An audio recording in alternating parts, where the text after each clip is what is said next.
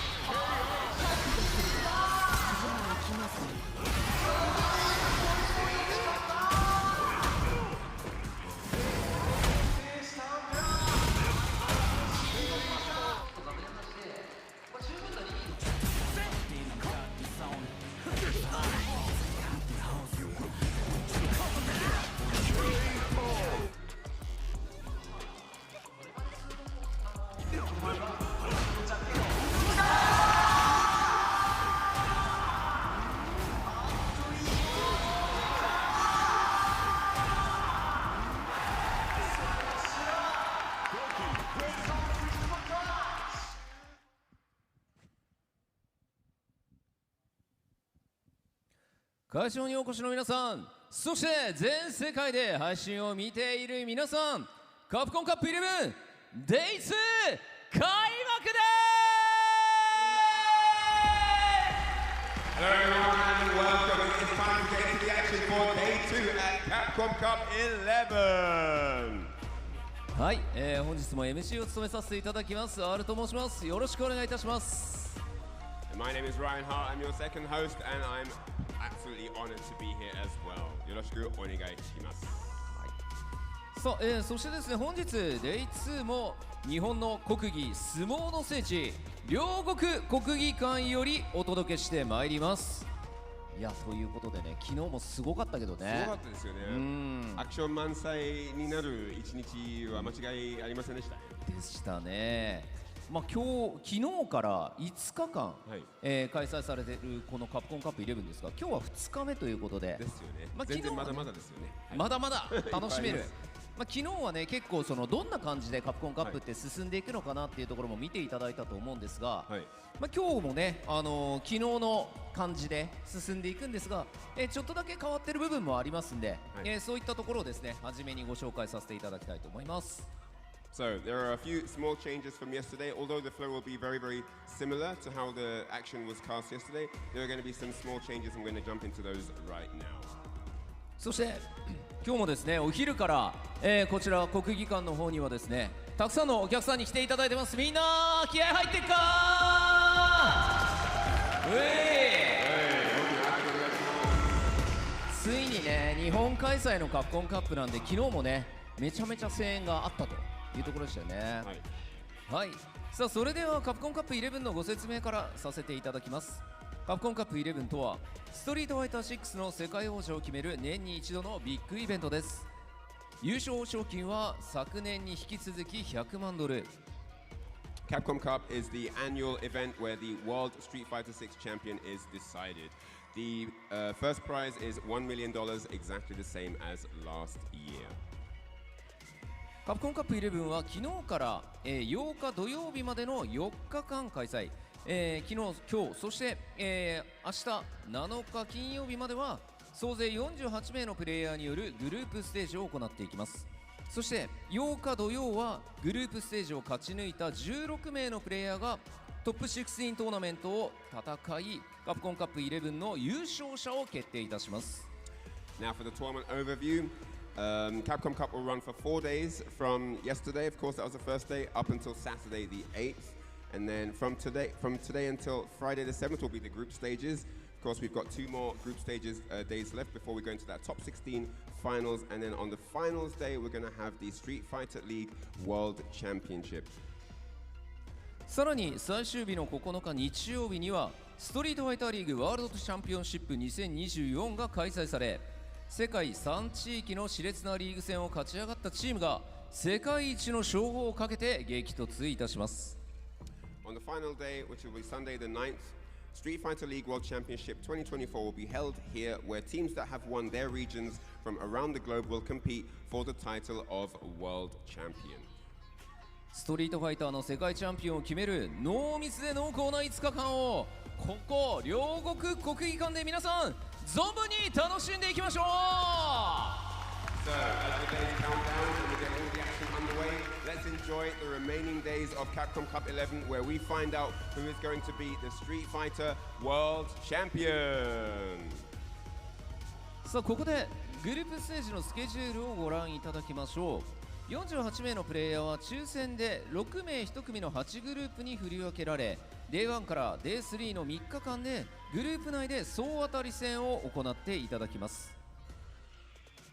グループ内の順位決定方法は同じグループのプレイヤーマッチ勝利数、そしてですね獲得バトル数による、得失点差の合計、グループ予選で、直接対決した、結果で勝利した選手が優勢という順に順位をつけていきます。 Let's take a look at the group stage divisions. Match times for each group are shown on the slides provided, and the changes from Group A to H will be around 7 to 8 seconds. As a general rule, So, looking at the group stage schedule, the first players will be on the winner's side, and the second place finishers will be on the loser's side. Players who then lose on the loser's side are out of the tournament, and then players on the winner's side that lose will drop down to the loser's bracket. All 48 players will take part in the group stages, where you have 8 groups of 6 players who have been assigned to these groups randomly and will compete in a round-robin format over the next 2 days. なお Day4 に進出できるのは各グループ上位2名のプレイヤーとなります。トップ16のプレイヤーによるトーナメントマッチは、こちらの2名を、8グループから集めてのトーナメントとなります。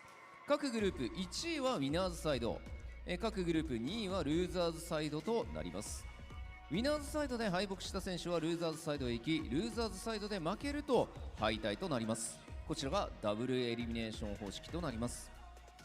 果たして賞金100万ドルを手にするのはどのプレイヤーになるのか、皆さんで見届けていきましょう。Players will be ranked in order based on their number of victories, battles won, and the match difference, based on the results of their direct matches. The top 2 from each group will go through to Day 4's top 16 finals. それでは昨日の Day1 を終えての各グループの順位表から見ていきたいと思います。さあこちらはグループ A からですね。So now we'll take a look at the groups, and we start with Group A. 昨日は1試合した選手と2試合した選手がいますので、2試合して2勝している選手がやはり、順位暫定1位になっているという感じですかね。So there are players yesterday that had 1 match, and there are players that had 2 matches. And so the players that had 2 matches are quite far along, especially the ones that have got 2 wins and 0 losses, have quite the advantage coming into Day 2, where they only have to play 1 game. さあこのように B、C と、暫定1位は2勝0敗のプレイヤーが多いと。さあ So the top line is obviously the player leading the group with 2 wins and 0 losses. And then there's a second place with 1 win and 0 losses. はい、さあ各グループ、0-2になって2敗してしまった選手もまだまだ、今日明日で、盛り返すチャンスはあるかと思います。Players that have 0 wins and 2 losses still have an opportunity to bring it back today and tomorrow during the course of their group, but they probably won't be allowed to lose any more games if they want to have a chance of qualifying. はい、ということでこちら今見ていただいているグループ H までの、昨日のですね暫定順位を見ていただきました。はい、このように全体で見るとこのような形ですね。さあ続いて本日のスケジュールです。 So, moving on to today's schedule.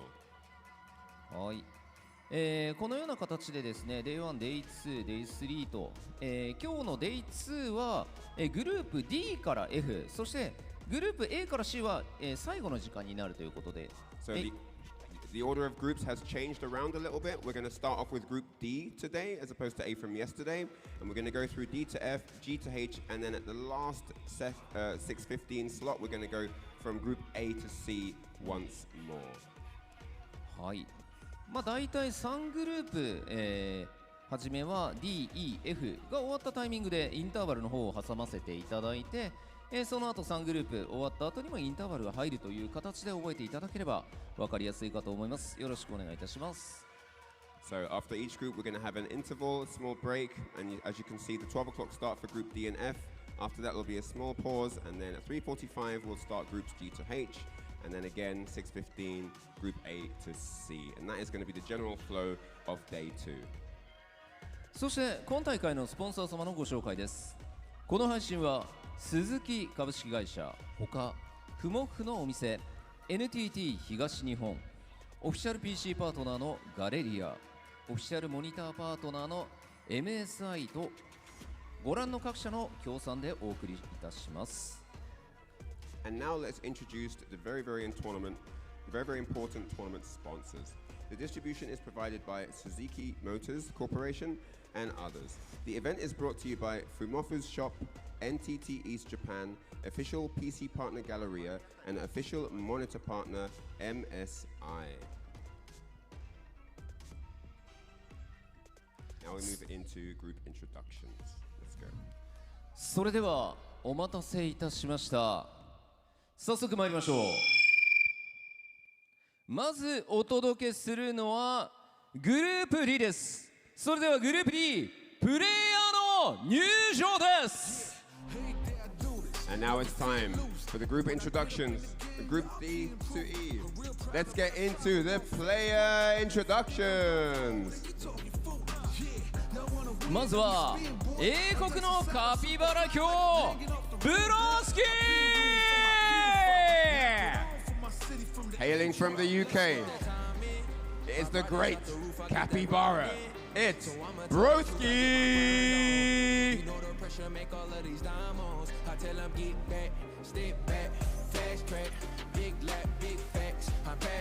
勇猛果敢なる獅子ブレイブリー And coming out next, it's the dauntless Bravery.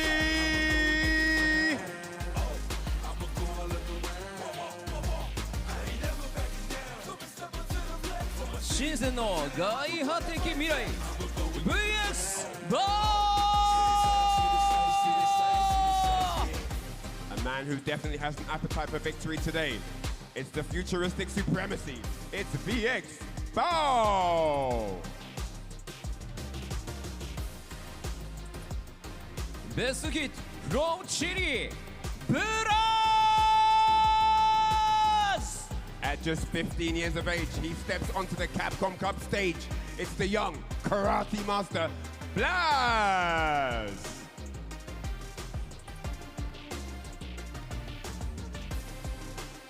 東海岸の最終兵器アイトン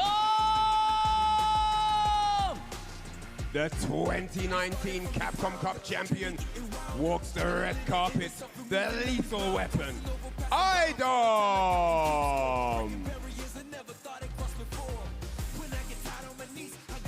ソウルの腕自慢アームペラー From South Korea, the confidence incarnate, Emperor!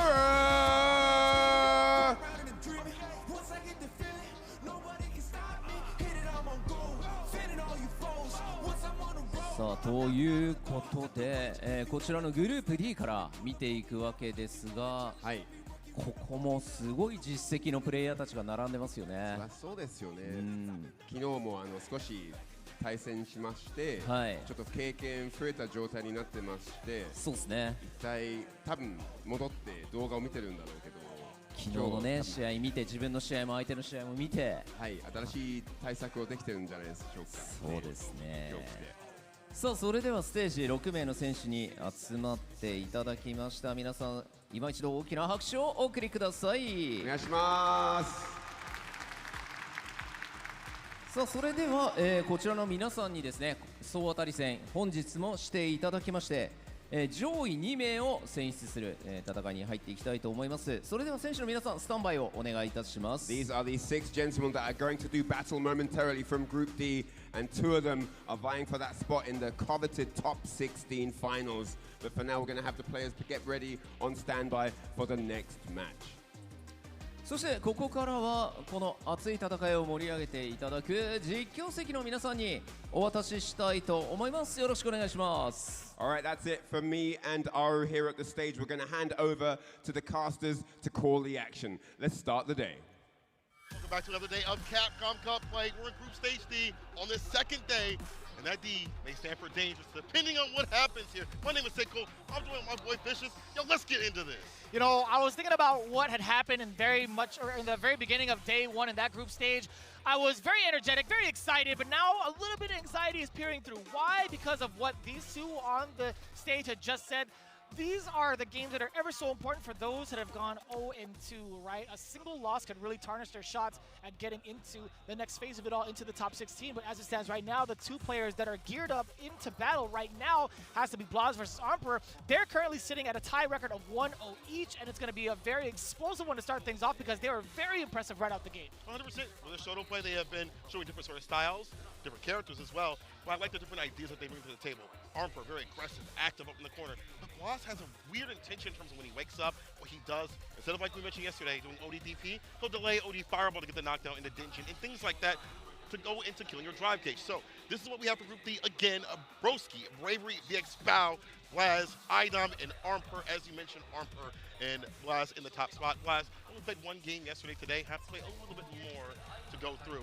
But Emperor, I'm looking at him, man. He is looking real dangerous. He is, yeah. I mean, like the actual king of the group right now is Broski, right? He went undefeated 2 games straight. That's I feel like true. he's been the big anomaly for a lot of the players here. And looking into what the matchups are looking like, they better be prepared for it. And he's going to be playing twice. But starting things off, obviously 2-game Blaz versus Spirit Zero Emperor. Idom versus KSG VX Bow. Broski versus Blaz. Spirit Zero Emperor again versus Premier Access Bravery. And of course, to round it off, 2 still criminally unsponsored Idom versus Broski. Yes, please hit them up. They definitely deserve it. Everybody good in the content and good in combat. But as you mentioned, we start with Blaz versus Emperor. Very high in terms of how they're doing and out here in the brackets, but also their Shoto play, different sort of styles. Emperor has a Bison if need be. We've mainly just seen the Ken. Blaz has a rotation of Ryu, Ken, and Ed possibly. Yeah, I feel like we're going to get into that in just a bit, but looking at the overall spread, right, with Broski sitting at the top, he's in a very dominant record. He's a +3 game differential because he went 2-1 against Bravery, 2-0 against VX Bow. Blaz kind of following suit. He's at +1, or actually Bravery following suit at 1-1. VX Bow at 0-2, Blaz with 1-0 as well, Idom 0-2, and Emperor at 1-0. You can see what the point differentials are just based upon their overall record within the set. So as you can see in this overall matrix, it was a lot of pretty back and forth. I think there was the most 2-1s that we've seen throughout the entire day one. Yeah, longer games, definitely. Much, much fun. And honestly, I think we'll get to something like this. I think this group will continue that sort of energy. I think we'll start off with a game that's going to be close. I feel like this game will be down to the wire. Wow. It was Emperor to start off the day for Capcom Cup 11, Day 2. Let's get it. I was just thinking about the alt costume that Ryu has. I feel like there's had to be a little bit of inspiration towards like what we have on now, like the Capcom Cup 11 jackets. But that's neither here nor there. What's here right now is game 1 of the day of Group D. Let's get it. Blaz versus Emperor. target. Nice punish counter in the top two side switch out of the corners. Do not want to be there. Going to mid-screen regardless. Oh, he held on forever and a day. And Emperor shook his head of approval. He's like, you know what? I like that. I respect it. What are you going to do about it, though? You're going to give me a lot of chip. That's totally fine. Once I get out the corner, though, it's going to be my turn to play. And this sequencing is going to get him his drive gauge back, but more so the pressure. Emperor is so good at corner control, as we've seen from day one. Yeah, the chin lines and things like that. Does land the three-piece right there. But he's going to mini kick driver versus back it up a bit, but Blas worse off in that drive gauge department. That means Arm can throw the only fireball. Drive rush just like that. Finds the confirm, even with the skill, he'll be able to kill. Just one bit of bar, level 1. DP gets it done, excuse me. Ever optimal is Armper.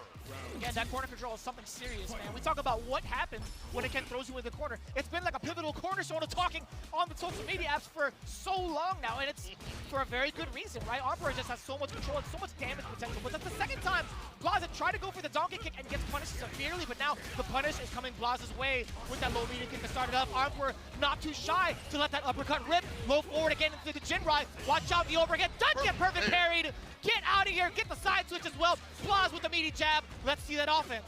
All the jabs continuously again and again. Here's the meaty overhead blocked out, but Armper with the walk-up jab gets a counter to the side from the Dragon Lash. He's got the bar at the bottom. One confirmed. He was looking for the crouch to kick. Gets perfect parry. Get back to the mid-screen again. Let's guess after that. Pretty much at 0. Forward, yep, had to keep it clean. He had to keep it a true block swing after that. Yep. Oh, same with Armper as well. Blaz now in the corner, and it's still the sweep! He's hitting so many times down below where he least expected it. But man, from that range, that was such an educated guess. Wake up sweep. For a possibility of $1 million. Oh, big drop though. But no, but he went for a throw? He went for a throw as a punish, Armper. Just a stand meaty kick. I mean, he's been doing that continuously. Literally anything. That's one of those things where I think you're the other person. I don't even know, man. I don't know, bro. Early morning shakes. Get money out of this group, nice and easy. Walk up against a tap parry. Unfortunate in burnout is Armper. Lost with the pressure. The bar at the bottom. You're about to drop. Do not get opened up. No cross the DP. Too late to do so. That's fine. Yeah, that was a little bit actually our mistake. If it had been a roundhouse donkey kick, which I think it might be, it's not punishable. Our mistake. But either way, Blaz secures the game. Armper, totally understandable that he would try to go for a walk-up throw. That was our mistake. Armper, he had it down pat the whole time, trying to go for that mix against Blaz, but Blaz was just too keen on it, right? Throwing in the mix-ups has everybody guessing. That roundhouse donkey kick, again, not too bad of a tool. 100%. And again, Blaz has played this character so much he's going to understand what he wants to do. ODDP on the media stand pairs will get him some distance on the bust out. Knocking over the jabs, and then Jinrai well spaced out. Interruption in between the string. Knew that was fake. Oy.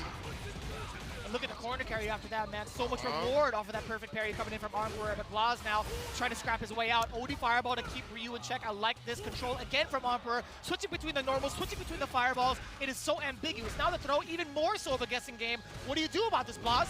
The sweep comes in against the medium kick. Well timed for the punish. Oh my God, this worked out so much. Crouch me to kick of the Jinrai. Finds the stand pierce. Perfectly done for the space trap. Drive rush. Trying to go for a throw. He texts.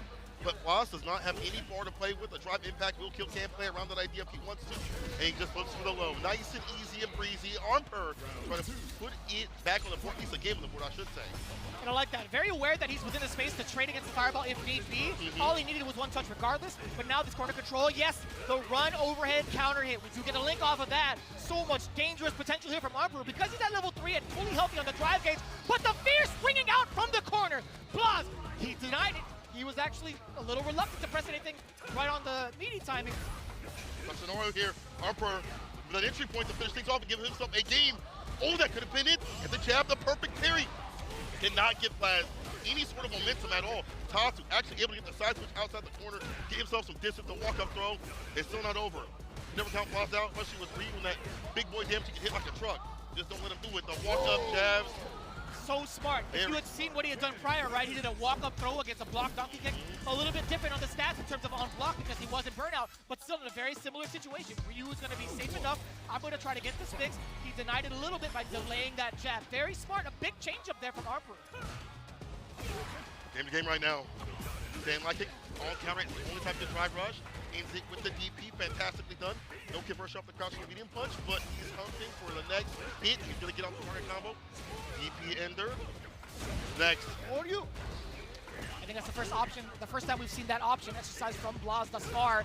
Overhead, man, a lot of trickery coming in from either the Jinrai, the step kicks, etc. And now he's taking liberties by moving forward, trying to throw in that counter poke with the crouching medium punch with Blaz. He's still stuck in the same spot up until this point. Solar plexus destroyed. That was so smart. Having to get that forward fierce to work out. Baits out the OD, holds the brakes just a little bit, hits the heavy kick, and ends it. That was so good. Feeling the Armor was getting pressured enough that there was going to be a bust out, backs off just a little bit, gets hit that he needs. He's on set point now. Oh, yes, sir. And I like that. He's testing the reactions. Blaz is throwing out some of the lights to see if Armor will try to whiff punish. But to no avail. I mean, either way, Armor still has the momentum yet again. There's the throw. Where's the media? He denied himself so much of that damage. He's like, you know what? I think Blaz is going to be going for an OD uppercut regardless. And the throw to end it. I like that, dude. He's thoroughly going through his wheel of options against Blaz. So effective. It's crazy. Damn! Drive us so forward. That's how you feel? Start the game. In a sight. This walk back right there was perfect. Gets the finesse and plus. Level 3, get the bar built right back up. Has him up in the corner where he's been able to express what Ninja do best. I'm liking this momentum. Armor might be able to seal it, actually. Oh, his counter back-to-back side switch as well. The throw heavily denied by Armor. It's a drive reversal. Keep him up in the corner. Yeah, had to drive rush right after that, but still in burnout. And Blaz has been still taking advantage. Goes to the level 3, keep him in burnout as much as possible. Take a big chunk of damage away. Have the lead. Score game to win, Blaz. Score game to win. Get up. Where's the anti-air? Finish it. The stand fierce, the finish, the job. Blaz takes it 2-1. That could have been bad, but it's real good as Blaz is able to find fist to face up for that corner space. That was the perfect time to let that level 3 rip. There was so much damage on the table that comes out of that. With the amount of control that he has afterwards, he could go into any sort of chip sequencing. Armor did not really have a vying chance to get himself out properly, right? Yeah. I mean, he was so in burnout. As soon as the level 3 ripped, he looked directly at the player cam. He was shaking his head and slightly admitting defeat, but obviously it's never over till it's over. But he knew the circumstances really well. One of those, like, you up your percentage of winning at the end of the round right there by putting in burnout. You know, you have the lead in terms of all the damage and stuff like that. And Blaz had so many ambiguous moments like that sweep that he's been doing on Wake Up in the corner continuously. Makes it a little bit more hesitant here from Armor. All the way, Armor's corner pressure was good. You know, it was actually amazing. Well, no, top class, obviously. But to be able to break down that, Blaz able to have some of that hesitancy every so often with that sweep that could be coming through. Well, for the ODDP to work out every so often, that barely allowed him to stay solid, stay alive for a little bit longer. Yeah, but I also love the kind of things that Armor was showing off in the neutral too. He wasn't afraid to let it rip towards the very end, save it for nationals type of stuff, where he went drive rush low forward to get going. Like, you saw the very beginning of that set, or like, I guess towards the end of that set. He looked like he was going to be in prime shape to take it all the way momentum-wise, because we've seen what he had done to Idom the day prior. But I love the tenacity from Blaz. I love the defensive decision-making overall. I cannot genuinely believe that he made the right choices against Armor over and over and over again on defense. And also, in unorthodox ways, a lot of people are so reluctant to press buttons upon Wake Up, especially with somebody like Armor, who utilizes that meaty, or utilizes his variety of meaties very, very well, right? He was knocking on the door with a couple of lights initially. He would throw in a couple of mediums as well. So it's very, very interesting to see like how that kind of evolved from there. Like, you know, Blaz, I don't know if it's like young man tendencies where they're just like, you know, I'm not really afraid of these options. Like, theoretically, this could work, so let's try it. Yeah. You know, I like it. Instead of going for like ODDP, I'm going to go for a sweep and set, or even beyond just doing like a crouching medium kick, he's going for something where he knows he's going to get a knockdown. Instead of just, I'm going to confirm it to crouching medium kick, maybe, possibly. Either way, Blaz, I like that energy, bro. Young man energy works out in the clutch, takes on Armor, and it takes us to our next match, Idom versus VX Bow Brother. What do you think about this one? So this was actually something I had asked Idom prior. I'm like, who are you fearing most when it comes to VX Bow? Like, who do you think he's going to be putting on the table? He's like, you know what? I feel like if he decides to go with Bison, I'll be fine. But if he decides to go Ken, which he was advised to, I'll be a little bit more shook. But neither of those options are on the table as of right now. It is the end pick from VX Bow, which we did not get to talk to Idom about. So hopefully there is some sort of different strategy when it comes to the player-player matchup. Yeah, we'll see. I mean, he's ready for this. But then again, we talked about this yesterday. VX Bow having a rotation of characters might put him at not a high enough level to kind of fight Idom, mange his character. Matchup be damned. Yeah, so we haven't really got to see like the potential of VX Bow. I kind of hail him as like one of the best in his region. Like he's when we Rich and myself were talking about it in like casuals during his matches with his friends in the region, in ranked circumstances, local tournaments. He is a god. But big time tournaments, we haven't seen him really shine just yet. DP on the wake up works out. Wasn't going to die for it. Maybe put in burnout, but still a good bet right here. His bet is very solid. I mean, he likes cycle power. That's like a big thing for him. He likes characters that have that cycle power sort of tendency. But I haven't seen him play this character in CFN that much. It looks like it's very informed right now. First round to him so far with the Booker committed with that jump in is like a dive kick. Easily going to reach. Ends it with the hit grab. Stocks up 3 medals in totality. In a 4th one, steals it. Could go for the 50 if he wants to. Oh, he might have tried. But either way, it was a dash up. It does get stuffed out. Let's see the dream. Double bounce. Corner carry on the way, but the damage is immaculate along with the meter build. VXBAO going in. The slight delay on the micro step. Idom got caught reaching.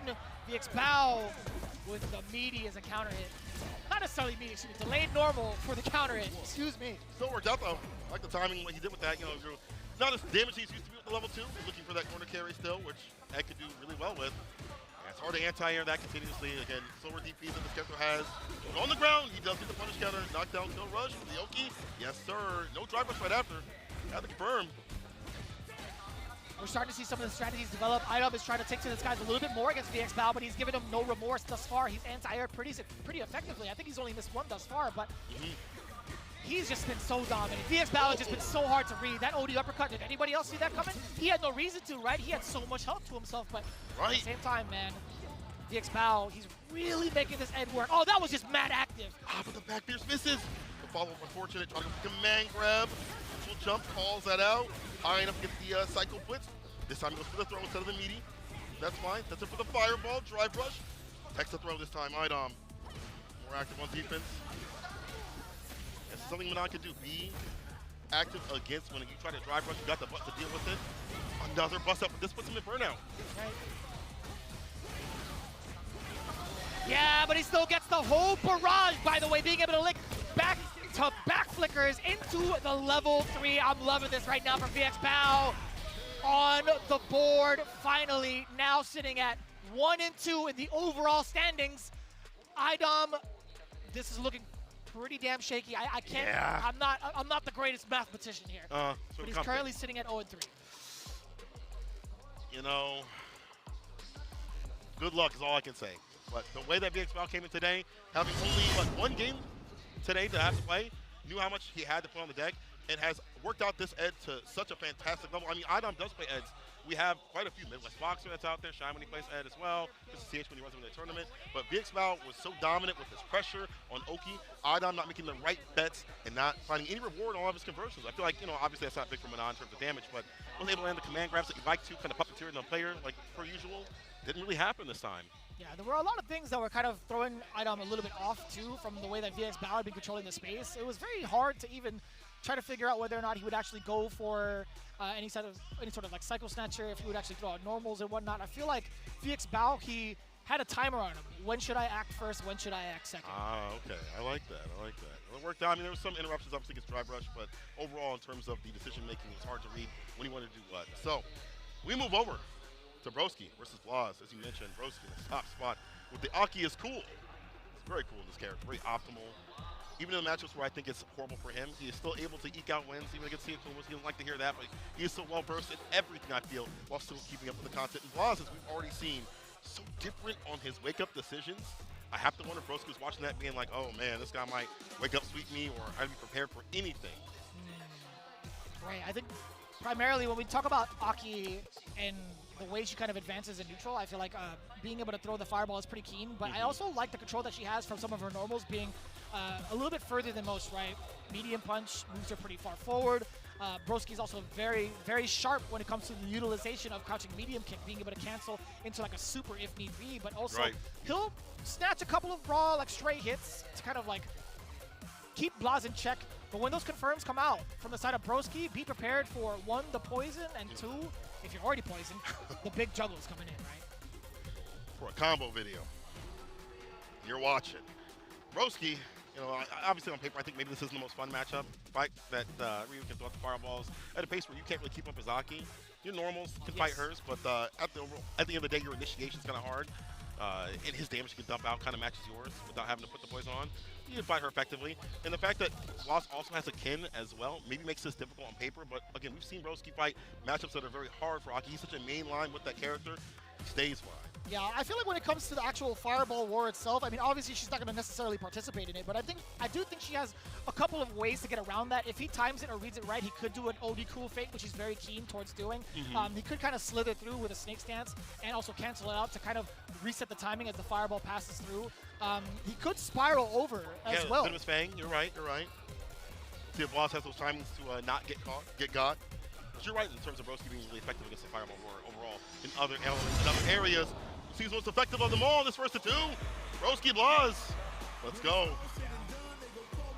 I'm really looking forward to seeing how Broski gets around the Fireball gameplay, but for the most part, Blaz hasn't really had to rely on that, in my opinion. I think he's gotten to a really comfortable space where he's measured out his mediums, his crushing medium kick per se as well, and also that Fierce is just so heavy, right? Yeah. If Broski oversteps just ever so slightly, that Fierce is coming in. Yeah, forward Fierce as well. Initiation tool. With the forward heavy kick, I feel like in mid-range is going to be really good here for Blaz. Broski's initiator, though, he's the one with the CQC, you see, trying to get close. Perfect pair on the Fireball. All right, the trade. Still not fighting right after him, the donkey kick. Excellent confirm on the target combo, forward throw. Drive rush on in, trying to bait something out from Blaz. Damage ticking away while in that state. Oh. The counter hit conversion, yes sir. Being able to get the bubble follow-up. No, he tried the Venomous Fang! He thought Blaz was going to be grounded. Knocks up, Dingeon, but still gets hit with the Fireball, medium lash. Yeah, ends it with the heavy. Serpent Lash, excuse me. Hey, why am I throwing out the random names today? I definitely meant to say like Serpent Lash. Hello. I feel you. Perfect berries there. Broski go for a super or reset. I think the super will do enough even with the scaling. Bubble one. Yeah, she get it done. Broski. Bubble. Bang. Yeah. Yeah, I always forget about like how potent it is to kind of keep the other person in check with the Serpent Lashes, right? Medium, the light one, etc. The light one primarily. It's such a great and excellent poking tool, honestly.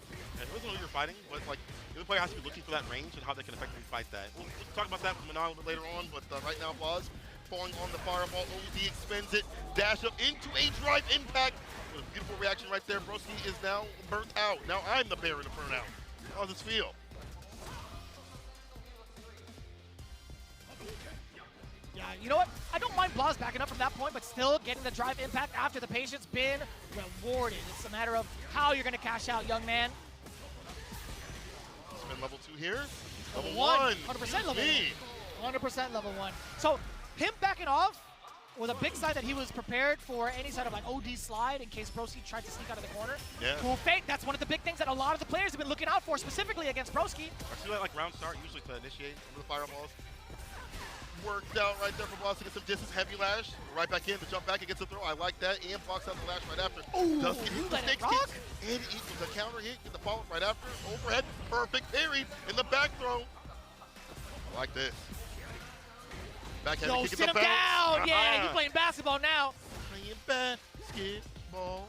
Backs up for the anti-air in that space we mentioned. Where he needed to snake coil out. He was going to catch that. Ah! Go for the super just yet. Oh, yeah, you had to slide out of that. Chasing it down, both in burnout. This is actually going to be, I feel like if Broski gets a chance, he might be able to initiate his offense. Get it though. Walks out the low. Off the kick, trying to hit. Like to go into level 3. Both sides, hunting for that option. Both back with bar. More options now. OD Fireball.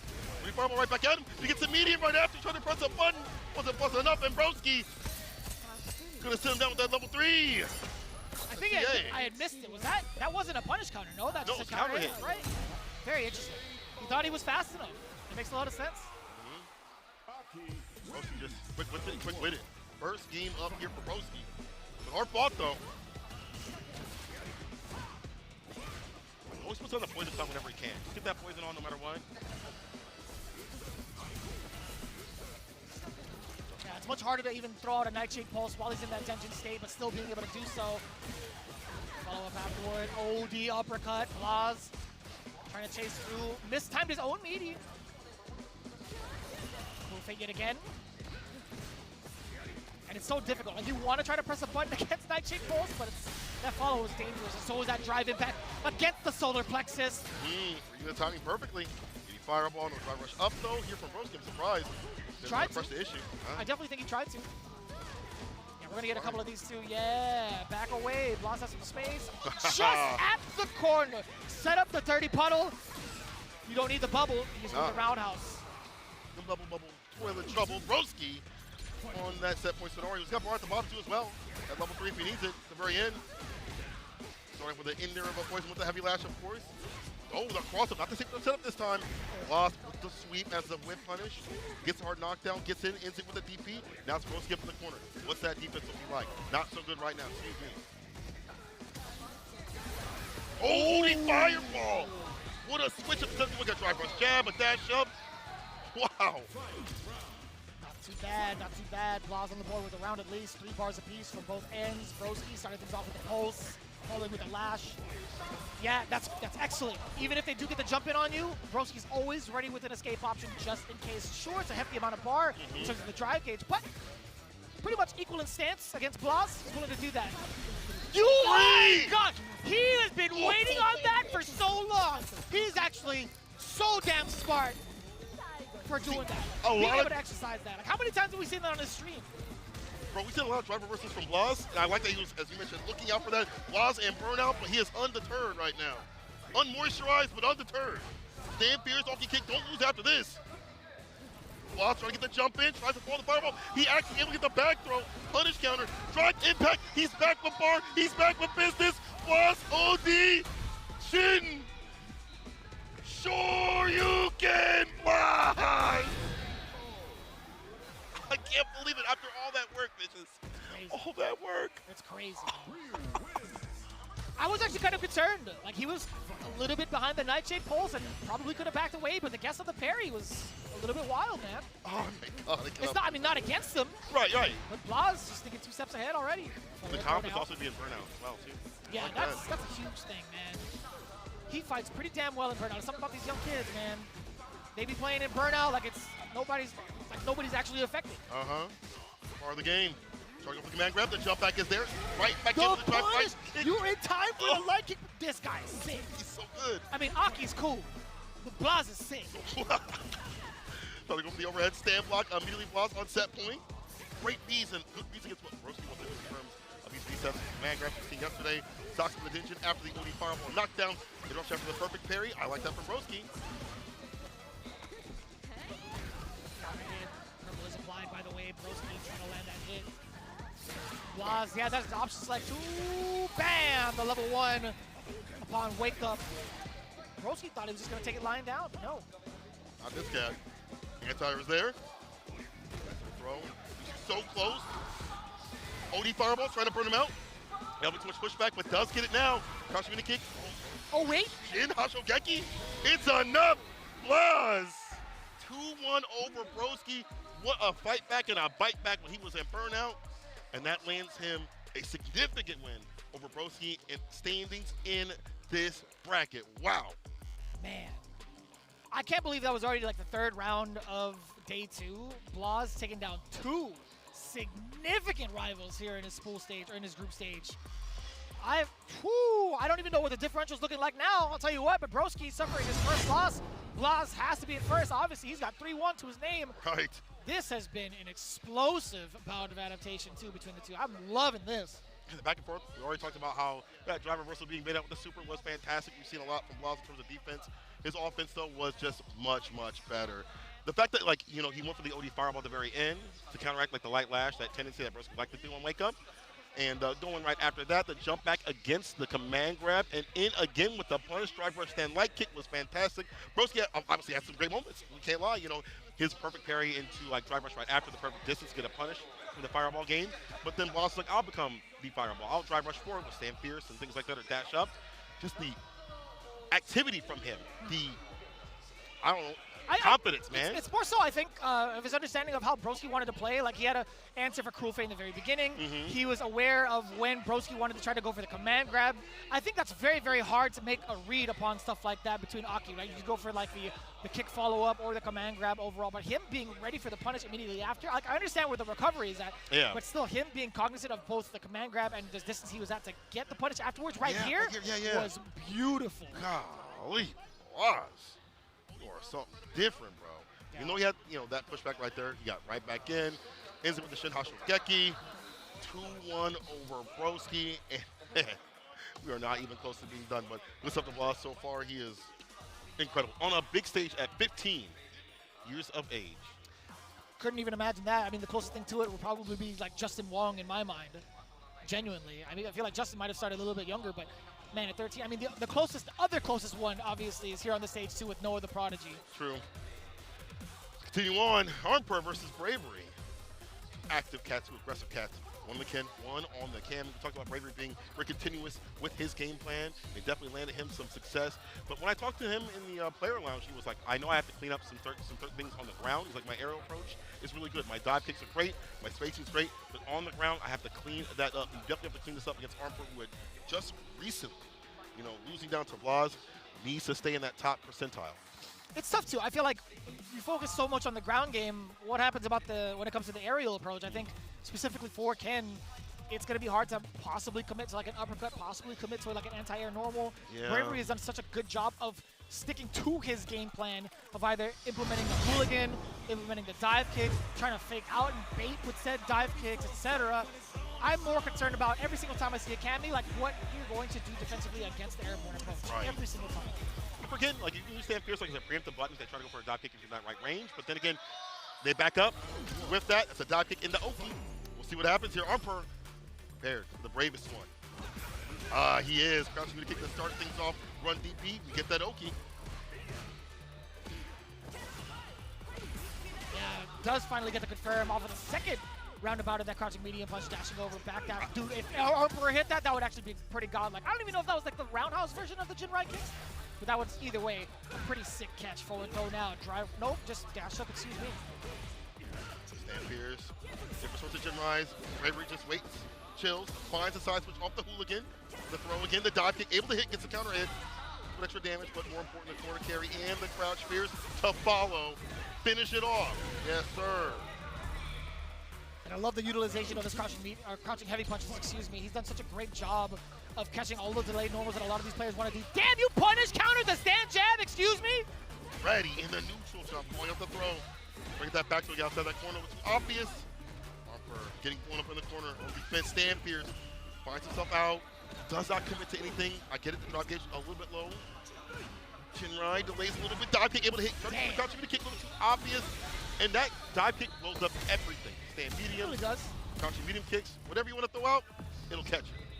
It really depends on like the standing medium range. I don't mind that as a tool, I feel like, because of its like hitbox range forward and upward, but that medium kick too, when he walks back and tries to delay his normal with crouching medium kick, you are far more susceptible. I understand how strong it is, like in comparison to like, every other character when you delay a normal like that, even like crouching medium punch, but Cammy just goes above and beyond that quite literally. Oh yeah. Dive kick. That's Bravery trying to fish with it. Crouching kick able to hit. Nice, it goes after the target combo. A little bit okay right there. Hits the heavy. Dies, switch off the Dragon Lash. DP in there. All right, Armper, we want to see that patented break corner pressure. We expect that counter hit that was there. If you stand light kick would have been a better combo. Try to go for the medium. I was just about to comment on the patience from Armper. As soon as his turn was over, he would kind of back away. But I love the big opportunity now for Armper off of that with punish. From the spin knuckle, a little bit off the mark too. Knocking on the doors despite being in burnout. Armper is now on the back end. Bam! Yes, sir! Not quite dead though, Bravery. He could make something happen with a hit, but it's the DP. A lot of confidence in that one, plenty of time. And Bravery, technically, he shook his head as soon as his jump roundhouse came out. He wanted to go for a dive kick on that. Here we go. Delays the lights, gets the counter hit. Throw right after it. Or here, another throw. I throw a few more times, hit a dive kick if you need to. This is fine. Reversal jabs, open him up. As soon as Bravery delayed, Armper was there. Finds the crouching kick into the Tatsu, to the corner. No enhancer, that's fine. You're still nice and close. Oh, perfect parry. Not going to go for the DP. Run DP. Now you get the Oki. He nice. Up with super. Reasonable. Very reasonable. 3 damage in. Still living. More than enough, yeah. You know, Armper, I don't blame him for that at all. First bust out of the match, you know. Ooh. Going the fireball. surprised. The dive kick was the intention. Roll that up. Anti-air is there, though, from Armper. He's got that locked on. Ooh. And using a Gen Ride to bait out some of these tap parry opportunities. Drop gauge almost gone. Delays, walks back, gets a crouching punch and a whip punch. Excuse me. Shippu Gen Ride. Armper. I like that too. Not willing to really press a button unless he sees one first on the ground, right? Yeah. He's really started to change up what his offensive pressure has been looking like.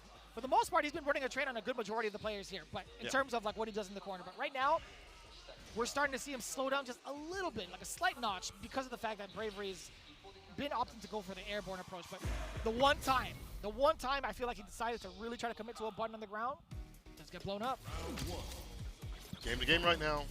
Again, I'm with you in terms of like how he's playing on the ground, how he's patient, backdashing every so often. Talking all this good stuff about Armper. Bravery already has him up in the corner before 10 seconds even happen. But then again, the side switch happens off the target combo. Dragon Lash into the DP. What a call out too. He did that immediately after a blocked crouching jab. Damn, that feels with mad meats. He's got the meats. Crouching kick catches the walk back. A lot of dash back and walk back from Armper. And Bravery sniffing some of those out every so often. Ooh, it's huge. Yeah, that's exactly why the burnout is there. But either way, yeah, single confirmed didn't even matter. I love that. Bravery sitting on set point. Clean with the DPs against this cat. I see some more variants. Aye, face off the DP for free in the corner. My turn to party. Stampers, that's what I'm talking about. The walk back Stampers to catch him trying to TK dive kick against a throw or a button. Keep your ass up in this corner. You're dead. Side switch, level 1, let's get it done. Final game, final round. And I like that difference too. After a couple of chained lights, right? Keep yourself in that right positioning, throw that immediate sand fierce. I wonder if Bravery will try to go for the parry the next time he's in that situation. Oh, yes, sir. Being able to catch the landing recovery overhead. Successful, still trying to bait out. Perfect parry. Spin knuckle. Delay of that throw, though. A lot of backdash, a lot of space just to kind of guide out some of these dive kicks and jump ins. Oh, the well-taken combo! The super reset. Turns to the back throw, puts up in the corner, still finds a jump in, and finds success into this super, puts this man to rest. Night. Bravery still sticking to his game plan, will land himself a 2-1 over Armper. I can't believe that actually caught whatever it was that Armper was doing. I don't know if that was like towards the end of his backdash. I'm not too sure, because Armper, I feel like if anything, he would have tried to anti-air with like a DP. It must have caught the backdash for Bravery to land that roundhouse like that. Yeah, I think so, because I feel like there have been so many backdashes overall, so many like back steps to avoid the dive kicks, have that stand fierce come out, or just whip punish the dive kicks in general, or be in a space where they're not going to be as automatic. Bravery starting to make the right reads with the jump ins. I thought it was going to be on the ground game, like a crouching medium kick or whatever, but he took to the skies and found success. Although Armper has some really good moments. I do like his ideas to DP when he should, the backdash and the stand fierce, as you mentioned, the chain lights and the stand fierce, get that pushback. Bravery just said, I'm going to keep going to where I feel comfortable, and that's the dive kicks, the jump ins, at the range to make it a little bit more ambiguous. Even if I am getting knocked down, I'm still going to keep doing it. Yeah, I mean, overall, it came down to who could consistently run their game plan the way that they want to. And right. Obviously, Bravery, he has the character. I feel like that's better suited for it. The ground game is tremendous with Cammy. The amount of damage he could get off of these conversions, pretty substantial. But being able to control the skies, too, is so important because of the mechanics of this game, right? Being awarded a punish counter off of a dive kick just leads to so much more in comparison to every other standard character without a dive kick. You have to worry about the fact that, like, on defense, like, you're trying to tap parry, maybe you're holding throws. If you jumped in on and you block it out, you're killing the drive gauge from that sort of element. But it ended out to at least this. But again, as you mentioned, sticking to the game plan is what led Bravery to success, even though there were some weird elements. Okay, so I think it was. Yeah. And again, that was what Armper has been doing. Backdash, wait for a button, wait for you to do something. As you said before, let them initiate, punish from there. But Bravery just kept chasing him down in uncomfortable ranges. Yeah, that's smart too, because if you looked at the angle that Bravery was at, he went for like the attempt to the back throw, right? I mean, Armper was already kind of cleared out of that way. Bravery was going to jump regardless because it creates like such an awkward angle if Armper decides to just stay still. So he thought maybe I could reset the situation by moving on back with the backdash. Maybe I'll have enough time. But that's not the case. What is the case is the fact that IDOM is facing off against Broski to potentially put another notch on the L belt for Broski. IDOM, sir, he's currently sitting at 0-3. He needs a W. He really needs this big W. He needs it now. But against Broski too, that can really shake things up for him, specifically in the standings, as it looks right now. But this is going to be quite interesting. I did have a good amount of time to talk to both, even prior to the event itself, then kind of brushing up on my info. Idom has very player-specific things he told me that he was looking forward to, right? He primarily is looking for when Broski is going to try to disregard neutral and initiate with Cool Fate, he'll have something for that. And also, he's really going to rely on some of the jumping timings from Manon because of the fact that she can kind of reduce her arc by throwing in the jump roundhouse against Broski. He doesn't feel like Broski would have a strong enough anti-air. And exactly that, right? He was looking for the Cruel Fate. He didn't get the conversion he wanted, though. The idea. So you need to have that intention behind it, you know? But I do feel like, you know, you're right. The light lash is where she can play at, where Manon can play out perfectly. So you have to figure out ways to get in. Right now, Idom is the one in. 2 medals up. 5 reversal on the wake up immediately. The fireball is out. But that heavy kick is so painful. The DI just lets it rip in. Right so back at him. Broski was actually telling me as well, he's like, the things I have for Idom, the way that he kind of plays his game and runs against the other Aki players in the States, primarily like Carcinus, he's like, I'm just going to keep drive rushing him or like find the time to start drive rushing him so that he gets uncomfortable with my spacing. Right. That's a scenario. Whoa, no. Double dash up, command grab. My man was out in burnout. But that will kill the forward heavy kick. I don't want too greedy and needy for that hug. Broski takes the first round, but a little bit rough too. Yeah. Yep, the drive gauge, the drive rush, excuse me. But Idom, he stuffed out like, what, 2 out of 3 of those thus far? I asked Broski, what happens if Idom starts to catch you? He's like, you know what? I'm just going to keep doing it. I'm just going to keep doing it. That's what he said. It's going to land. If it lands, it's going to hurt. You know, we talk about Aki or damage. The poison out first, right after. Ward's going to be better on her side of things. Jump back. Like that. Don't get command grab. Finds the counter at this time. Into the OD fireball for the knockdown. Throw attempt works out. Drive rush overhead stand block. Bring up the command grab. Back jump. Okay, parry the mediums. You do have level 2 on deck too. With the poison on top of it. Oh, not quite dead. No way. Nah, Broski. 2 and 2. What's going on? The jump back. Seeing some continuously against these command grab attempts. And working out. And gets that super. First game here to Broski. Tick row. Right off the drive rush, again, as you mentioned. That has to be the way to play. Light lash, can't work out. You put that out. Easy jump in for her. Good awareness of the spacing for the roundhouse on the side of Idom too. Would you get the knockdown? Get the spin kick as well. Turn it around, back fierce, excuse me. Yeah, that's a light. One of the hit grabs. Oh. Can't Yep. That's a classic. Touch, the overhead, upward, a punish. So he tried to catch a button right after the DI. That was very smart. Oh, he tried the roundhouse, but he was still way too close. Broski firing first with that medium punch against so far forward movement. Safe jump, can't do much about that. It's low. Reversal though, puts him up in the corner. Broski now a lot of fun to use. And he tried to go for the lash. Again, the DI was perfect this time. Had Broski built up level 3 by then, it would have been a whole different story. He would have been able to cancel through it. Oh, big punish! Giant punish, excuse me. Lands some 5 medals. With that bar at the bottom, juicing up that level 3. God, don't let him grab you. That was the meatiest back fierce.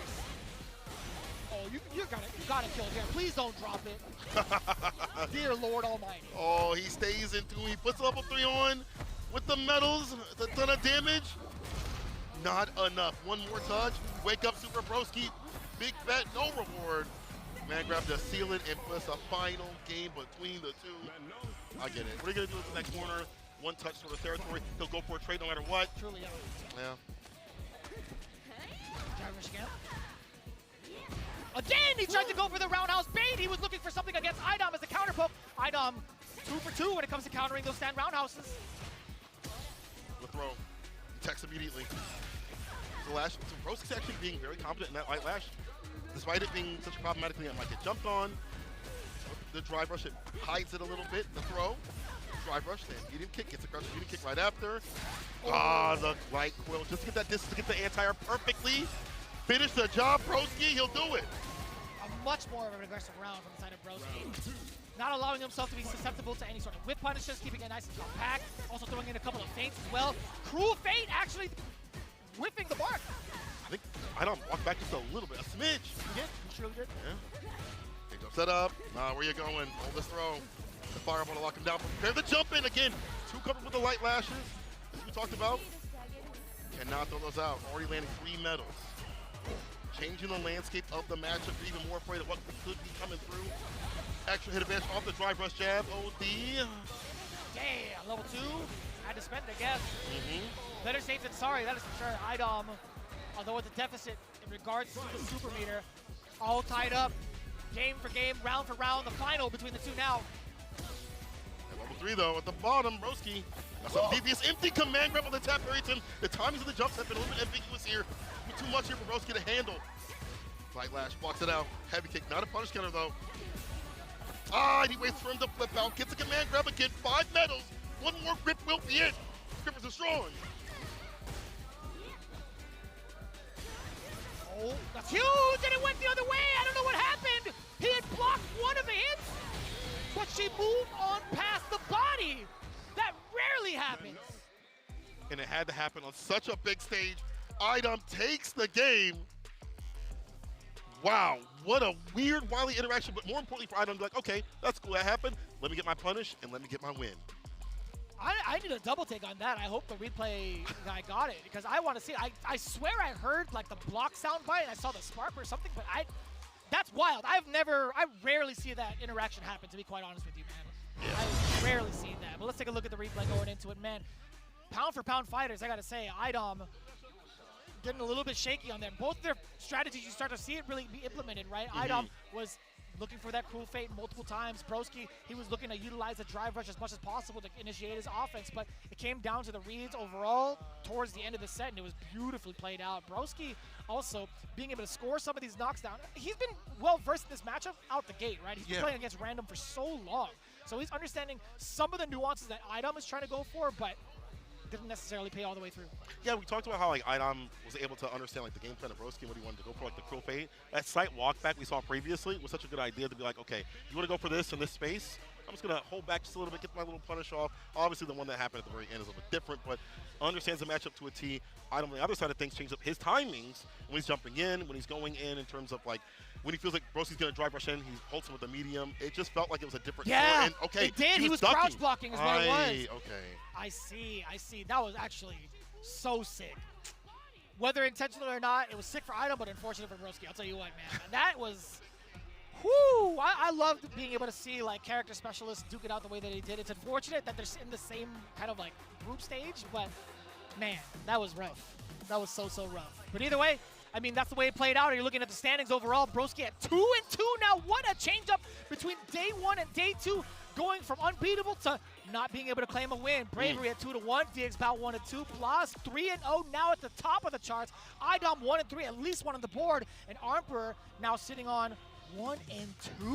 Yikes! What a switch up. The dominant switch from Blas has been absolutely fantastic.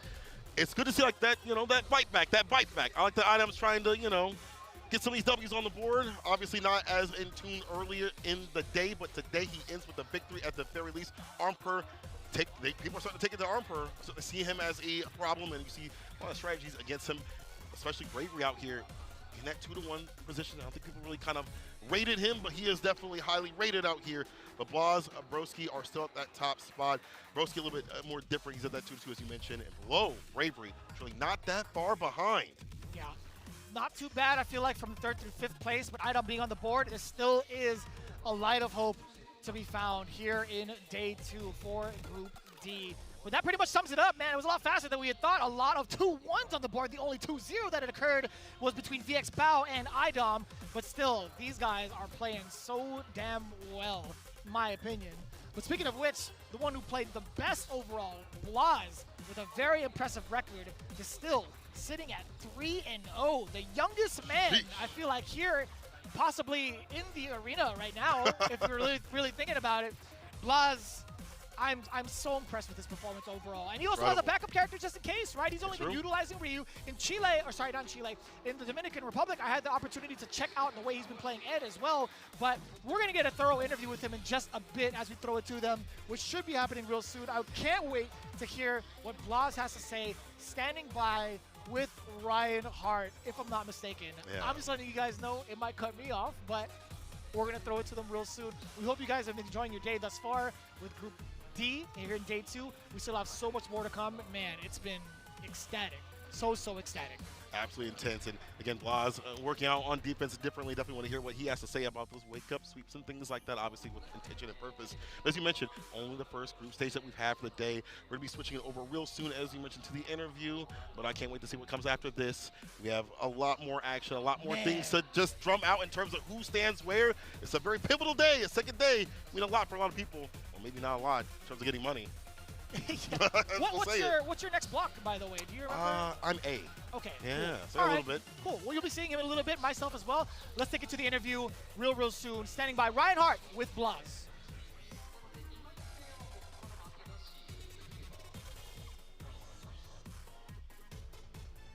It's coming real soon, I promise. I promise. I'm going to break the fourth wall. Yeah. It's fine. We promise. We're just standing by. It's anticipation.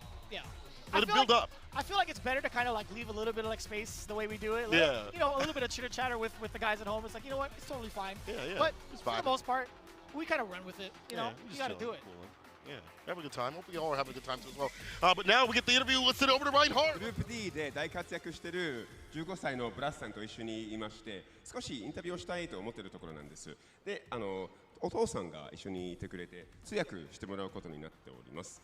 で、最初はですね、そのチリで対戦している社会、そのスト6の格ゲー社会って何人ぐらいはいるんですか? I'm asking how many players that do they have in Chile that they play with? You know, what is the size of the community in Chile? I'm very interested to know. So yeah. ¿Cuántas personas juegan en tu comunidad? ¿Y qué opinas? En mi comunidad juegan como mil personas. 1000 personas. A nivel alto son como 100. Es una comunidad muy competitiva, pero yo pienso que es fuerte. He thinks a lot of people play in Street Fighter 6. Okay. Not quite the answer I was expecting, but okay. So a lot of people play. たくさんの人が一応対戦してますという形ですね。Okay, so I want to also know, you know, how many hours does he play a day? 一体どれぐらい練習してるかどうかっていう、なんか毎日何時間ぐらい練習してるかの。So how many hours does he practice a day? How often does he play? What does that look like? ¿Cuántas horas juegas al día? Yo al día juego como 5 horas, pero entreno como 20 minutos. Más practico en mi mente que de lo que practico jugando.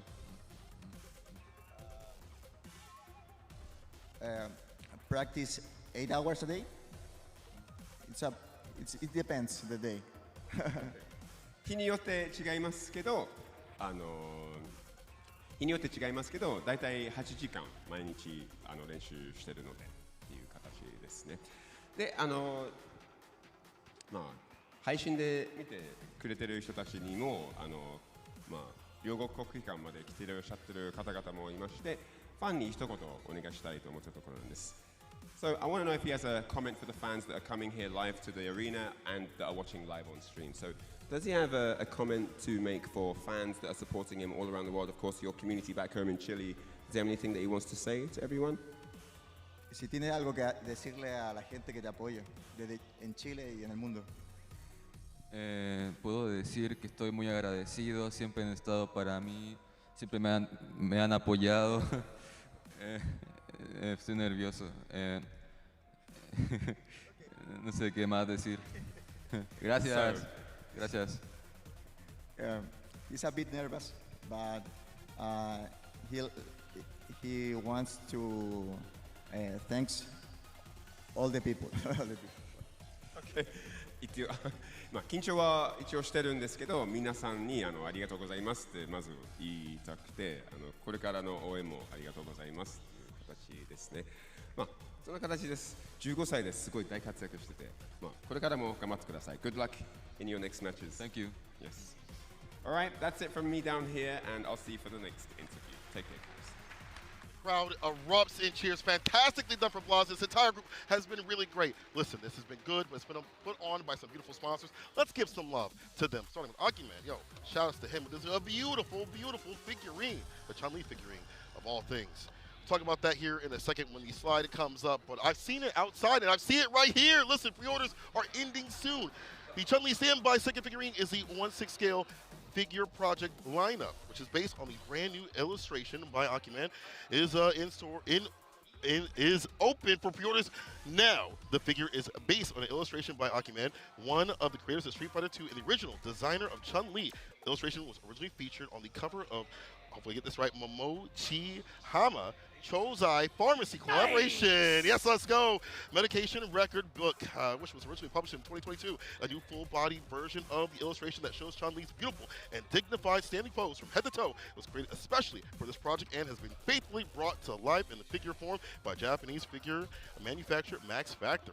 I mean, if you have the original artist, for sure you're going to maintain that same luxurious and exceptional quality as you've seen from previous iterations. But man, this truly is up to scale when it comes to quality. You don't want to miss out on this. The pre-orders are going to be opened up on the 12th until the 12th of March, with the figure scheduled to be released in October within the same year. So be sure to order soon at the Good Smile Company online or at authorized Max Factory retailers. You guys do not want to miss out with this beautiful 1/6 scale. And of course, you can also punish your friends by playing Chun-Li in some of these arcade classics in the Fighters Pack as well, with Capcom and the Humble Bundle going on right now. You could throw out the spinning bird kick if you want to. You could throw out the Shoryuken. Also, whatever you choose to, you can still dive into a robust collection of Street Fighter titles, including Street Fighter V Championship Edition, as well as the Street Fighter 30th Anniversary Collection, with all of the arcade titles as well, including Mega Man and Final Fight. I'm actually a big fan of the Mega Man series, high key. You should also get hyped for the tournament season as you test your skills and also help support the Children's Miracle Network hospitals with this purchase. You should get hyped for these next matches coming up. We're actually going to take a quick break, but when we return, more Capcom Cup action will be coming at you. Don't go nowhere.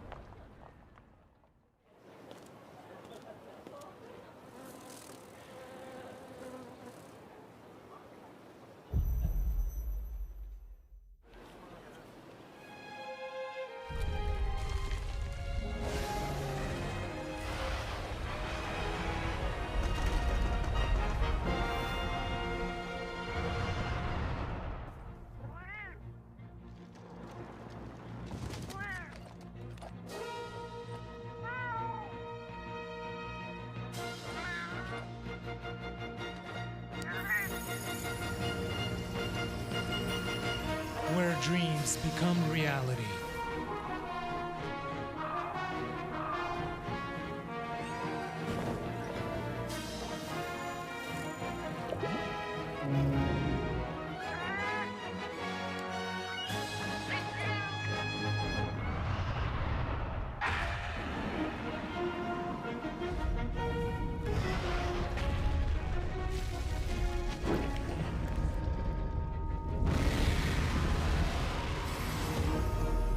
Monster Hunter Bridge.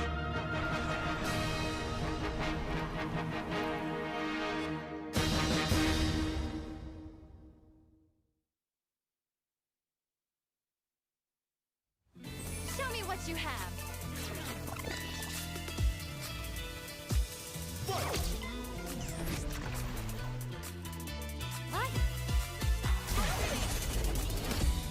How silly. Huh?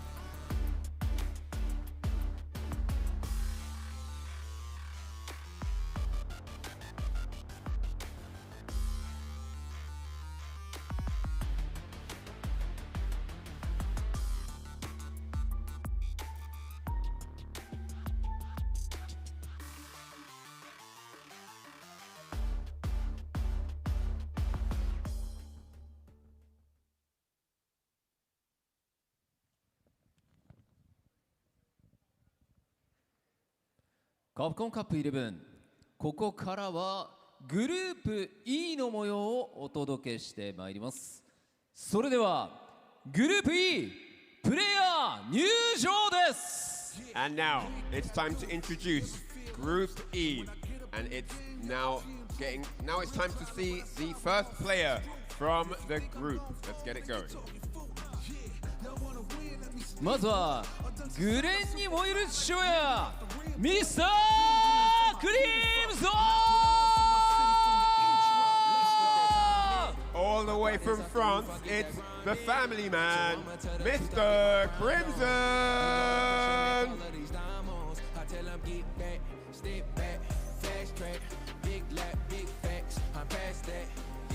カナリア諸島からの刺客ダイバー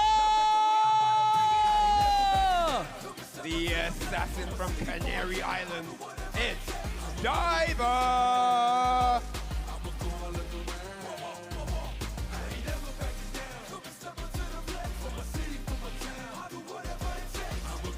進撃の重戦車フード The attack on heavy tank, Fudo.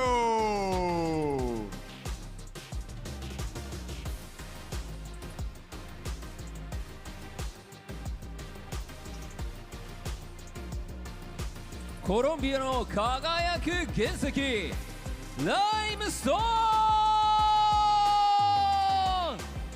The rough diamond, it's Limestone.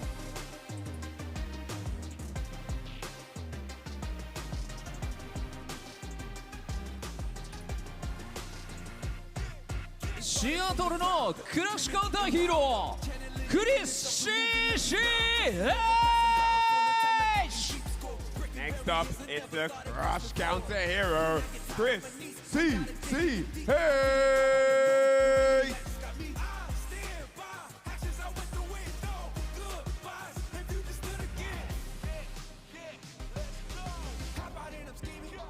ザ・ストロンゲストブルメナ・アーディ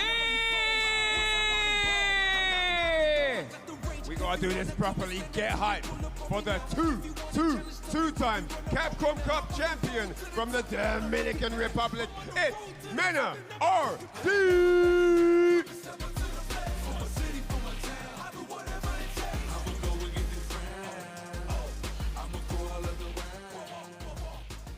さあこちらのグループ E もさまざまな実績と歴史を持つプレイヤーがたくさんいる中で、はい、それはそうですね。こっから2人ですからね。こっから2人って言われてもねですよね。その中で初日明暗が少しずつ色濃くなっていった今日の2日目で果たして誰が勝って誰が負けるのか。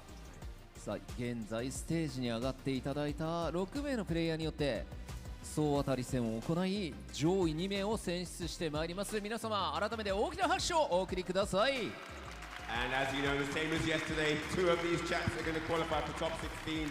They had a taste of the group yesterday, so they know exactly what they need to change in order to get the victory moving forward here on day 2. それでは選手の皆様スタンバイをお願いいたします。 I'd like to have all 6 players ready on standby. Thank you very much, gentlemen. そして、ここからの熱い戦いを盛り上げてくれる実況席の方にここからはお渡ししたいと思います。お願いします。 And now it's time to head over to the caster's desk as we get the action underway for Group E on day 2. Take it away, boys. And welcome back to Capcom Cup 11 live from the Ryugoku Kokugi-Con. Shout Drew Face, you already know. Myself, Wrench, along with Jammers. Jammers, thank you. You already know. I'm glad we're real loose already to start this off. Of course, me and Jammers always have a good time on commentary. And it's going to be an especially good time to hear on Group E with Mena RD, Fudo, and the like. It's going to be a great one, Jammers. Yes, myself and Yipes, we took care of this group for day 1 yesterday, but now I'm going to be alongside the homie Ringe, guiding you through what's going to be happening now. It was a little bit of a turbulent day for not only Group E for a lot of the groups now, but hey, it's the middle of the packs, the middle of the story in terms of the group stages. So now you need to kind of rewrite your own ending if so be it, because again, your fate is still in your hands. These are the 6 combatants in this group, as we had their player introductions before from the hosts, Ryan Hart and Aru there. But they are here, and they've got a point to prove. We are going to have a look at the table for this group very shortly.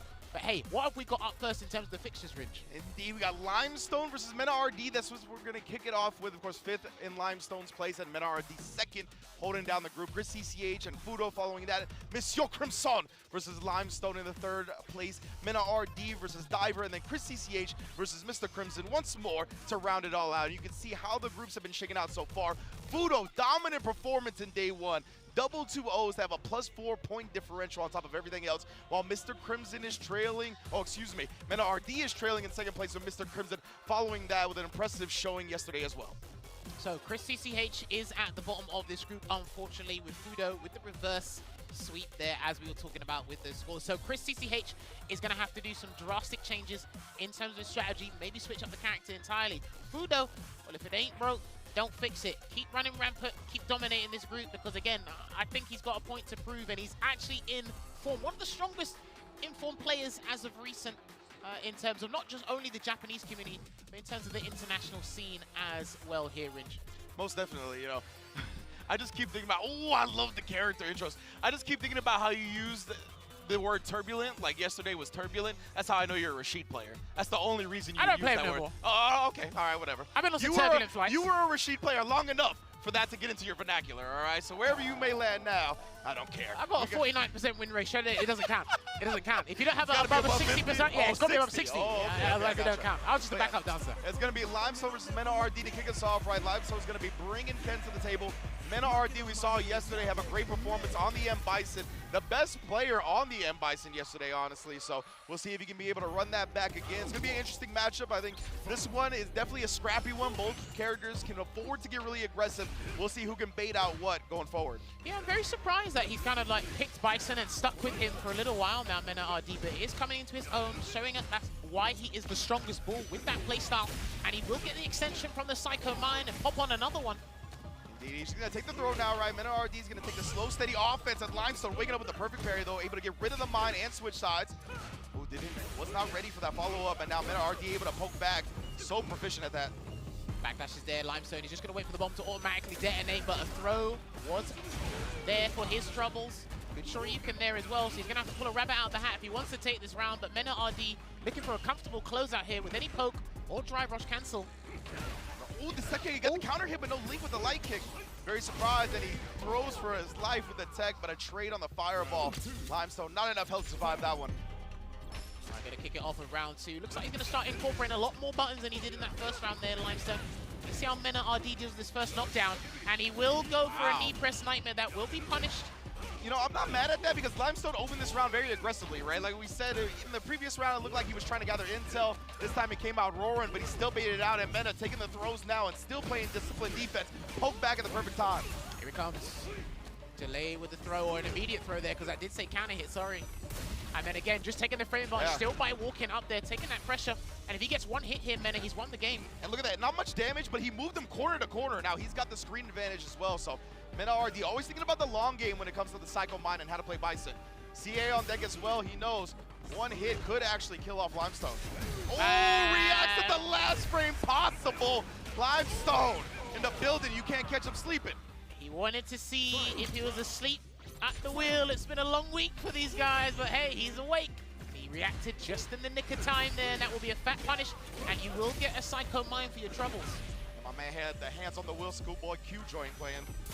Most definitely was ready. Meta RD continuing to take these throws, right? He knows Limestone's not trying to be too antsy when he's got the mine on him. Double run, just taking the Oki as well. Love the way both of these players are prioritizing, just maintaining the most advantage possible. Psycho Crusher to generate a little bit of space. A little bit expensive now, and the reward is much less significant than it was in the previous patch. Or before the December patch, I should say. It's the jab, yeah. No counter hit or anything like that. Meta, both of these players, yeah, have been walking up and jabbing a lot, right? Trying to keep themselves at max distance. We'll see if Limestone got to bait that out. Look for a crouch medium kick punish on one of those. Oh, instead he's trying to drive rush behind a whip. That's an interesting idea as well. Punish! And it's got to be a level 3. It's got to be a level 3, my dude.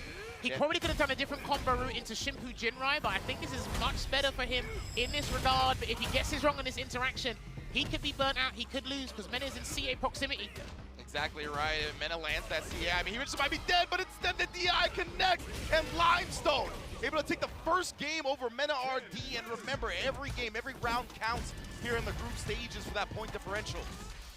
That stand light kick punish conversion into the Super Art 3 was just the energy that Limestone needed. They're completely energized, reinvigorated it seems as well. Heck, maybe we can go a couple steps back. It might have been that drive impact he reacted to in the corner. Yeah, absolutely. I think got him to wake up.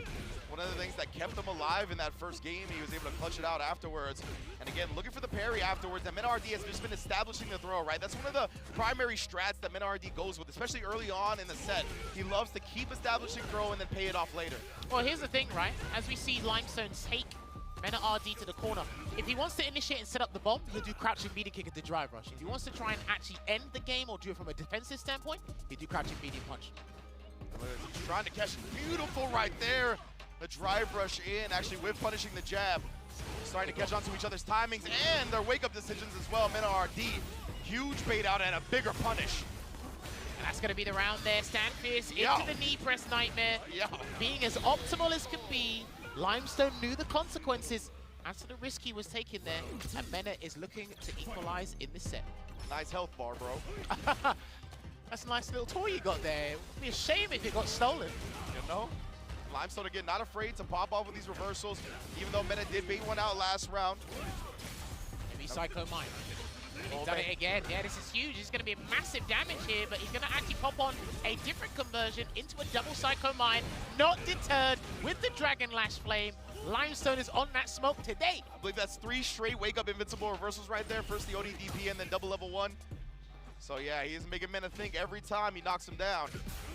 Oh, he didn't get the button in time because that looked like really late for the cancel there. But Limestone, lack of resource in terms of super art meter.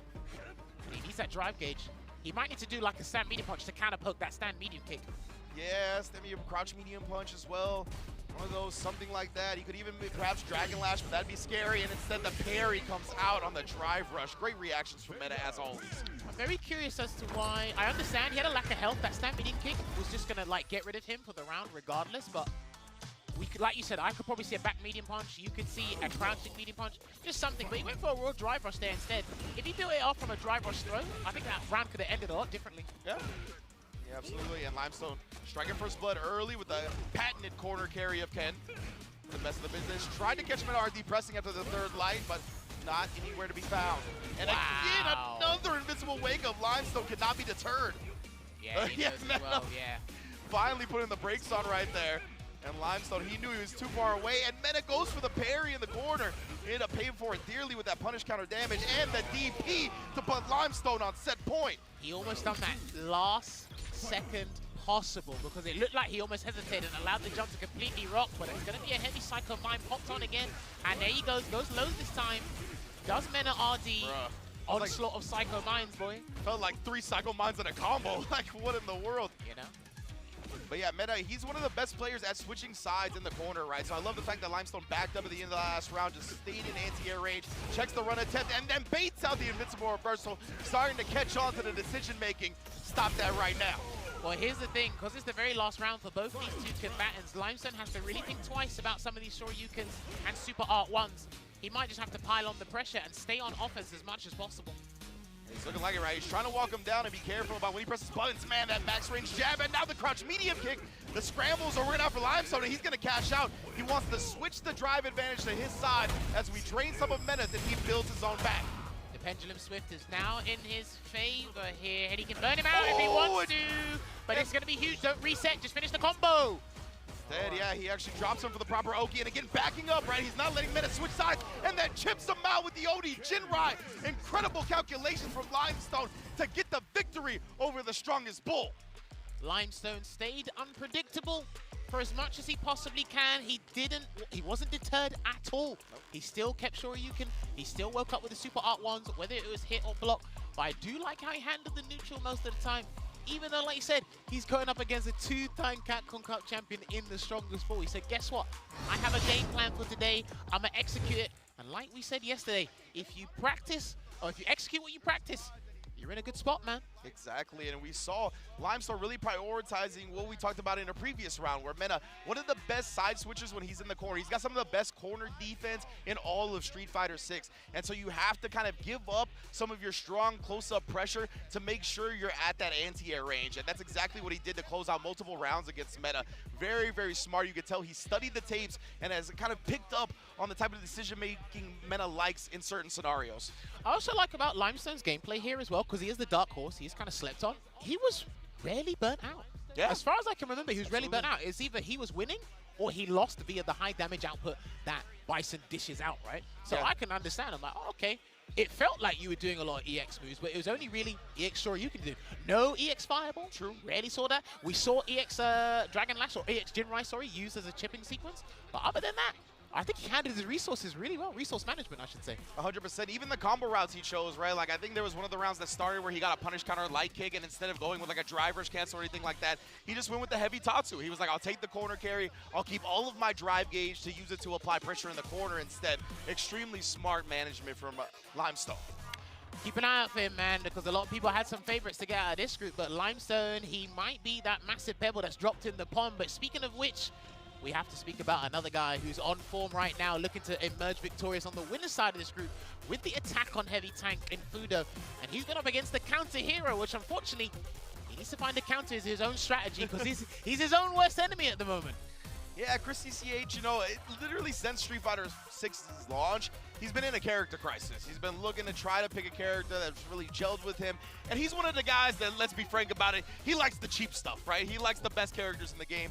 And obviously, Ed had a very prominent showing a season ago. They toned him down a little bit in certain scenarios. And, I mean, they toned him down, I guess, enough for Chris CCH to start exploring once again. And he's landed on Terry for now, while, of course, we still see incredibly strong Ed play from the likes of Fudo, Lashar, etc. So the character is still one of the best in the game, bar none.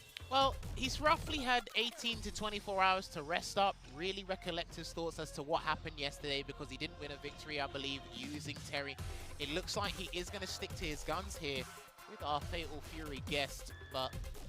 And, you know, the fact that he's played a lot of Ed, maybe he's figured out something in this matchup, right? At the very least, he should be prepared for a lot of what Fudo's going to throw at him. But specifically how he's going to counter that with the Terry, that's what remains to be seen. But here's what I'm worried about, because yesterday he was doing a lot of medium burning knuckles to space it and get the frame advantage. I think it's like +2 or +1 or something like that. Ed can just throw out Psycho Spark. He might be able to get a flicker, then charge it. So it's mainly Fudo's footwork. And he's stubborn as well, right? Drive Rush Light Punch from Fudo can be super annoying. He's not afraid to tussle with you, like I said yesterday. So if you haven't got your understanding of the spacing right, none of your tactics in neutral are going to work. And literally, none of your tactics in neutral might work. Fudo, I mean, so good, bro. 39 years old and still got the reactions of a young man, just parrying the burn knuckle immediately. There you go, that's what I mean, right? Yeah, exactly. With Ed's range on it, whether it be flicker, the stand medium kick, etc., it's going to be so tough for Terry to get those burn knuckles off, or even the power waves. That's it. I think he tried to do a walk-up back throw there, Yeah. but Fudo not having any of it. Very sharp awareness there and was able to close out that round. And there's already a power wave there from Chris CCH in this next round.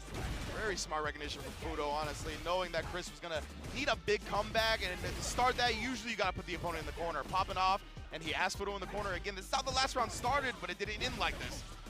There you go, nice conversion there into the rising tackle. He's trying to get into the overhead because he'll buffer. I think he'll buffer the power geyser to see if it hits, and then we'll see. And that is going to make sure that Chris CCH is in burnout, and Fudo is going to restock as much drive gauge as possible here. This is a nasty situation for Chris unless he wakes up with something big. Yeah, he's got Beer to defend himself at the very least, and we are mid-screen, so he doesn't have to worry about stun at the moment, but still it's going to be tough. As Ed just gets to have his way with him for now, but he jumps at the perfect time, right when Fudo was looking to flicker. There you go, Rising Fang should be able to close out the round here for Chris CCH. He will have to exhaust that Super R option, however, he goes into this next round refreshed, and he can still be as aggressive as ever. Make sure you don't test Fudo's reactions, man, on that parry. That's one of the things, right, is like, okay, you sacrifice 0 meter. Fudo doesn't have much either, so it might be even. But again, Fudo has that strong level 2, right? So he still has quite a meter advantage going into this last round.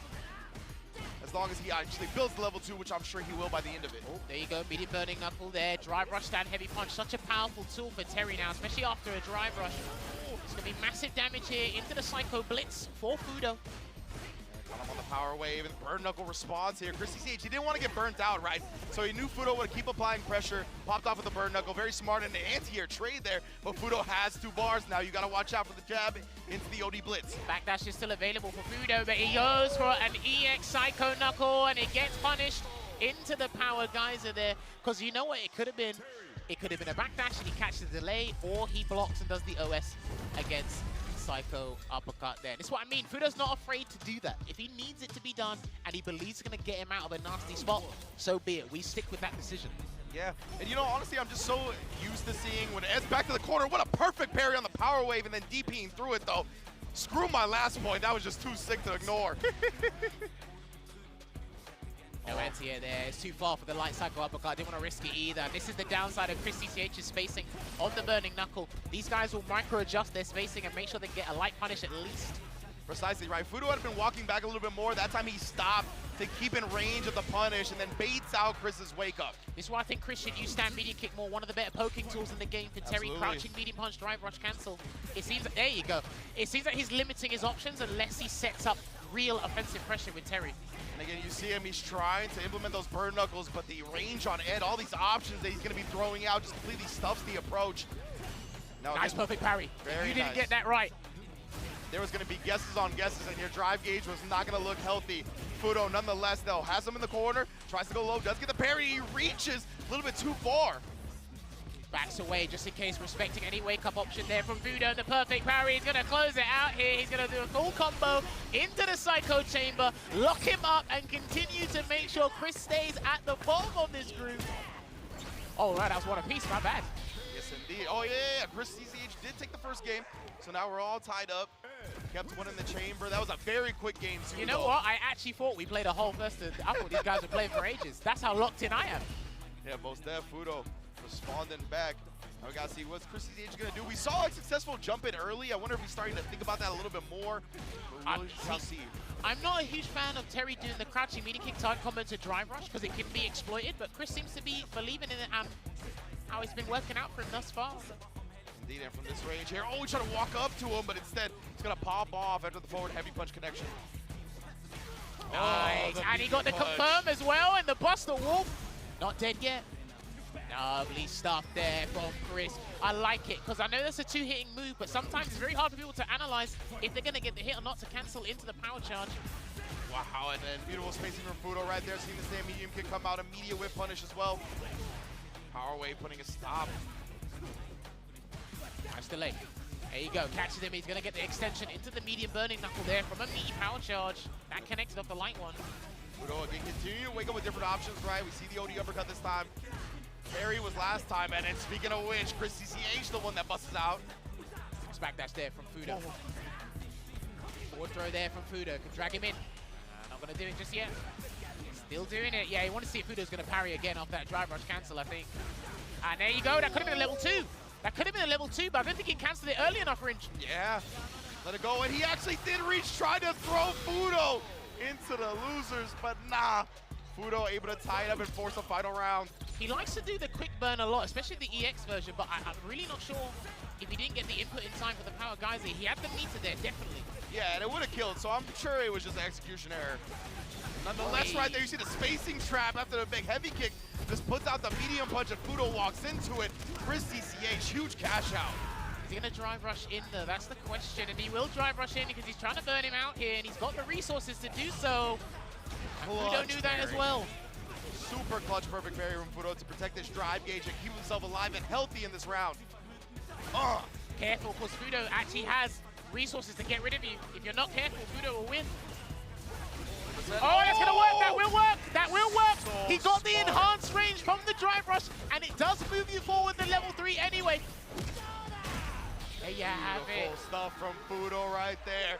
Drive rushing in, and like we talked about at the beginning, 39 years old, the reactions are still there, baby. They do not go as quickly as you may think. Sees it come out as soon as he drive rushes in, cancels into the level 3 to blow past any projectiles and put himself another dub on the board. Now, we do see, or we have seen from EWC, and probably slightly before that, a lot of the Ed players, Tachikawa I know was one of the first people to do it, they do drive rush, and then you do level 3 just to extend that range. And so if you have a forward advancing, a very good forward advancing level 3, just do drive rush against a projectile, then input your level 3, because it's going to be cancelling, what, the 11th frame anyway, so it's nice and early. You should be able to catch it there. And because that was the only time Fudo did that, you're not really going to expect it, especially after Chris TCH was feeling a bit more comfortable throwing out some power waves, and EX power waves was getting some decent results outside of the thing you spotted as well when Fudo perfect parried into the EX reversal. Yeah, exactly. And we saw, I think after a couple of throw techs as well, like the power waves would come out, and it would actually beat Fudo trying to start it with the fireball and whatnot.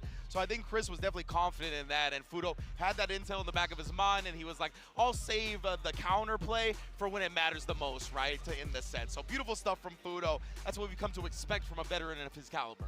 Of course, right. And this is the interesting thing as well, right, because if we look at how Fudo likes to use drive rush in general, like I said, drive rush into a jab, drive rush into maybe a flicker, and then if you're trying to understand that range and understand what he controls, then you're never going to expect drive rush level 3, because level 3 only comes oh so often in a match there. And you have to think about so many things at that range from Ed, right? He's one of the best characters in the game from that neutral space and just outside of like round start range. As you can see how it's breaking down now. Fudo 3-0 again, another great performance at a +5 round differential.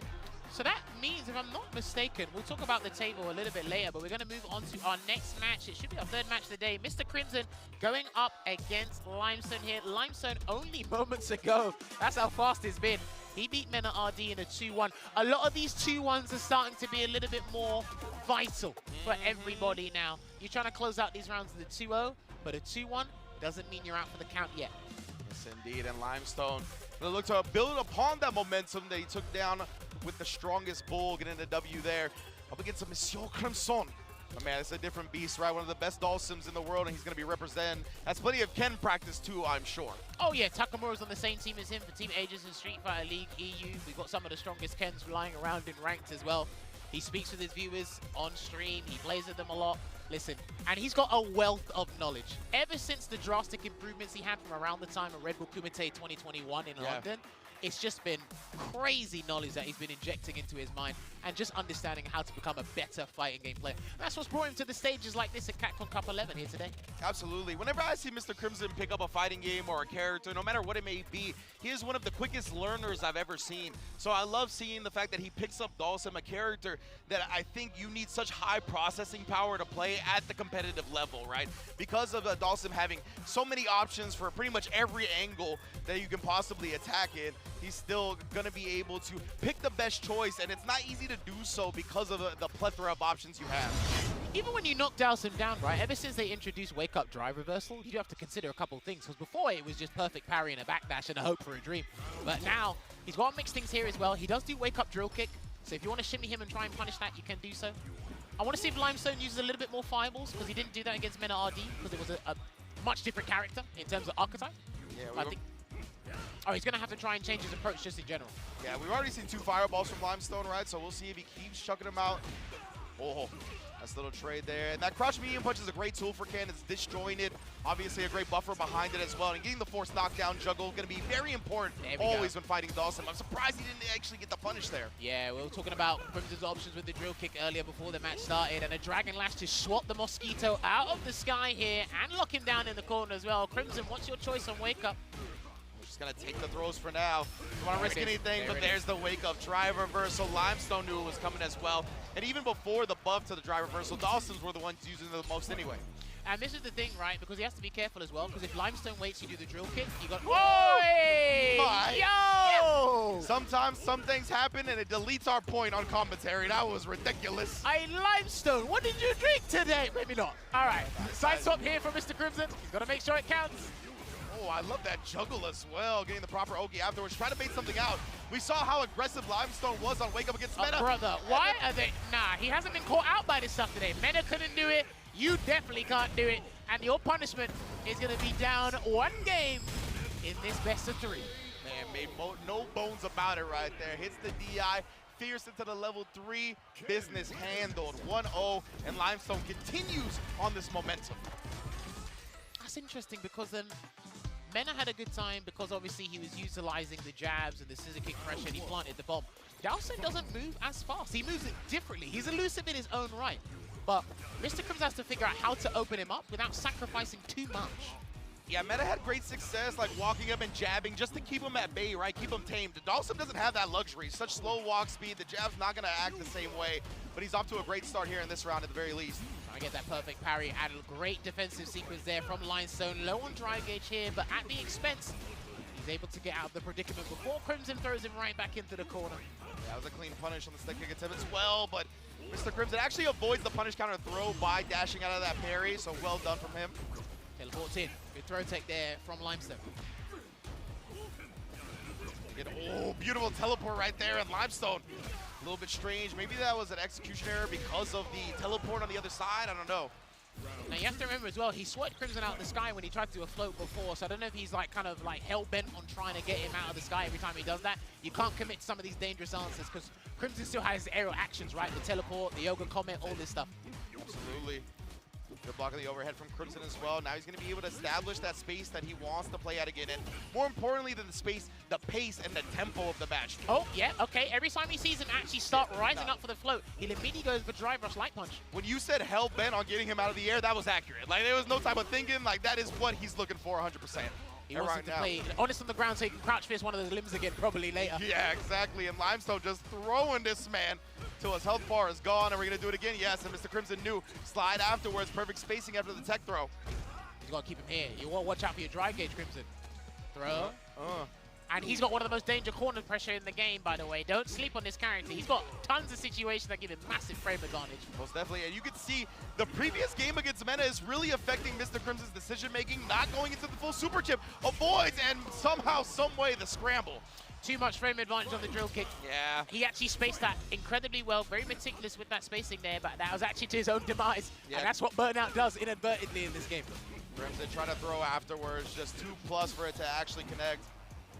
But yeah, you can tell whenever Crimson knocks him down, he's giving him a lot of space because he saw how much Limestone woke up with invincible reversals against Meta. But he's completely changed the game here up against Mr. Crimson. Again, trying to catch him, throw a ticket there, but Limestone hasn't really bitten the dust just yet. No, still, look at how disciplined on defense he's playing now up against Crimson. Because it's Dawson, that's why. Exactly, right? He knows he can afford. He knows that Dawson isn't just going to explode his health bar. He can afford to play these disciplined defensive decisions, and now the late tech does get him out, but the landing recovery gets exposed, and Mr. Crimson is going to expose that all the way to a W on his side. And there you go. Merciless Yoga is going to get it here for Mr. Crimson to equal things out here, and I understand we take our risk assessments. We understand the risk reward here. But like I said, I can't stress this point enough. If you sit down in training mode with Dawson and see what he gets after that throw, it adds up and it's annoying. Every single situation is annoying afterwards. 100%. And Limestone, players end up getting a little bit greedy sometimes, jumping out of the corner, wanting to make the opponent block their jump in, and it's susceptible to landing recovery because of that. If he empty jumped, he wouldn't have gotten hit. That's a classic mistake a lot of people make after some spacing situations from Crimson, right? He'll do a buffered crouching heavy punch and drive rush cancel behind it because you want to dash in or drive rush in, and he's got the space and the timing ready.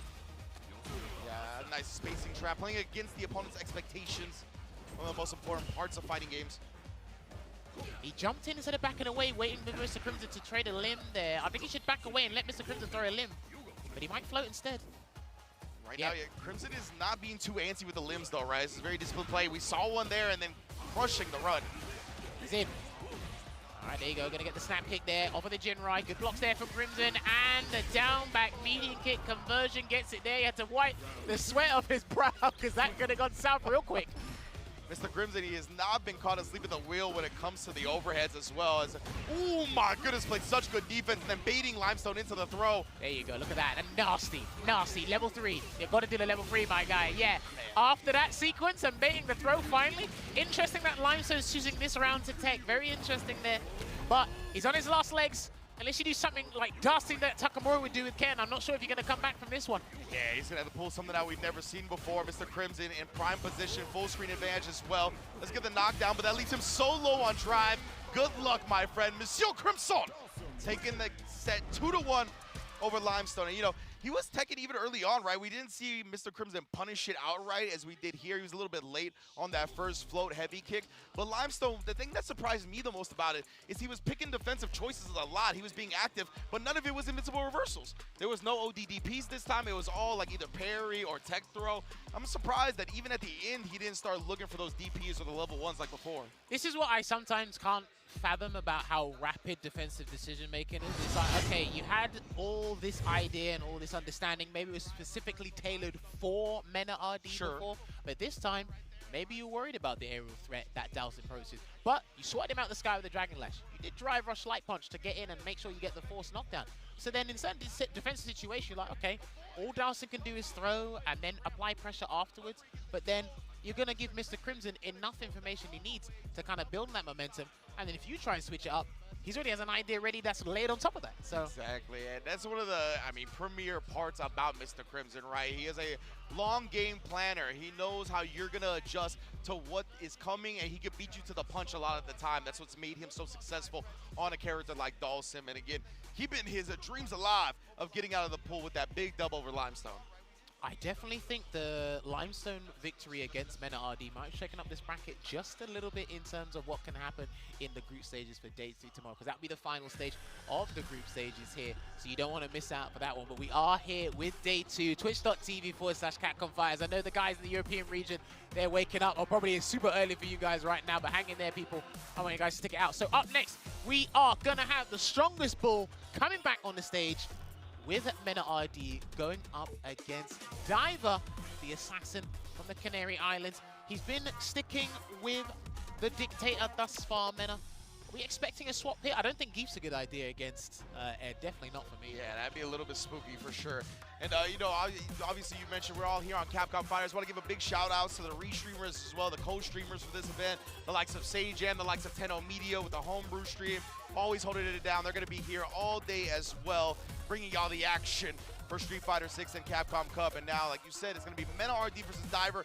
Mena obviously going to be looking to bounce back after that loss to Limestone. We can't afford any L's here, especially when it comes down to point differential. So he's going to be looking for a dominating performance, and it looks like he will be sticking with that Bison up against the end. And it's funny to me because, sorry to cut you off, just because of the SFL US, we saw Blanca and Geef, right? We didn't see a lot of Bison, but that is who he's putting a lot of his chips on here at Capcom Cup.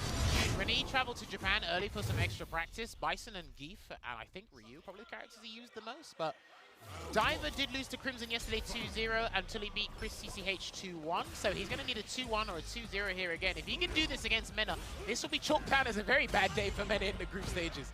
Most definitely in Diver. Oh my goodness, actually just kill rushing in, catching Mena RD, looking for the parry on the flicker. Oh, and a meaty stuff with the projectile. That's full combo.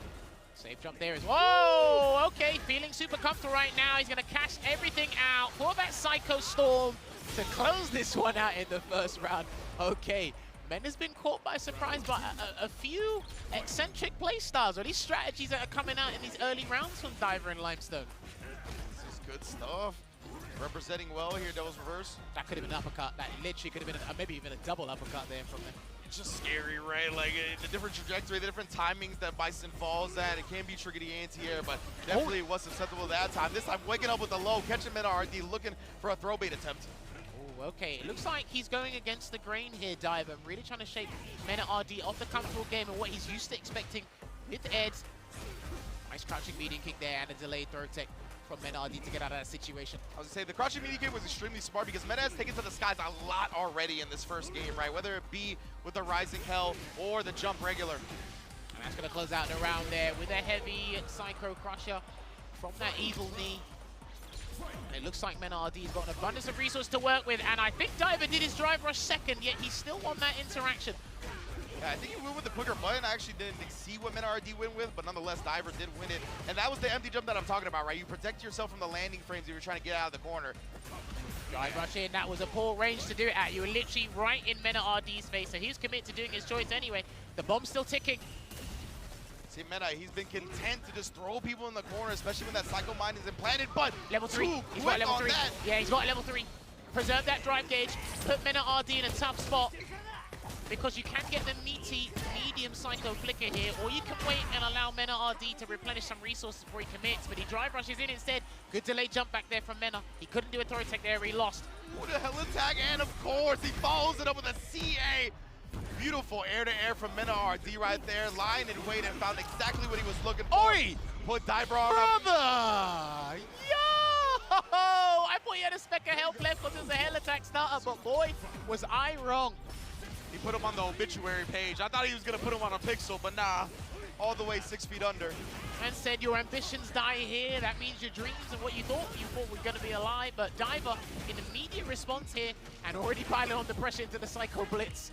Yeah, look at this. Just trying to be so aggressive and overwhelm Mena RD in the process. Ooh!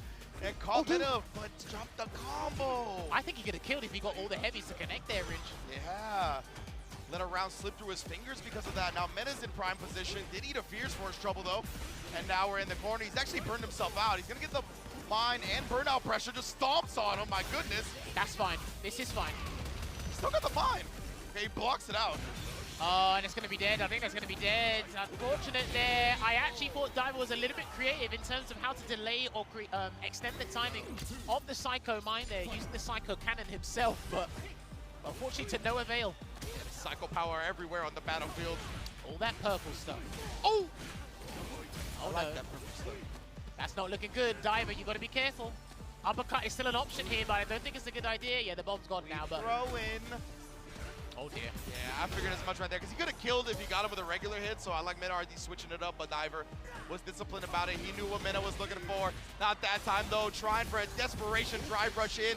And at this level, I know the discourse likes to complain about drive rush, but a lot of the time, players this good, you can't autopilot into it. They will check it every time, and Mena is going to close the door on any hopes Diver had of winning that set. Getting a dub there for today, Mena RD. Solid 2-0, which means I'm not sure if Diver is actually in a good spot. Mathematically speaking, we will have. That's brilliant. Please use Geef and Blanca from one of his fans in the crowd there as well. But hey, listen, just going back to that last situation, I'm not sure if we'll be able to check a replay. Actually, we will be able to do so. So we'll talk about it. Shouts to the production team in the back. But yeah, Diver hit the ground running. He actually came out ready and with a strategy here, and he came comfortable with a lot of the situations, whether it was on defense, the delayed crouching medium punch, the drive rush cancel, abusing the stand fierce, getting the conversion to crouching medium kicks. There was confidence, there was an idea there to work on and build from. And then afterwards, slowly but surely, Mena RD says, well, I figured out that strategy, and let me tell you how it ends. Yeah. And Mena RD, I think, is one of the best players at playing in the mud, right? If you want to get down and dirty, you want to do scrambles and all that, he is one of the best at recognizing the situations quickly and coming out with the optimal answer. And I feel like a couple of situations where Diver forced the scramble, it just didn't work out in his favor, like where he activated the level 2 to kind of throw off the Psycho Mine. We saw him get out of the corner, but he still couldn't build upon that. It was just Mena RD having such clutch decision-making as per usual. I want to say as well, just going back to that last situation we encountered with the crouching medium punch on the drive rush check, I think he kind of limited Diver's options into, all right, you're not really winning in certain aspects, so now you got to force yourself to do this. And I'm ready to check that out as well. But hey, we're ready to check out our last match here in Group E for Day 2. The counter hero, he needs something. He needs to dent Mr. Crimson's chances to get out of this group for CCH. The objective might have changed for him, because mathematically, he could be out of the picture. I love Mr. Crimson's picture. He just looks so happy to be here. The family man, obviously powering up. Do you know how old his child is now? I know it wasn't that long ago that he had his first child. I'm not sure if his son has turned 1 yet. I don't think so. Sure. I don't think it's been a whole year since that's happened. But yeah, Mr. Crimson, newly family man, obviously congrats. Here's the thing, right? Because when he leaves, he's got something to look forward to. Yeah. When he goes home. 100%. So that's just even a bigger of an incentive, and even bigger confidence boost for him. And again, because this is his job. So I know the family does know what he does. He travels around. I'm pretty sure the missus and the son are watching back at home. I hope he doesn't turn his son into a Dowson player. Otherwise, me and him are going to have some words, man. Me and him are going to have some words. You can't raise the youth to be Dawson players, Mr. Crimson. You can't. You don't know what society is going to devolve into if that's the case, but it's all right. Of course, he's going to hold it down as the father. So, my thing is, I think Dowson does very good against Mai and Terry. I just don't understand how those characters can actually handle his approach, handle his neutral, because Power Wave on the ground, he can float. You have to drive rush. Hey, nice answer there. And I think it's a little similar to what we talked about with the Ed, right? Like, or not the Ed, excuse me, the previous matchup that Mr. Crimson was playing. The fact that you can't just get in for free. He's got a lot of options that take away what Terry wants to do. He can't just burn Knuckle for free. A lot of the time, the limb's going to be there, the different power waves, but more whip punishes from Chris CCH will solve all of that. This is literally what Fudo done yesterday to Mr. Crimson. He found a way, and he done the burning knuckle. Yeah, he found a drive rush cancel conversion against the limbs, and he just kept adjusting his spacing to kind of counter it. Yeah, that was an answer. So depending on the spacing and the time, the burn knuckle can snuff out some of these limbs. Holding the parry, actually, he finally lets go so he doesn't get punish counter thrown. Oh, delayed throw there, just in case Chris woke up with an EX Rising tackle, but... Oh, I love that. Heavy kick response, but a perfect parry on the overhead attempt. Yeah, and Terry gets massive damage off the overhead, right? So, of course, they're going to look to sneak it in when they can. Mr. Crimson going to set up shot, but no, actually gets thrown before the fireball can prevent it. Nice confidence there from Chris to walk forward and actually take the dogfight to him. And that should be the round if he spends the level 3. That's exactly what he's going to do here. He just wants to secure a whole nother round of decision-making, right? I'll sacrifice my meter to ensure that game 1 doesn't end in round 2. Yeah, that's the thing. You don't want to be greedy with those resources, right? I know you got to play another round. I know Chris has got his CA, and look, he's already been whip punishing with the crouch and medium punch drive rush cancel. So he'll try and convert something massive early on, and this is what I was talking about. That's one of the things I'm worried about in this matchup here. Good conversion there from Mr. Crimson as well. Love that. You see the float forward into the float back, literally baiting out that DP, my goodness. And Crimson is throwing more fireballs now as well, rather than putting out limbs, so he doesn't get whip punished as easily as before. But that can goad Chris CCH into using the power, which he has been doing, but if you float too much, that drive rush is going to come right back in. You can see now he's switching it up, throwing out the limbs. He doesn't want to get predictable. Knows Chris CCH has answers to the various options. I love this patience. Good discipline there from Chris CCH to kind of navigate that power situation, and that's not what he wanted. That was an execution error. Yeah, I think he was already holding down back, and it just saw the input. Precisely. The input was behind lock and key. That boy was stored. He's going to build another power geyser, though. That's the funny part. Yeah, That's the funny part. He's already got the level 2 back, and Mr. Crimson risks it, wakes up with the level 2. Chris CCH staying crouching, so it whips entirely. Man, the flame. And that's the thing about Street Fighter 6. You can't be demoralized in that split second, because you never know, man. There's enough resources, there's enough serendipitous situations in this game to turn it around for you. I love that. Putting the power wave on the ground there to stuff Mr. Crimson's drive rush approach after the fireball. And wow, the crack shoot to get over the heavy. I know it does have those low crush properties, but I haven't seen this matchup quite that often. There we go. Teleports behind him as well. No reversal there from Chris because he's almost burnt out here. One fireball block and he's done, and he knew that. Yeah, and Chris, oh my goodness, doesn't get punished, countered, and burnt out. And Crimson, look at this, turned up the tempo. Especially when he saw Chris was on the back foot. Well, Chris is being excessively stubborn with the burning knuckles because, like you said before, he's trying to avoid burnout. So you might as well take the dogfight to them, go forward, see what happens, get that knockdown. Chris, ooh, try to bait something out for Mr. Crimson that time. Perhaps the drive reversal on wake up. He's done it again. There we go. Look, gonna get that target combo to burning knuckle, and he's gonna be in the corner as well. Gonna get some big damage here. Is Chris CCH.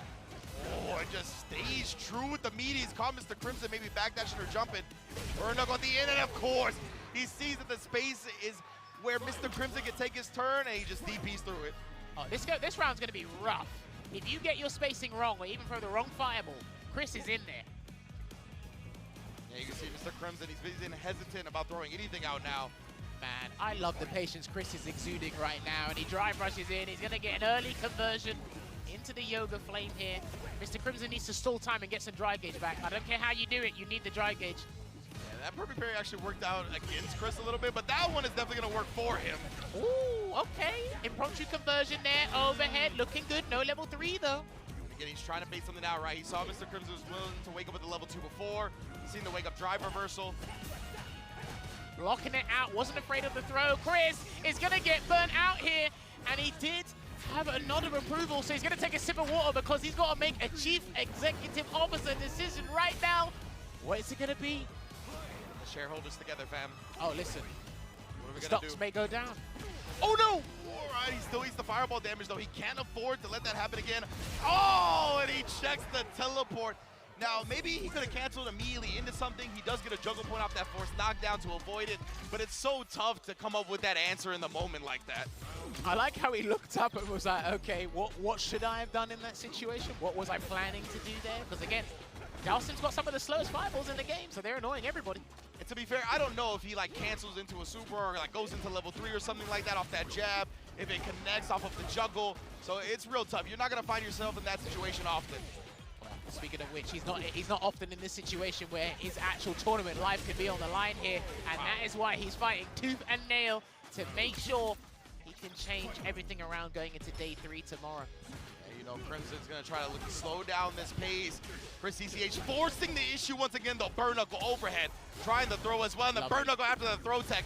Still coming back and just DPing afterwards. The aggression is on 12. He is not allowing him to breathe. He is literally on him like white on rice, and the power guys are going to be a perfect geyser there for Chris CCH.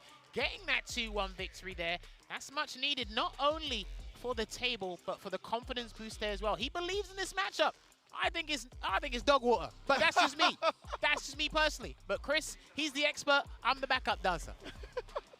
And he showed out today, right? Taking down one of the best Dalsims in the world. So great stuff to Chris CCH.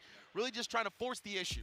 Like at the end of the day, right? Just trying to catch Mr. Crimson off guard. Mr. Crimson wasn't quite ready with like what we saw from Fudo earlier, where he was able to perfect parry on reaction to the burn knuckles. Stuff like that. It just feels like Mr. Crimson not quite has cracked the code on this matchup. And it looks like Chris CCH is much more akin to figuring out what to do and how to go about it. I know we have Kane in France. Shout out to Kane. He was part of Street Fighter League Season 1 for Street Fighter 6. He plays a little bit of Terry, but I'm not sure how much Crimson has exposed himself, if he has the time to expose himself to Terry like that. But again, Chris CCH comes with a unique and a very different style of that as well. So he might have been learning on the fly about this character too. But again, I love the way Chris adjusted. I like how he was comfortable at handling and countering the yoga float situation. I know he lost one of the rounds to that, but there was another time where he did crouch fierce, heavy burning knuckle. He had the jabs ready as well. He had the counter to the limbs at the start with the crouching medium punch. Like, he has the matchup knowledge there, and the plan was executed brilliantly. Yeah, super sick stuff from Chris CCH, closing it out just like you saw there.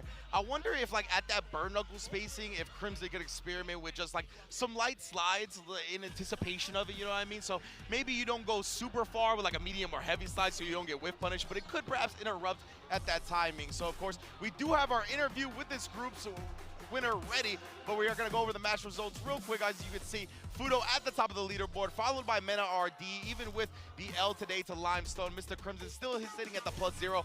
Chris CCH made up some ground, but it's still going to be a long way. Fudo, though, he is looking in prime position to make it out in winner's side. Yeah, this group's going to be taken to the wire tomorrow, so everything's going to be decided tomorrow there. But hey, we are going to have our host and our interviewer, Ryan Hart. He should be ready to speak with Mena RD pretty shortly, where he's in a good spot right now. +3, 2-1. Yeah, okay. Mathematically speaking, he's doing pretty well. And they have not played yet. Mena RD and Fudo have not played yet, right? So because of that, there could be some implications that could perhaps switch tomorrow with Mena maybe taking that first place spot. And that will be in favor for Crimson. Yeah, so Crimson plays, and then whatever the result is, I think he'll want Mena to lose, depending on what happens. Yeah. Crimson will need something pretty good, but he's at a +0 differential right now.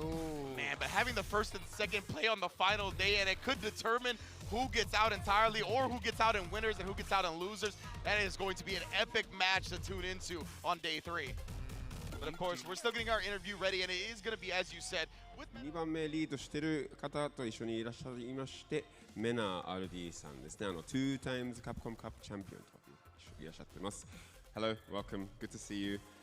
2-time champion, tell me, the group, 2-1, that Limestone set dropped with the Bison. What's your character situation right now? My character situation is very clear. I'll pick whoever I gotta pick to win.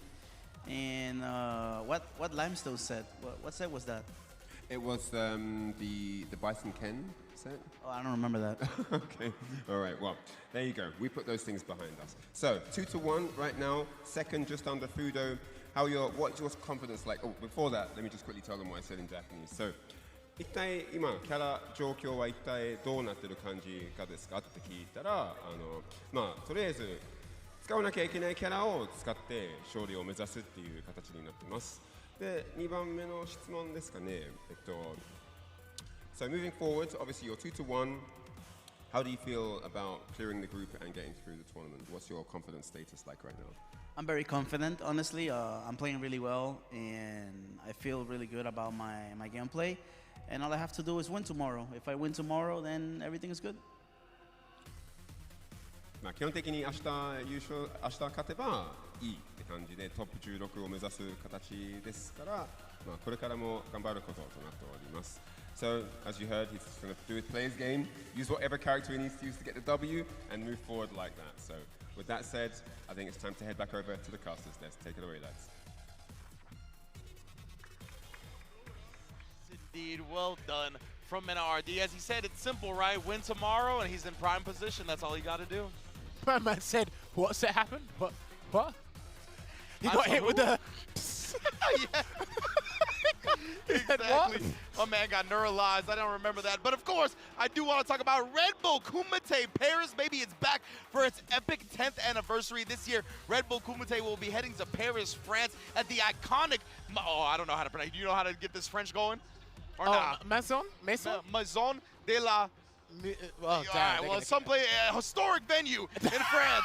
We'll get somebody that can pronounce that a little bit better later on. It's going to be happening on April 5th through the 6th, so just in one short month, 16 invitational players already have so many players actually announced going to that, and it is the theme of Legends versus the New School, right? We can see Rob TV and L.I. Joe assembling their teams. We're going to have 8 legendary warriors on each side. The format is first to 5 wins. The stakes are higher than ever, and fighting games around the world. Get ready. The ultimate showdown starts at Red Bull Kumite Paris.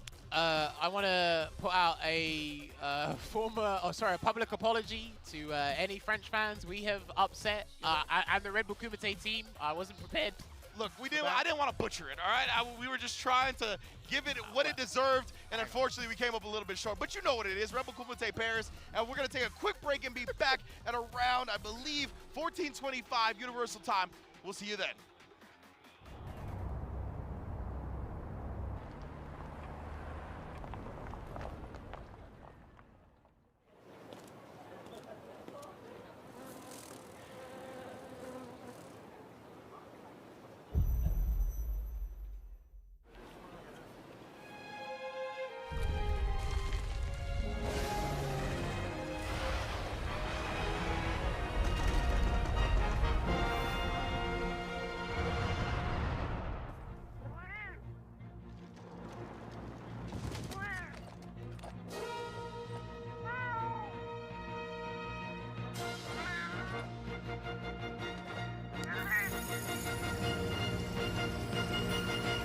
Where dreams become reality.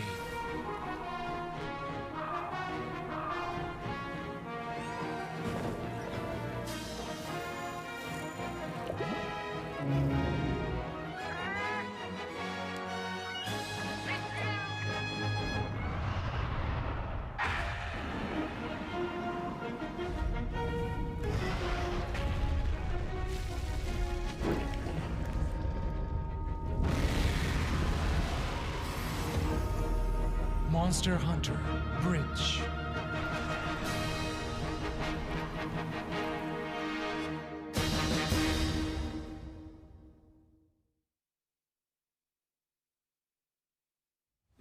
Show me what you have. What?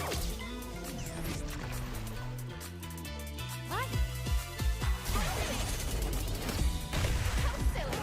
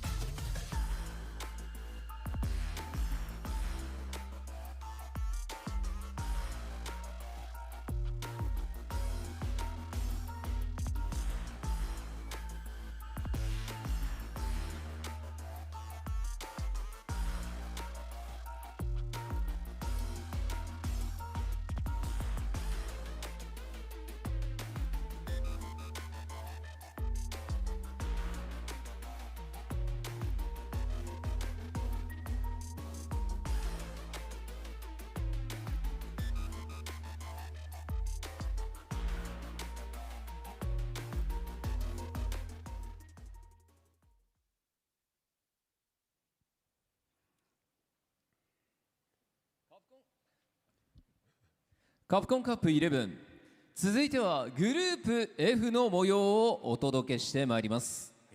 それではグループ F プレイヤー入場です。 And now it's time to introduce the players from Group F. Let's get them out here for the introductions. まずはアブダビの巨匠ビッグバード From UAE Abu Dhabi, the biggest bird, Big Bird!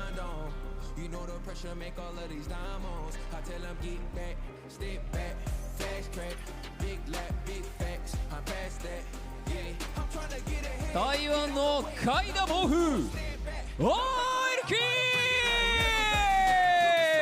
グ And now from Taiwan, it's the Hurricane Strike Oil King!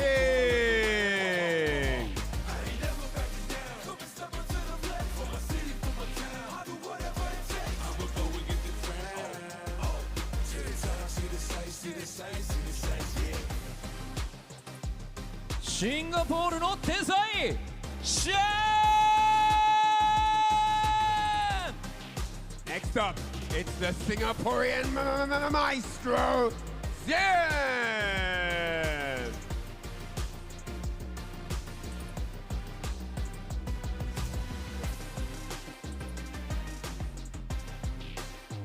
メキシコの上り竜ウリエル・ベロリア Hailing from Mexico, the rising dragon, Uriel Velorio!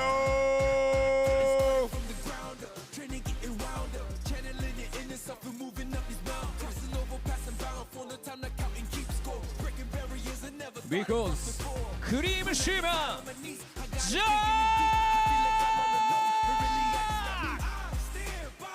Make sure you don't blink, because it's the Stairmaster, Jack!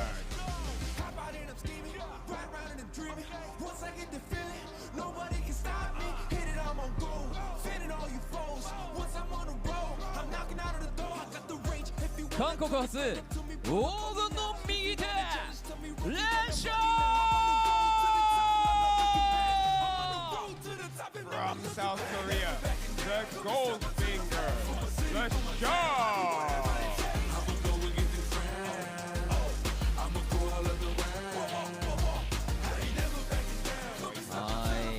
こちらグループ F ももうすごい出てくる人みんなすごい人ばっかりというね。そうですよね。はい。キャラノミクスもいいしね、今回も。そうですね。キャラクターもばらけていて、そんな中で、昨日は支援がね輝いていたというところもありますが、ビッグバード倒し、2-0で勝って強かったですね。すごかったです。さあ、そしてこのジャックも今日も絶好調。クールジャック。そしてこちらの6名の、プレイヤーによってですね、ここからグループ F 総当たり戦を行っていただいて、上位2名を選出する、その2日目となります。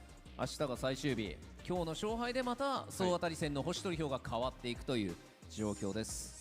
So yesterday we saw, of course, Yen take the leading strides 2-0 in that score count for the group. Today we don't know what's going to happen here on day 2, but we are along for the ride and everything in it.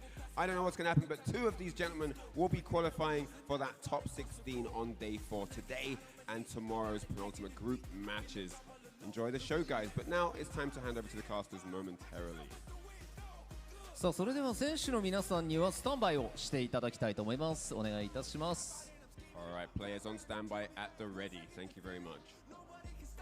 さあ、そしてこのグループ F の熱い戦いをさらに盛り上げてくれる実況席の皆さんにお渡ししたいと思います。お願いします。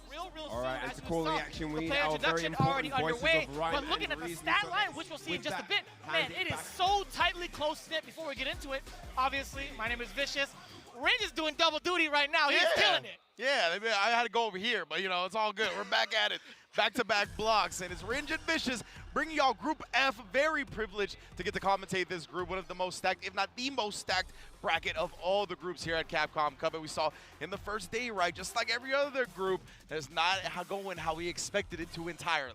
Right. I mean, we've seen a couple of mix-ups in terms of character selection as well, but just looking at the current roster, obviously this is all Rob TV's fault. Yeah, it do be like that. Shout-outs, Rob, but, you know, maybe not shout-outs to you, Rob.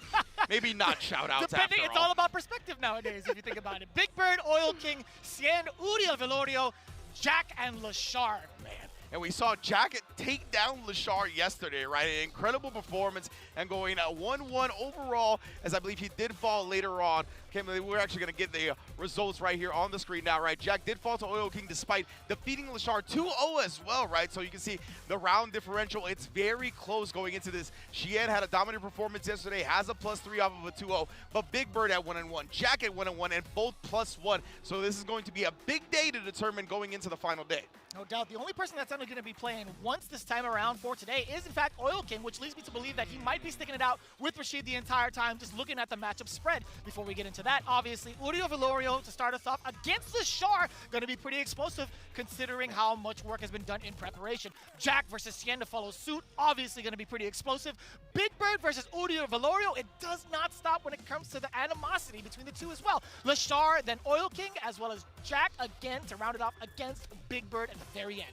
And Lashard, you can see he is 6th in the group right now. Who would have thought Lashard going into day 2 would be last place in the group? You just don't see that being a reality. But we are going to get our first match. He's going to have an opportunity to make up some of that ground and rise in the ranks. The Goldfinger himself, DRX Lashard, going up against Uriel Velorio, the Rising Dragon. This could be an explosive match, to say the least. Yeah, I feel like that's all the way through. There's just different varieties of explosives that are going to be used in regards to how they play it, right? I feel like Lashard has done a really great job of trying to contain some of the wild variables that have been out in, like, Street Fighter League Japan, out in his World Warriors as well, or in general, right? I think he's done a great job of trying to stop things that get out of hand. But Uriel Velorio, he does not give a damn. No, not at all, right? He is one of the aggressive kings when it comes to Street Fighter 6. He's, honestly, people will try to say just wild, not calculated or whatnot. No, he is very calculated as a player, right? It's just in an aggressive nature. He's looking to force decisions. He's looking to up the tempo, but he does it in such a smart way, and he knows when to put the brakes on. He knows when he's annoyed you enough to actually start getting into the mud with him, and he cleans it up real fast out of that. I'm glad you talk about, like, the numbers and the mechanical aspects of it all too, but when it comes to the emotions, he does not really fret, I feel like, in that regard. He's always having fun no matter what. We have a lot of experience with this cat, being able to talk to him in and out of tournaments. He's having fun through and through, so how do you even, like, try to dampen or dishearten the type of tactics and strategies he's looking to implement in a type of matchup like this, especially with so much on the line? You gotta feel, I think, Lashard having more pressure on his shoulders with a chip on his shoulders going forward into game 1. And speaking of, let's get into it. Uriel Velorio versus Lashard. And to your point, how is Lashard gonna deal with this, right? I think he needs to start hot early. I think he needs to shut down some of the things that Uriel is going to be looking for. He's holding the parry right there just to see if Lashard was going to let the flicker rock. But yeah, he needs to get a hot start, slow down Uriel, and try to force a pace that he's more akin to.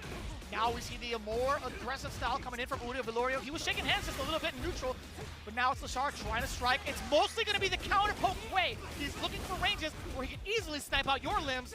Here we go. I want to see how Uriel kind of deals with that, right? He could get the step kick. There's Dragon Lashes. Ken's has different ways. And the jump, of course, the classic, to just get past something like the flicker. And Lashard, we saw him get punished by that a couple of times from Jack in the matchup yesterday as well with the jumps. Yeah, I wonder if Uriel taking some notes in regards to some of the jumping angles he can take advantage of against Ed, where he's not going to be as sharp for the anti-air. But right now, there's a lot of space between the two. Lashard initiating the pressure, drive rush back-to-back into the forward throw. He gets the follow behind the spark and lead the charge with that. And a very slow match, right? We're already in the 30 seconds. Both players trying to fill each other out in this first round, get a sense of the decision-making. Immediate drive reversal to take away the plus frames. It's so smart, too. He's backing away. He doesn't need to necessarily hold the corner up close. He could back away and do damage that way with some of his elongated limbs. He could even go for trades against the fireball if Uriel is too predictable. But from further ranges, yeah, Uriel is hugging the corner. He doesn't mind that being at the deficit, but we got 12 seconds. Back-to-back jump! Exactly what we were talking about. He's got bars to his name, Ridge. 3 all the way through. You know he's going to spend it. What an explosive start. Incredible stuff from Uriel right there. He saw the time was ticking down. He was going to be forced into a decision. And the jump angles, that's what he had been setting up. And that's exactly what he was looking for. Now busting out. No free drive rushes here. Tried the DI. Thought maybe Lashard would advance behind it. But Lashard keeping his distance and punishing outright instead. Ooh, that was the smoothest continuation of that combo. Speaking of which, even more so, we got the trade combos coming in from Lashar. This is exactly the situation that we were looking for, that he was looking for a little bit earlier on, because look at how much damage he just gets to stack over and over. The throw is coming perhaps from the side of Uriel Velorio. He was thinking about it as well. Yeah, indeed, right. Double prong there, just protecting himself from a throw and potentially getting a back throw, right? That's what he was going to need to really turn that last round around. So tried it, but Lashar stayed one step ahead. Now he's going to look to establish the fireball, nullify his projectile with a flicker. Yeah, I was going to see, are we going to see some step kicks coming out, Dragon Lashes, jumps? We've seen all of those from Uriel so far. We'll see if he can find the right answer here, but tried to sneak in with a throw, and Lashar's not going to have it. Yeah, you noticed that aggression coming out when Lashar was at the orange type of like gauge with his drive gauge, right? You knew Lashar was going to try to set the pace with some of the sparks. So Uriel, he's looking for a little bit more of a drive gauge differential right now, but at the moment he's at a live gauge differential. This is going to be a big opener to the corner. You go. Watch out for these. Overheads blocked correctly. You always gotta be aware when you're gonna be left inside that crouch medium kick range from Ken. They are looking to reversal with that button every time if they can get it. And right now, Lashar stuffs everything that Uriel was trying to escape the corner. And again, one thing that I've been really impressed with many of players here at Capcom Cup already is that they're not obsessed with getting close quarters Oki in the corner. They're rather back up and keep the opponent jailed properly, right? They're going to put themselves at distance to anti-air, to shut down a lot of your options. And it's a super great strat with Ed because obviously he has the flicker and a bunch of options that you can still apply pressure with from that space. He truly does, man. The amount of normals he has at his disposal, the special moves as well, it's all designed and catered to try to keep your opponent contained. And I do like the pacing overall from Lashar to really recognize when to utilize it, right? Absolutely. Lashar, this is what we talked about. He needs to be the one to control the pace and the tempo of the match if he's going to have success against Uriel Velorio. And Uriel, big backdash, and actually does end up getting the back throw even after flubbing the combo. We like that. Those types of resets kind of throw Lashar off his game a little bit. Uriel Velorio, how do you... Okay, what a time to dash out. Lashar really sniping out these moments to thread the needle. A couple of frame kills right there with the jabs. Trying to space everything perfectly. Uriel tried to catch him, doing something off the fears. Burns him out afterwards. Oh! Back to back with the Dragon Lashes and does challenge, but it's too slow of a super to actually beat the jab. Uriel recovers in time and puts a dub on the board. Phenomenal. Still keeping it safe with the lights, right? That level 1 coming in at 13 frames, not going to be quick enough. Uriel Velorio now off to a fantastic start up until this point. We get the roundhouse starter for the punish counter. The side switch as well, so deep with the uppercut. Level 1, obviously going to be parried now. Lashar, a lot of damage being dumped out. I like Uriel risking that when he has a round lead, right? Obviously, you were going to pay dearly for it, but that was going to be a big momentum switch if it did work. It does not, but he's got a round 3 if Lashar does close this out here. Tried that air-to-air again. These jumps have just been so annoying for Lashar that you don't even see the uppercut happen a lot of the time. Yeah, and it's so smart that Uriel had that read to go in with a jumping light kick too, and now the Jinrai explosive level 3. Lashar pretty darn close to getting that burnout against him, but we'll see right now. Lashar is going to opt for any sort of reversal with the OD uppercut as he drive rushes through. No! He actually catches Uriel Velorio slipping with the counter. It missed timing his opportunity on offense. That was sick. Sick read from Lashar right there, right? Uriel went into the the drive rush and tried to bait out something. Lashar read that and just woke up with a crouch medium punch, knowing that he wasn't actually committing to anything to burn him out. Man, keeping the strings tight, still within enough range to get that light. Double bounce. No, he missed it. He missed just slightly, ever so slightly, to get the rest of the proper continuation.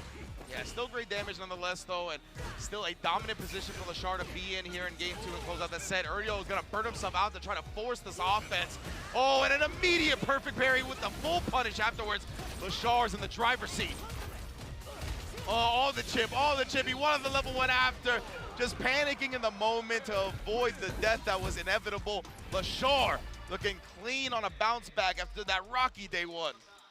Looking a little bit rough on the side of Uriel Velorio, now sitting at 0-2 in that regard, too. In that very last segment, it was very little hope, in my opinion, in regards to the range that Lashar was going to be playing at, the chip damage that was going to come out eventually. Yeah. Lashar, I'm loving the way that he's playing right now. He feels like a lot more confident as a player. But granted, we only saw him play 1 game, so yeah, kind of hard to really thoroughly back that statement.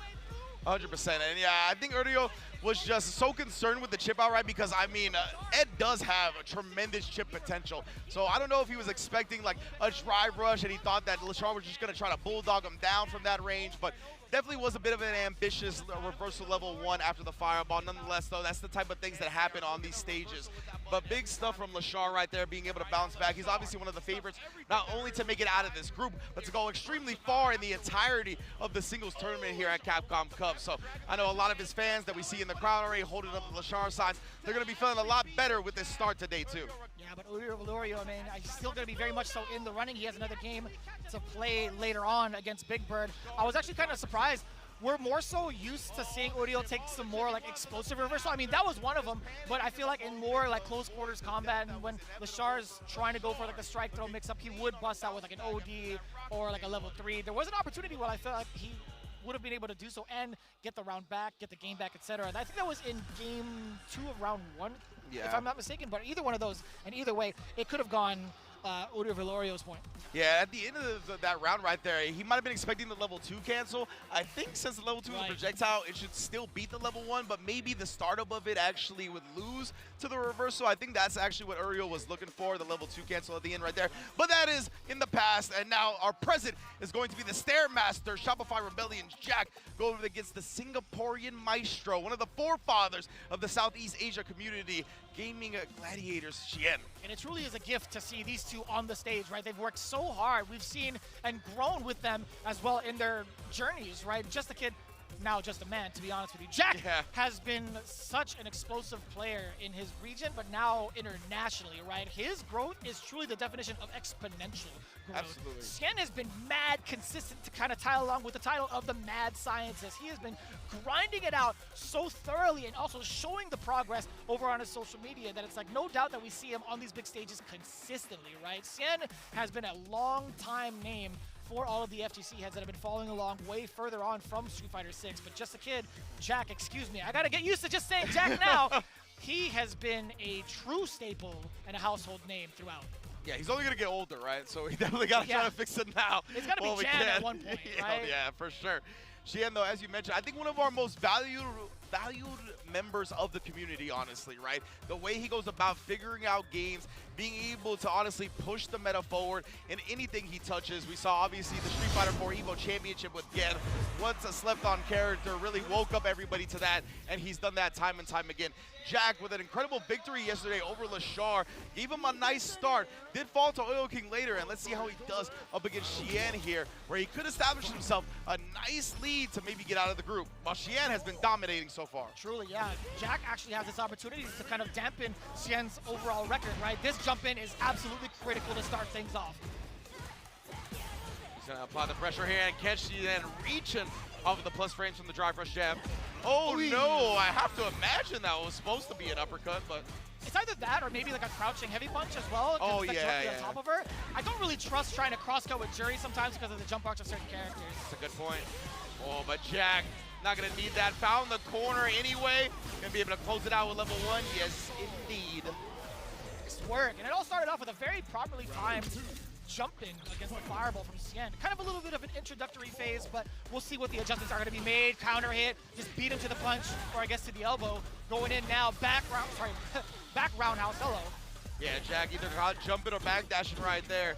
Trying to escape. You see the fireball feint, so tricky with the strings. Try to catch Jack pressing a reversal button, but instead we got the parry once the light string comes up. Whoa! My man's got all the combos I've never seen. It's so clean, man. I love seeing those type of links into the light kick. You heard the flash, and that's a perfect. Xian with a huge rebuttal, also maintaining 3 bars to his name down below.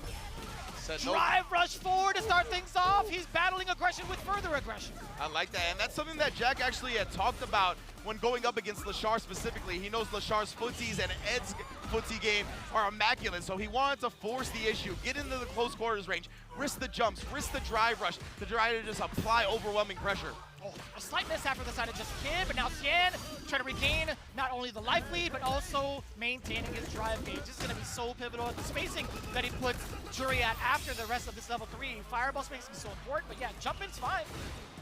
Yeah. Oh, the funky slicer hit him low. all the way through for the kill. That's so unfortunate because he did get put into just CA range. That would have been the extra bonus damage. Any hit, honestly, would have spelled the end for Xian off that CA. Man, I love the pacing that they both play at, right? Xian kind of gauges the water. It kind of tests the water just a little bit to see which of the alligators bite, but then a giant Jurassic Park-sized alligator just comes in with a jump roundhouse. Jack, I want to say also adapting to what Xian's been throwing down on the table too. It's very, very close-knit. I think Xian, I feel like he might go a little bit more passive going into this round. Fireballs to start off at least. So I thought, never mind. Yeah, still looking to switch it up. That's the thing with Xian, right? He's such a good in and out type player. Always mixing up the rhythm, never really autopiloting a specific tempo in the match. And because of that, it's very hard to catch on to his decision making, catch on to when you can actually find whiff punishes and anticipate certain options.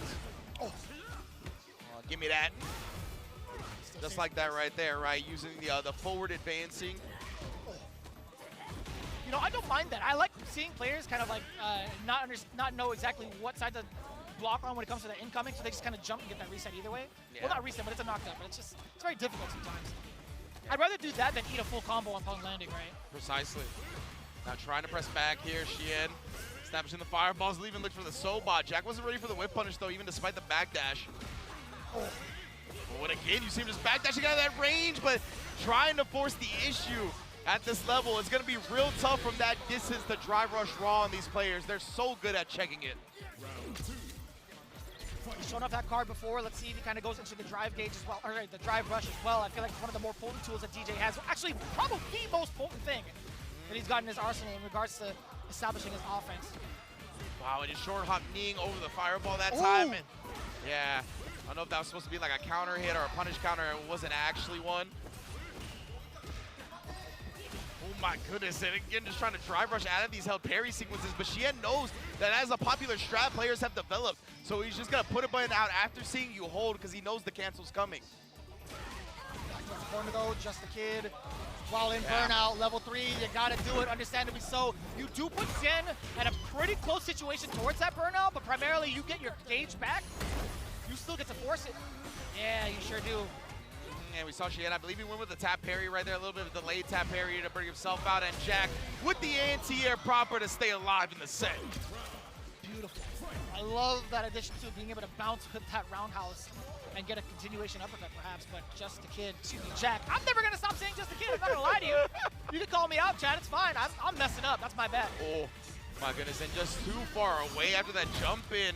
A little bit ambitious, I feel like, when you landed from that far and then try the throw without walking forward more than he did. Xian's making him pay for it. Damn, 50%. Also checking the walk back with the sweeps. I'm loving that. Perfect parry. Sort of damage, and also a little bit more of the pushback. I thought it would be maybe like a back throw, like a slight walk up back throw, but totally fine. And very important tech for Xian to space out with the Sobots. Ooh, double level the Sobot. Try to base something out with a drive rush into the sway right there. That shallow knee drop is so pesky. Oh, nice job though, sequencing the normals. I wonder if Xian tried a reversal crouch heavy punch. It's a very popular strat for DJs, just got beat by a quicker button that time. Oh, he jumped out of it! What a read! We haven't actually seen that overhead being exercised from Xian thus far. Yeah, he uses it when he thinks people are going to reversal crouch medium kick. It just clears right over that and gives him a counter hit ground bounce combo. That time Jack didn't fall for it. Oh, he does get him in burnout. Both players now in it. Jack finally. Oh no! No way! He could have just waited for the fireball to get closer to Xian! Yeah. Good play from Xian right there, right? Knowing since he's in burnout, Jack is going to look to apply that pressure. He's going to look to keep trying to inch forward. And that time, Jack committing to the dash right there, I think that's where the mistake was, right? You had enough time. Xian had just gotten into burnout. You had all of that burnout duration to keep moving forward, to keep pushing towards the corner. Looked like he got a little impatient at the end, tried to force getting into that close proximity a little bit too hard, ended up eating a fireball for it. But that was such a smart decision from Xian, just knowing full well when Jack was going to try to push forward. Yeah. Even so, like, even if it wasn't Jack, just seeing the fireball, understanding the spacing of where Jury was at, it was still such a smart decision to throw in that medium fireball. Yeah, despite who he was playing against, right? That was definitely just a smart way to go about that specific Street Fighter 6 scenario. So even though Jack still showed a great fight in this one, Xian still able to clutch it out and continue his dominant performance in this group. And I mean, it is not an easy group to be dominated in, let me tell you what. No doubt. Now Just a Kid, sorry, Jack. Man, I'm gonna get fired if I keep saying Just a Kid. Jack! Jack. I gotta read it. I gotta learn to read again. You say he's had a few munchy meals, as have I. You just gotta think about that. Use that correlation in your head right there. You know what I'm saying? Jack doing his thing, but you can see, right, the dash forward, committing to that. And as you mentioned, he had the Jury Fireball out. He could have waited for him to at least block that, use that a little bit to advance forward safely as well. Again, the impatience just gets the best of you sometimes. Sometimes you're a little bit too thirsty for the kill. Yeah, it was definitely in sight. Like, he had it on his scope. He had the fireball just waiting and creeping.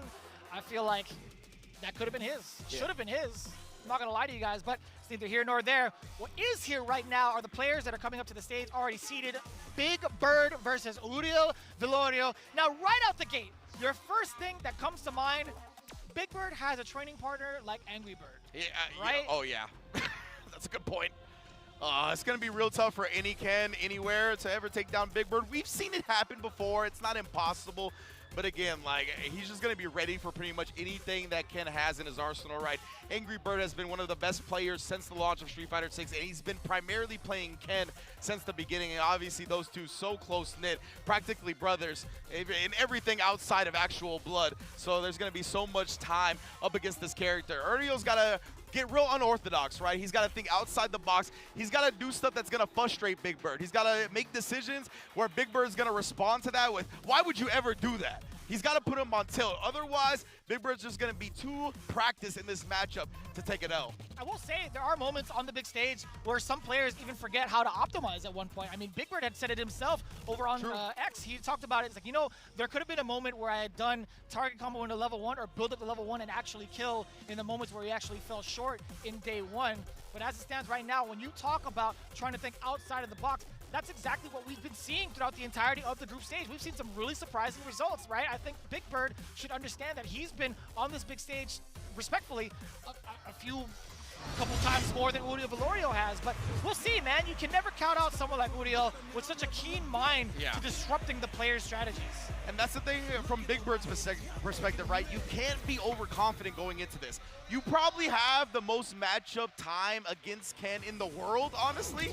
But even with that, Uriel's going to be a different type of Ken than you're used to playing. Ken is obviously still an extremely dangerous character, so you've got to be disciplined about how you approach this matchup. Already thirsty for some of the gauge there. Big Bird still in the orange. Uriel Velorio gets the strike first. There was a lot of handshaking with the normals right out the gate. I that love was sick. That was actually pretty cool. Yeah, very practiced scenario from Uriel, obviously, knowing that the Dragon Lash was going to connect, but believe that was supposed to be just a regular kick button. Happens sometimes, the storage inputs. Happens to the best of us, quite honestly. Uriel Velorio. Now, what do you do against the assault? Important tech with the OD Fireball. I love that. Such a smart decision for Big Bird. Let's throw it again. Dash up, apply the pressure. You thought it was your turn to try to tech this? Not quite. Slight shimmy with the crouching jab to finish. Yeah, people love throwing projectiles after a tech throw, right? So when you got two projectile characters, it's smart to throw the OD. Just out-prioritize Uriel's entirely, but Uriel, my goodness, no priority necessary here. The meaty step kick off that. He's showing him different looks. And look at that, the frame kill into the meaty stand. Medium punch gets a link, no counter hit necessary. And what a round from Uriel Velorio. Jesus. He guessed correctly every sequence. Every single sequence. Big Bird got counter hit. Big Bird tried to move out of the way. All of the meaties had connected. But now we might just see that from the side of Big Bird. The block on the overhead, very important. Uriel, he tried to get past it. He saw the parries. He thought it was his time to go. Back to back containment, at least from the spinning mixer. But Uriel getting knocked down after the Shoryu. Here comes the throw loops, potentially. Ooh, barely missed the mark. Oh, yeah. I guess he was actually too far. He's probably too far to actually get the throw, but also too far to get hit by that counter to the throw. So fortunate from Uriel. Oh, he wants to get him to reach, but disciplined defense, empty jump setup regardless, you still get something. Throw as well, Big Bird's trying to make the most, try to stay aggressive during this burnout time. Uriel sneaks in some damage, and he actually baited it out. Big Bird, I think he thought that no way you wouldn't continue to press your advantage after hitting me with the overhead, but Uriel puts the brakes on. Big Bird can only give a nod of approval as Uriel Velorio takes the first game. What may be on paper may may not be what it seems in the mind of Uriel Velorio. He understands how to break the strategies of well-renowned players. This is truly evident right now with that big one next to his name. Big Bird had such a fantastic start. That uppercut hit for so far away. And that was the thing, a walk up into it from Big Bird. I didn't see a counter hit. I didn't see punish counter. He thought he just whipped the jab and he thought he could get closer without actually having to be connected by the DP. That was rough for Big Bird. And now Uriel back against the wall here. Big Bird looking like he's playing a little pissed off, if I say so myself. A little bit annoyed. I think he was angry. He's Angry Bird now? Oh, my bad. Yeah, he had to absorb the brethren. Side note, does Angry Bird go by the angriest bird on his title also? I don't think so. I win. He's the robot. Okay. But I like the angriest bird. Should have been that way. All right. A lot of pressure coming in, too, from the SR. Dashing up to, still in hands. Not going to make the most of it. That counter poke was so pivotal for Uriel Velorio. Not just for the switch on the counters, right, switch on the sides, but also being able to reestablish the pace while he gains more of that drive gauge back. Indeed, and we saw the first hit of that target combo, and Big Bird was able to punish it with a jab. If Uriel actually committed to the second hit, he would have beat it, but something to think about going forward. Oh, there she parries afterwards. He's very low on drive gauge as well. He's going to spin it. He does the level 2 to keep one bar and still get the burnout. Very optimal play. Oh, he tried to throw, and then he resets him afterwards. Uriel Velorio. These are the type of decisions we talked about. This is what you need to do. Throw off Big Bird's game. This is not how Angry Bird usually goes about sequencing his offense. This man is actually the GOAT for that.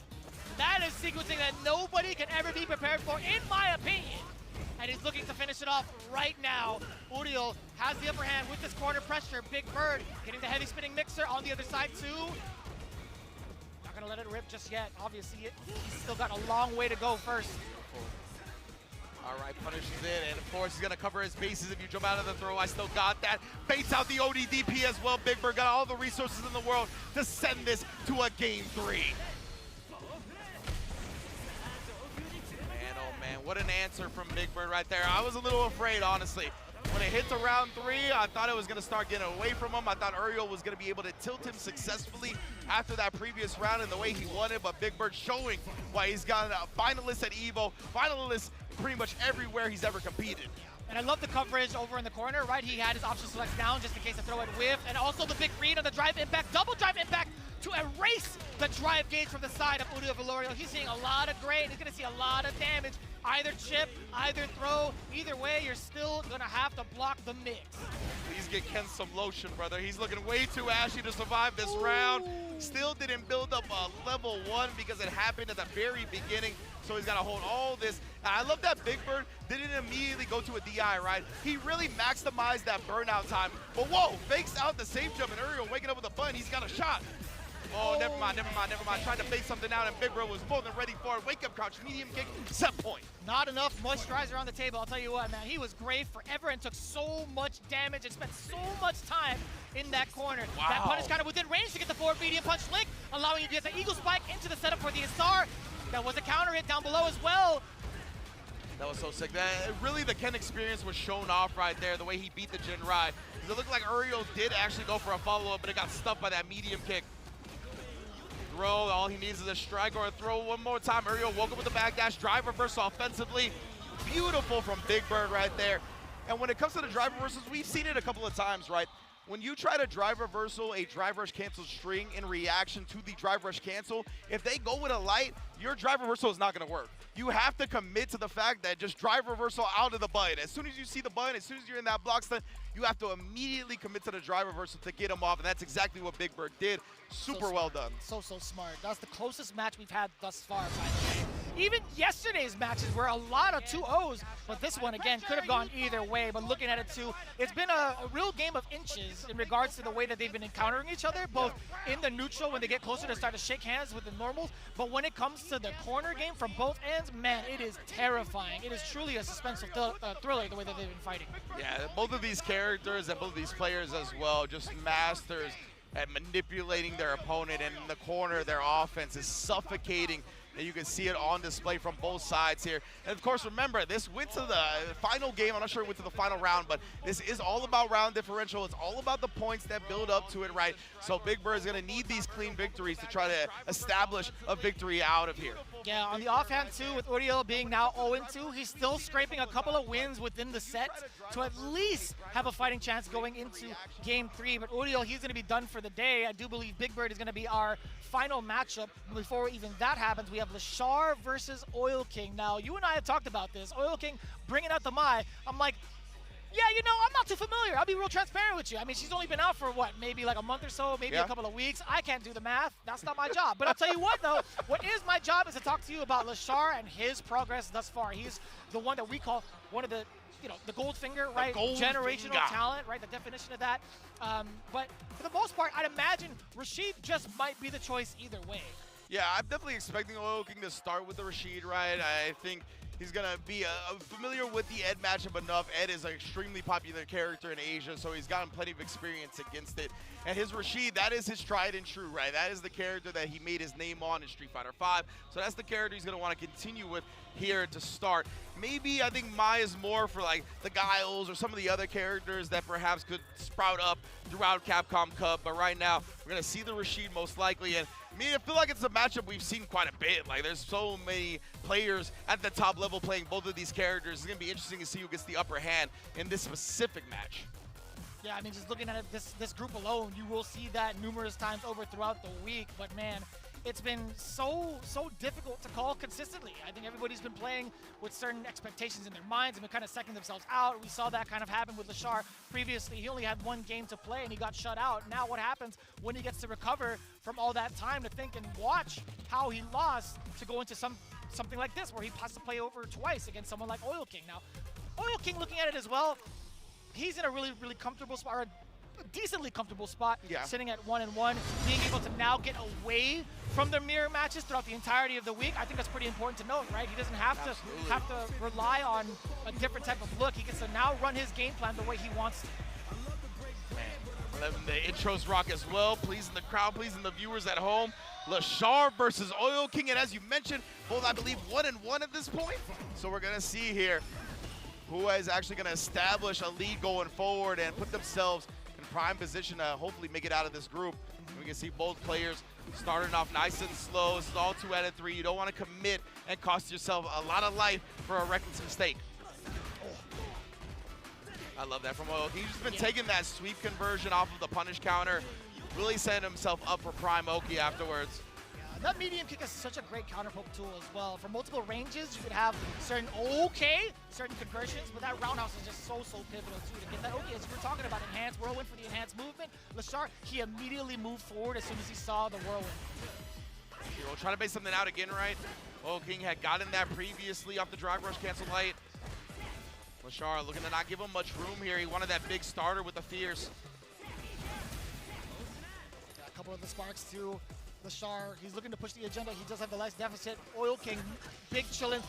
He missed his conversion. That could have been it. That should have been death. So unfortunate right there for Oil King. And man, Lashar is gonna have a big opportunity to bring this one back now that Oil King is in burnout. He's got 2 bars. He's trying to bait out a super. He doesn't want to just commit. You can see, right? Jabbing with true strings and then waiting. Trying to get the DI. Still too far from the corner, though. The wall cling is not anti-aired. Again, Lashar, he's had trouble, honestly, anti-airing throughout Capcom Cup as we see another jump and connect at a level 2 build. So expensive. He had 2 opportunities for lethal. Oil King's just going to wait. My man had the idle animation. That's it. My man Rashid was dancing over there. Come on, let's pick up the pace. I love the voice line that comes out of Rashid when he's just standing there too. And Lashar, yeah, we gotta find some answers to this aerial game, whether it be air to airs. He's tried to dash under a few times as well, but we've seen him getting beat to the button once the opponent lands after that. It's been a real tough go of it. Really feels that way too. We talked about the containment. Okay, wait a minute. He still can't snipe out Oil King. He's had so many free escapes out of the corner. He jump all the way down, actually. Got the punish counter.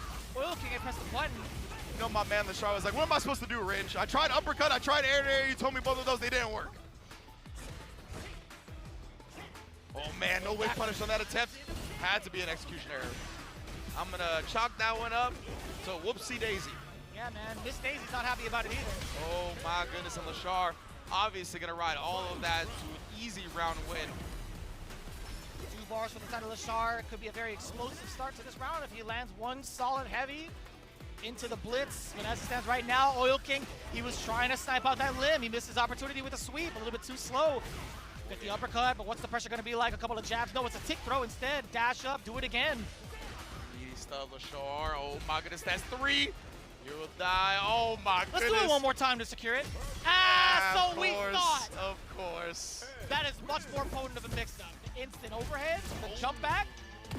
And he hit him with the double perfect, too. Oh, my goodness. I didn't even know. I wasn't even prepared for that. Yeah. Lashar dropped the first round, then responding by not getting hit in consecutive rounds. My goodness. Man, and you gotta do that on national TV? You're legitimately actually on national TV in Japan right now. I didn't mean to cut you off there, to be honest with you, man. I gotta say, that's rude.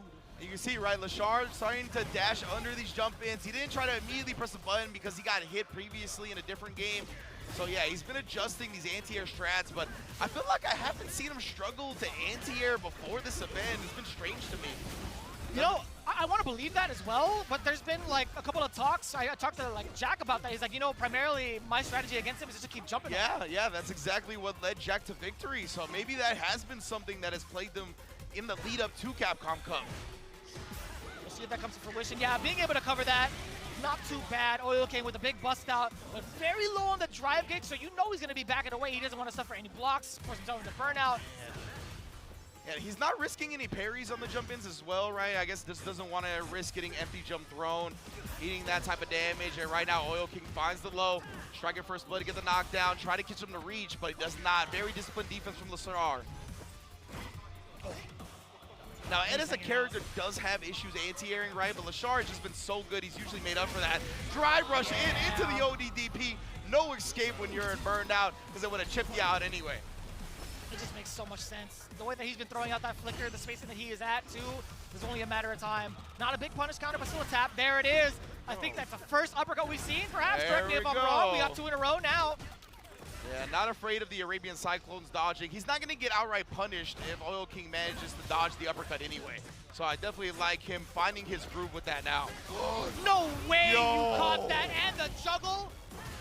My man recognizing everything. Force knockdown, juggle points. All of that, and this level 3 is going to put Oil King on life support. You need a perfect range to bully, too. You could get yourself a flicker and just hang out, too, while maintaining the corner. Exactly that. He charged it up. He's waiting. He went for the kill rush forward and possibly catch Oil King trying to counterpoke. This might just be it, Ringe. Yeah, indeed. And look, he's staying at a distance to where he can anti-air consistently if Oil King does jump. Somehow, some way, though, it ended up reaching into the tornado. Got clipped still with a prominent lead, though. Yeah, uppercut. See, that's what we said. He's not going to get outright punished for it if he does use the air cyclone to avoid it. That time just does chase it down properly with the air-to-air. Beautiful stuff from Lashar. We saw it plaguing him early, but he got the vaccine for that real quick. And that is a huge bump up in the standings that he's gotten 4 games straight thus far, both against Odiel and Oil King combined. That's what I'm talking about. That is huge. Lashar now sitting at a record of 2-1. Oil King, though, however, a little bit rough. 1-2, I believe, if I'm not mistaken. Yes, indeed. Oil King went 1-1 yesterday. I believe this is his first match today. So dropping down to 1-2 is going to be a little rough for him.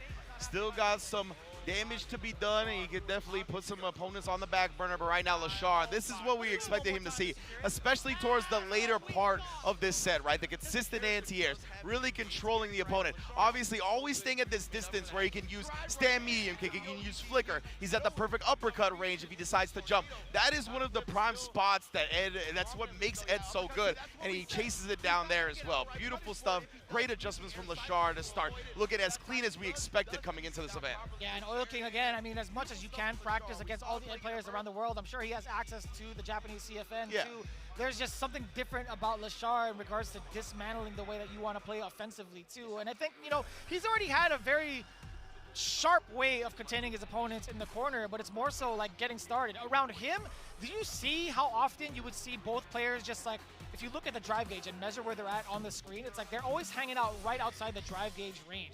And that's not to Oil King's fault. It's like, how else is he going to try to combat against Ed's elongated limbs? Rashid doesn't necessarily have those type of limbs to do so. They're more so for like counter poking, right? He has to rely on the fireball, but Lashar's just been so potent against the fireball strategy that he's just been able to run over a lot of the Rashid players that we've seen throughout his career. Yeah, absolutely. And Lashar, I think that's really what separated him from a lot of other ads. But let's get into our next match now. Jack back in the building, the Stairmaster, Shopify Rebellion's own, going up against the biggest bird that we've seen thus far. Reject's own Big Bird here, coming out of the CPT World Warrior Middle East, one of the premier players, one of the global favorites in Street Fighter 6. Yeah, no doubt, man. Big Bird still currently sitting at 2-1 with a +2 game differential, round differential. But overall, he's slowly starting to pick it up against Jack, though. Jack had such a strong performance yesterday, right? Despite being 1-1, I still think one of his matches against Lashar was easily the highlight for a lot of the players here, a lot of the commentators here as well. But looking at it right now, sitting at 1-2 is a little bit rough. We've talked about the implications going into day 2, how you really cannot give any sort of games away. Being at a 3-loss statistic is just so difficult. Absolutely. So that alone is super important for Jack, right? And then on the opposite end, Big Bird and Lashar are currently completely tied. Both 2-1, both with the same point round differential. So Big Bird, not only does he need to win, he needs to dominate. He needs to get as many pluses on his round differential as possible, because Xian is sitting at +5 right now, having not dropped a loss. So he is looking like he's gonna make it out. Yeah, Xian, I mean, it's gonna be very unlikely that he doesn't make it out. So the fact that you're tied with Lashar right now, it's most likely gonna be one of you two, so you need to be dominant, or else it's gonna be looking long. Shout outs to Mike Ross, my man is grinning from ear to ear, seeing and hearing that analysis towards the end score. But right now, Jack versus Big Bird into game 1, already a pretty aggressive corner control situation from the side of Big Bird. Go forward, not gonna catch the mark. Got the feng shui on it, but still had to eat damage, had to pay that fee. Forward throw, counter hit. Jack trying to press a button, and the jump to catch Big Bird. Too spicy. Classic like Oki type timing, right, where you back up and use a big old heavy button. He catches lights, he catches tech throws and whatnot, but it is susceptible to jumps, and Jack made the most of it. He's actually made this a lot closer of a round than we saw when it started, and has taken the lead just barely slightly. Oh, and then letting go of the parry, getting the perfect one back. Reject Big Bird, he's got the lead, and of course, the Yisar to follow. Yo, he threw him just the perfect time. Oh, and they tried to drive reversal. He didn't actually get the punish up, though. It was too far. Remember, drive reversal is only -6. He's a 7-frame crouch medium kick. I'm a little surprised Big Bird went with that option. But yeah, I think he was just too far for the 6-frame stand medium punch. He tried to go for it with whatever he could touch with, I guess. Yeah. So I'd never seen that normally even try to be like a way to try to contest against drive reversal. It's just too slow, as you had mentioned. Yeah.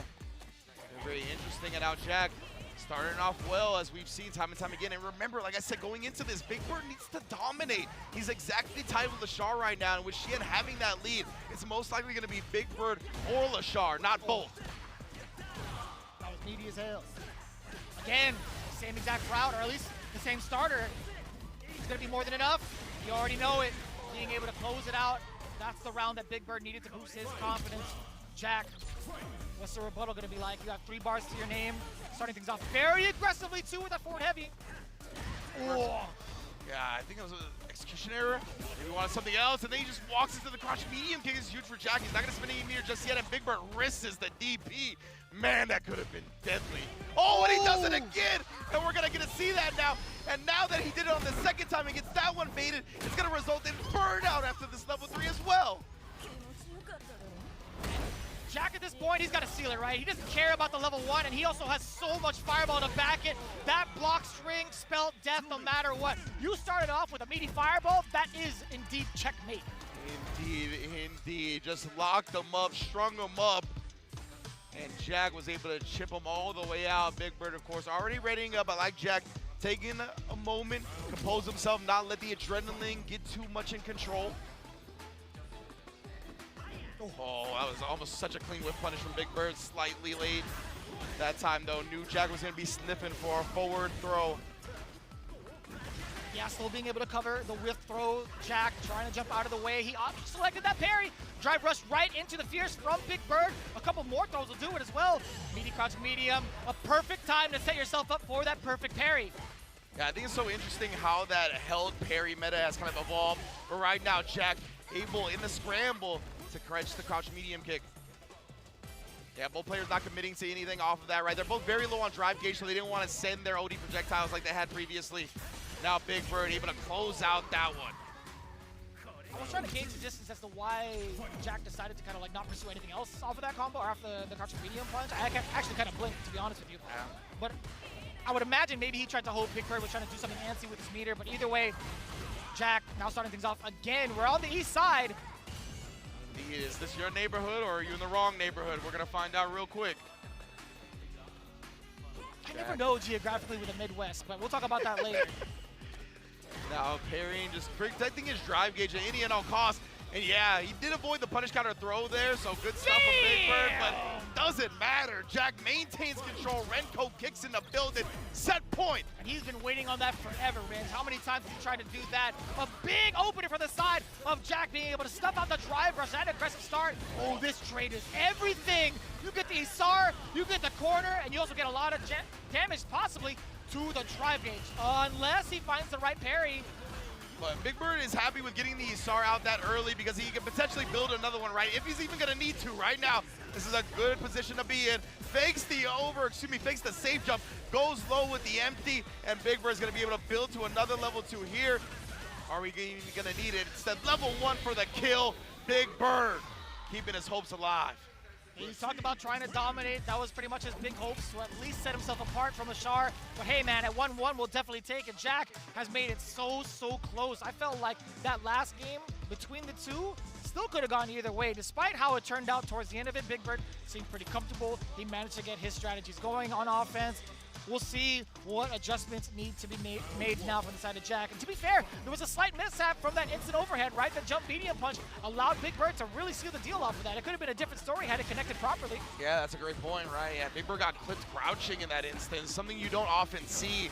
And because of that, the dive kick did not connect afterwards properly. Good job, Jack, letting go of the parry right there, not getting punch counter thrown. Oh, that had to be an execution error. I don't know what he could have tried to do off of that. Yeah, no way he was trying to do full screen overhead in response to the fireball. And man, Jack, he's got to immediately put that out of his mind, have that short-term competitive memory, and let that round go and look to play pristine going forward. I'd imagine he tried to charge up for a fireball, perhaps. I'm not too sure. Yeah. Yeah, most likely trying to nullify it right with a stock like a Fuha, and just ended up not getting the Fuha to come out. Perhaps. It is a different direction, though, right? So I'm just kind of confused either way. Yeah, sure. All right, think about it. Oh, yeah, split kicks. JCVD, eat your heart out. Big tech throw as well. Oh, beats him to the punch right there, but dropped it. What?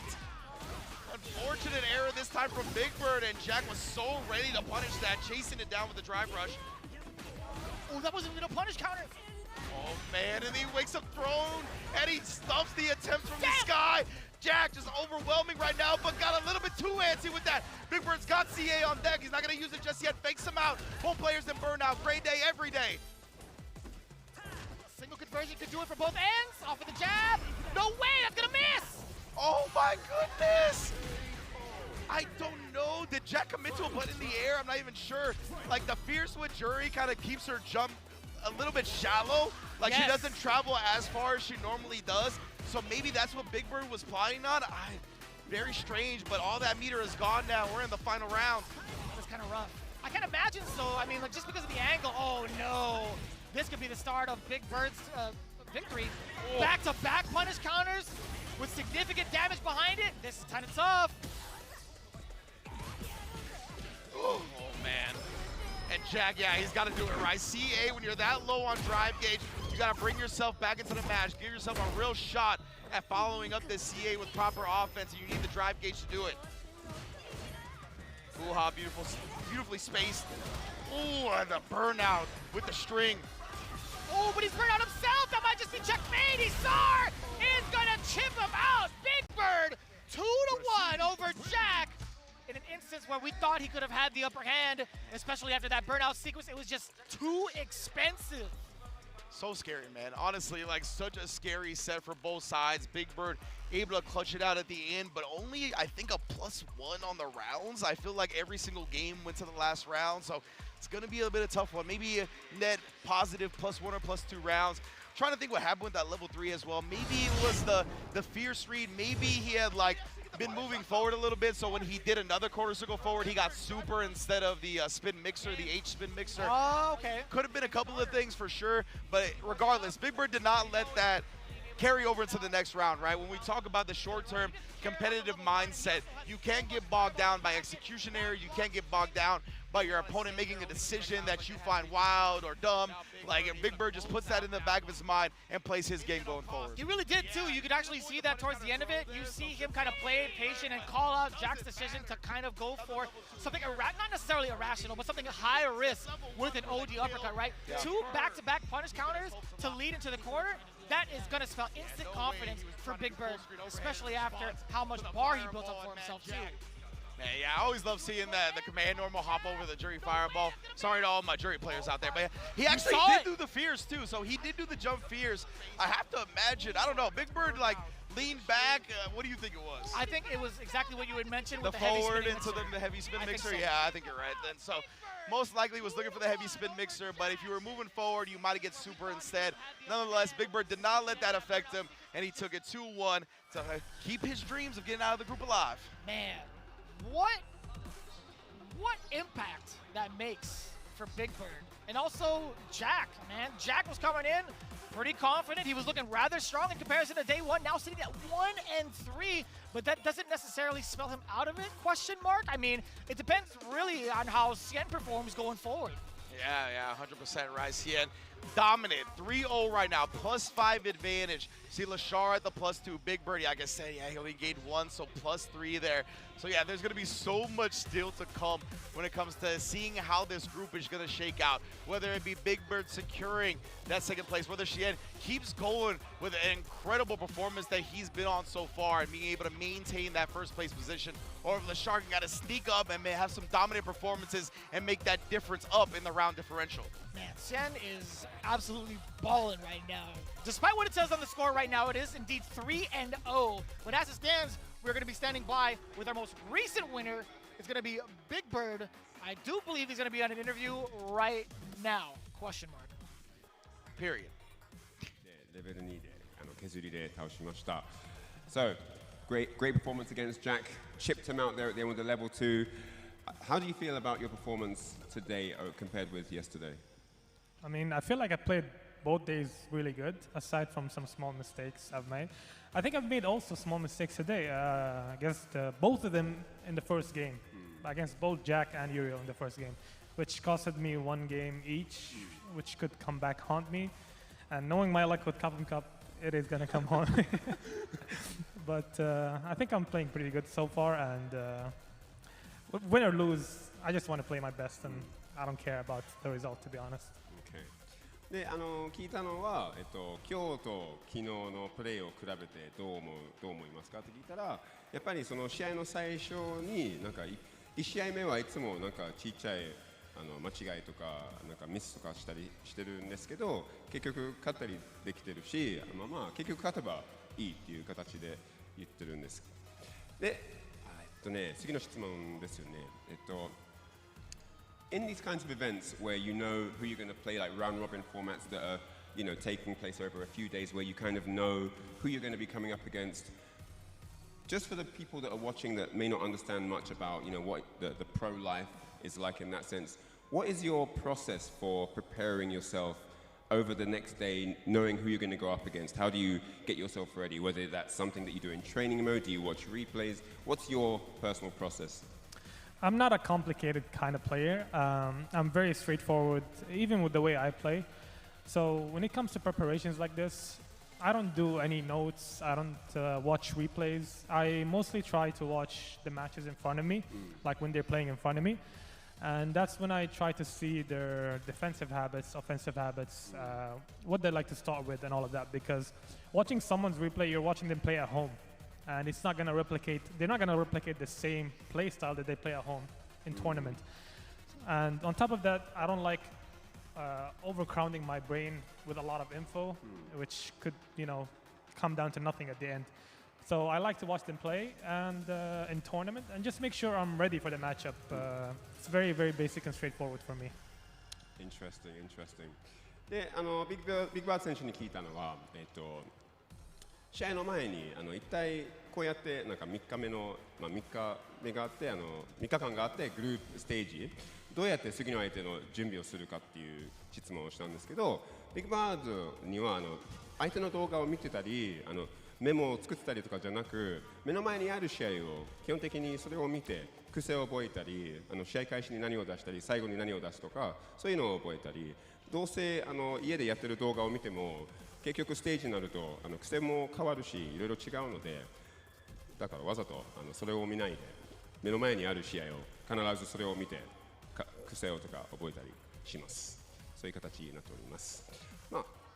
長くなりましたがお伝えいたしました。そういうことでビッグバード選手これからも頑張ってください。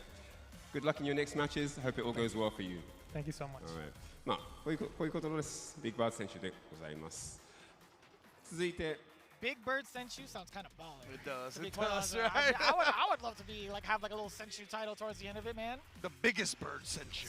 Yeah, man. Oh, man. That's pretty cool, man. We got to figure out how to do that. We got to figure out, the Japanese language going forward. But as it stands right now, that is the conclusion of Group F. And of course, we have to thank everybody that's been involved and supporting us throughout the entirety of our journey here at Capcom Cup. Obviously, we have so much and so many people to thank as well. Merchant Ambassador also being one of them, right? They've been the leading producer for a lot of board games, a bunch of licensed games as well, even kids' action games. But on top of that, they also have arcade games and now board games under their belt. You can see the Arcade Pro Pinball and the Arcade Air Hockey with the Street Fighter 2 decals on top of it, throwing it back to the classics, but also with different sizes as well. I actually want to try to get my hands on like one of these to probably fit into my house perhaps, but either way you spin it, it looks so damn clean. Their products capture the essence of Street Fighter 2, as you can see from the decals, enabling fans to relive the excitement of the classic arcade battles at home.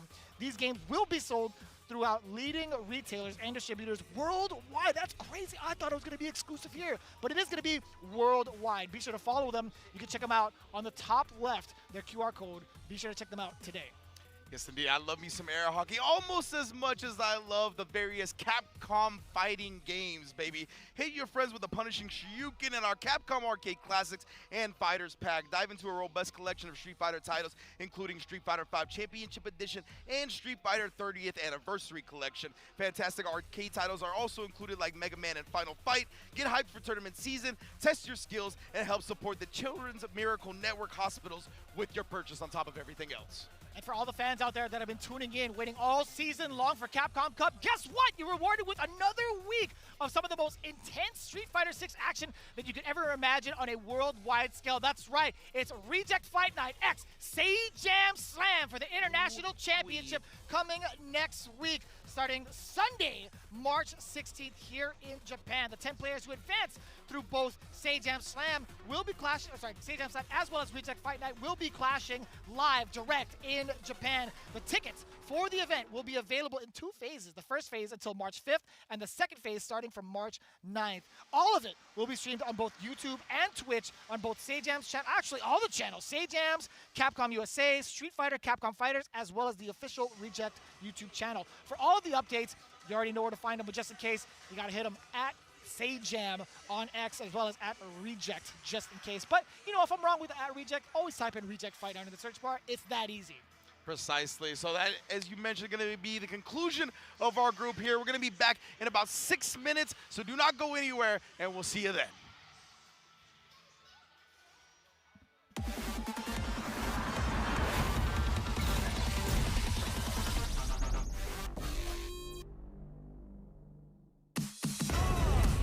Come on, everybody come alive real quick. Battle of the strong, survival of the fit. Take your best shot, hope you don't miss. Yeah, come on, everybody come alive.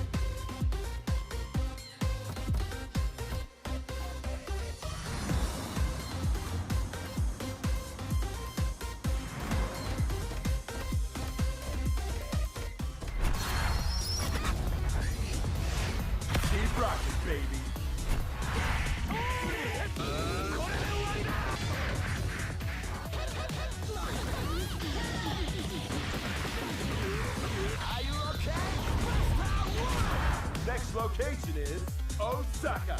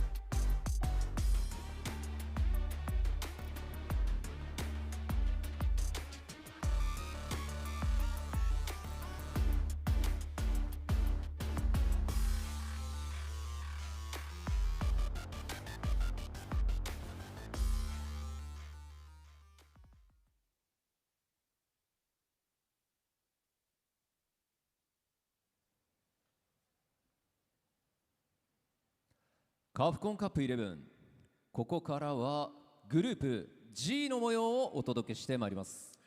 Here we are at Capcom Cup 11 and it's now time to introduce the players from Group G. それではグループ G プレイヤー入場です。 Now we have Group G player entrances. まずは白夜のマジシャンジェシージョー。 Fresh from Landvetter Airport, Sweden, the White Knight Magician, Juicy Joe! My Fridays off the roof, I get that grind in. So I'ma tell the truth, I get my grind on. You know the pressure make all of these. フランスの若きヒットマン、キルズ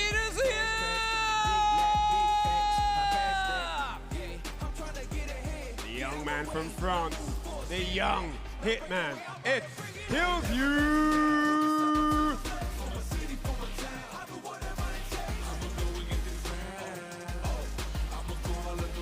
中国14億分の1、上海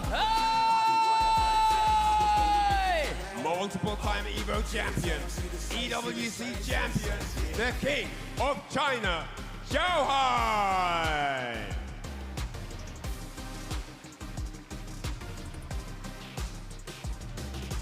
ドミニカの移動要塞カバThe juggernaut from the Dominican Republic, it's Kaba!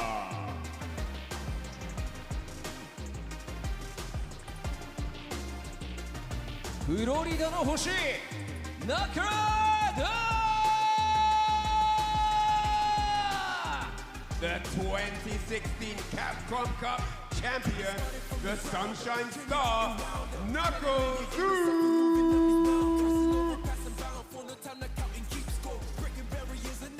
姿勢のロイをネフュー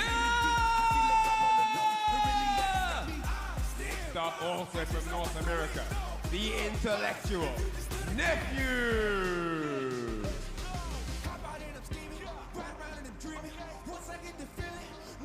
以上の6名のプレイヤーによってグループ G は争われておりますが、はい、やっぱりここはもう凄まじく厳しいグループですね。それはそうですよね。もう、はい、ここまで来ると、もう負けちゃいけない形なんですよね。そうなんですよね。はい、負けちゃいけないんだけど、とんでもない相手ばっかりという。はい。はい、さあそんな6名のプレイヤーがステージに今一度立ちました。この6名で総当たり戦を行っていきます。その2日目、そこから上位2名がトップ16のトーナメントに選出します。皆さん今一度大きな拍手をお願いいたします。 The 6 players from Group G, they went head-to-head yesterday, and I'm sure they've done some revision and they've come prepared to stomp the competition today on day 2. These are the 6 chaps, and of course, as you already know, 2 of them will be going through to the top 16. それでは選手の皆さん、スタンバイをお願いいたします。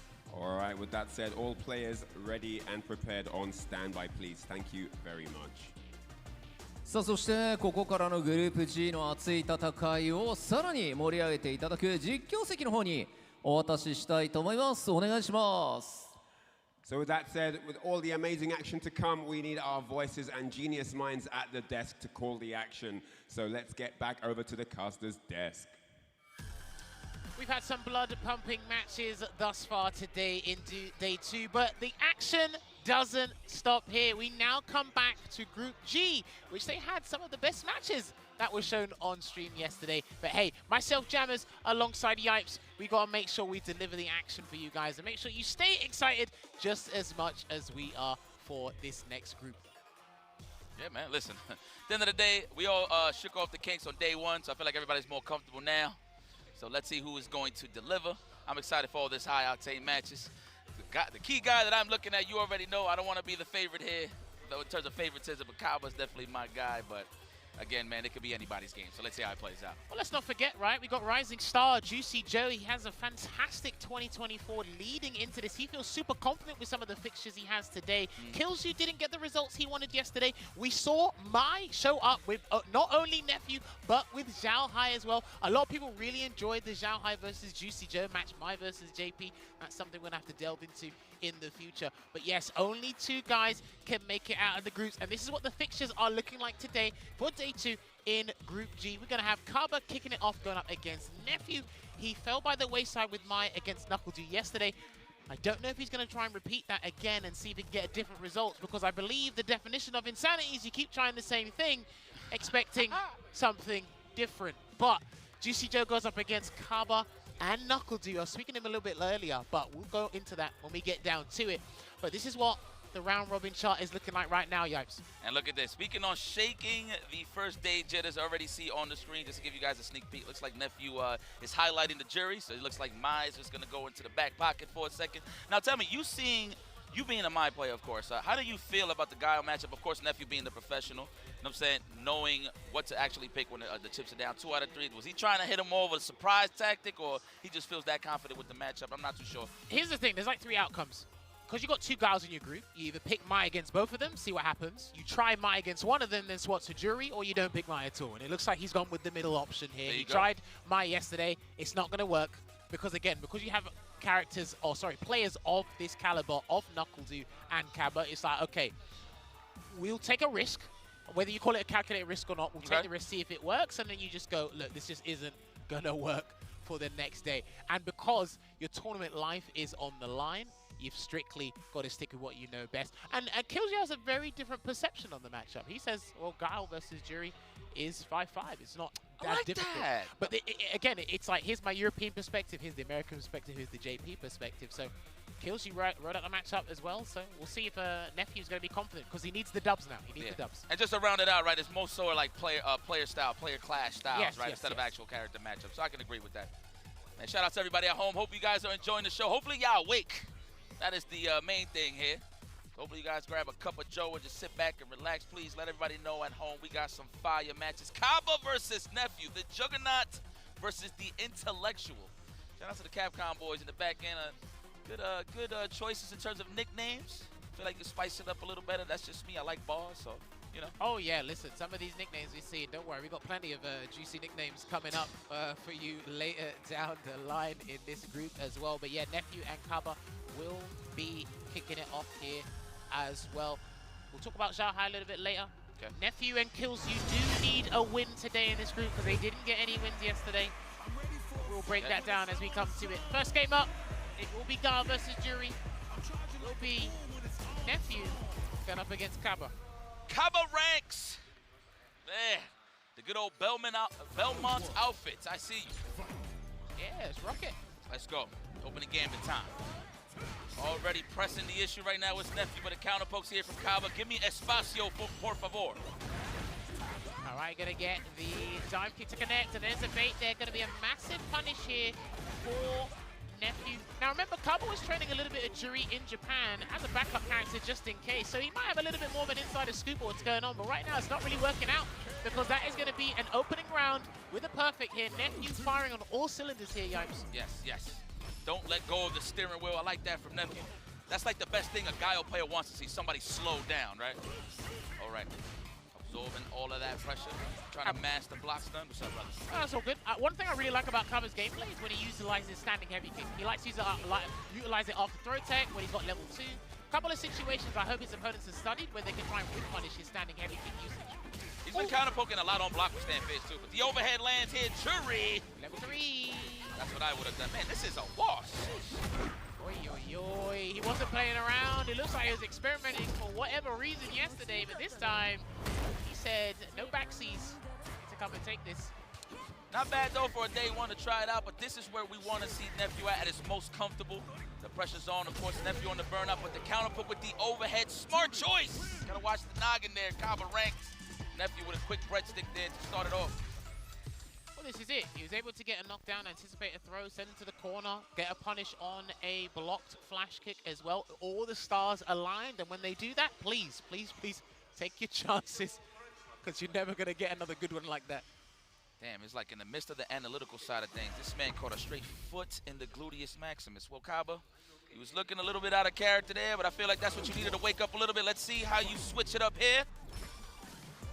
Not even a sonic boom in sight. It's just that much respect at the perfect parry. For me, with Kaba, he's actually one of the guys who can be patient without throwing a sonic boom the longest.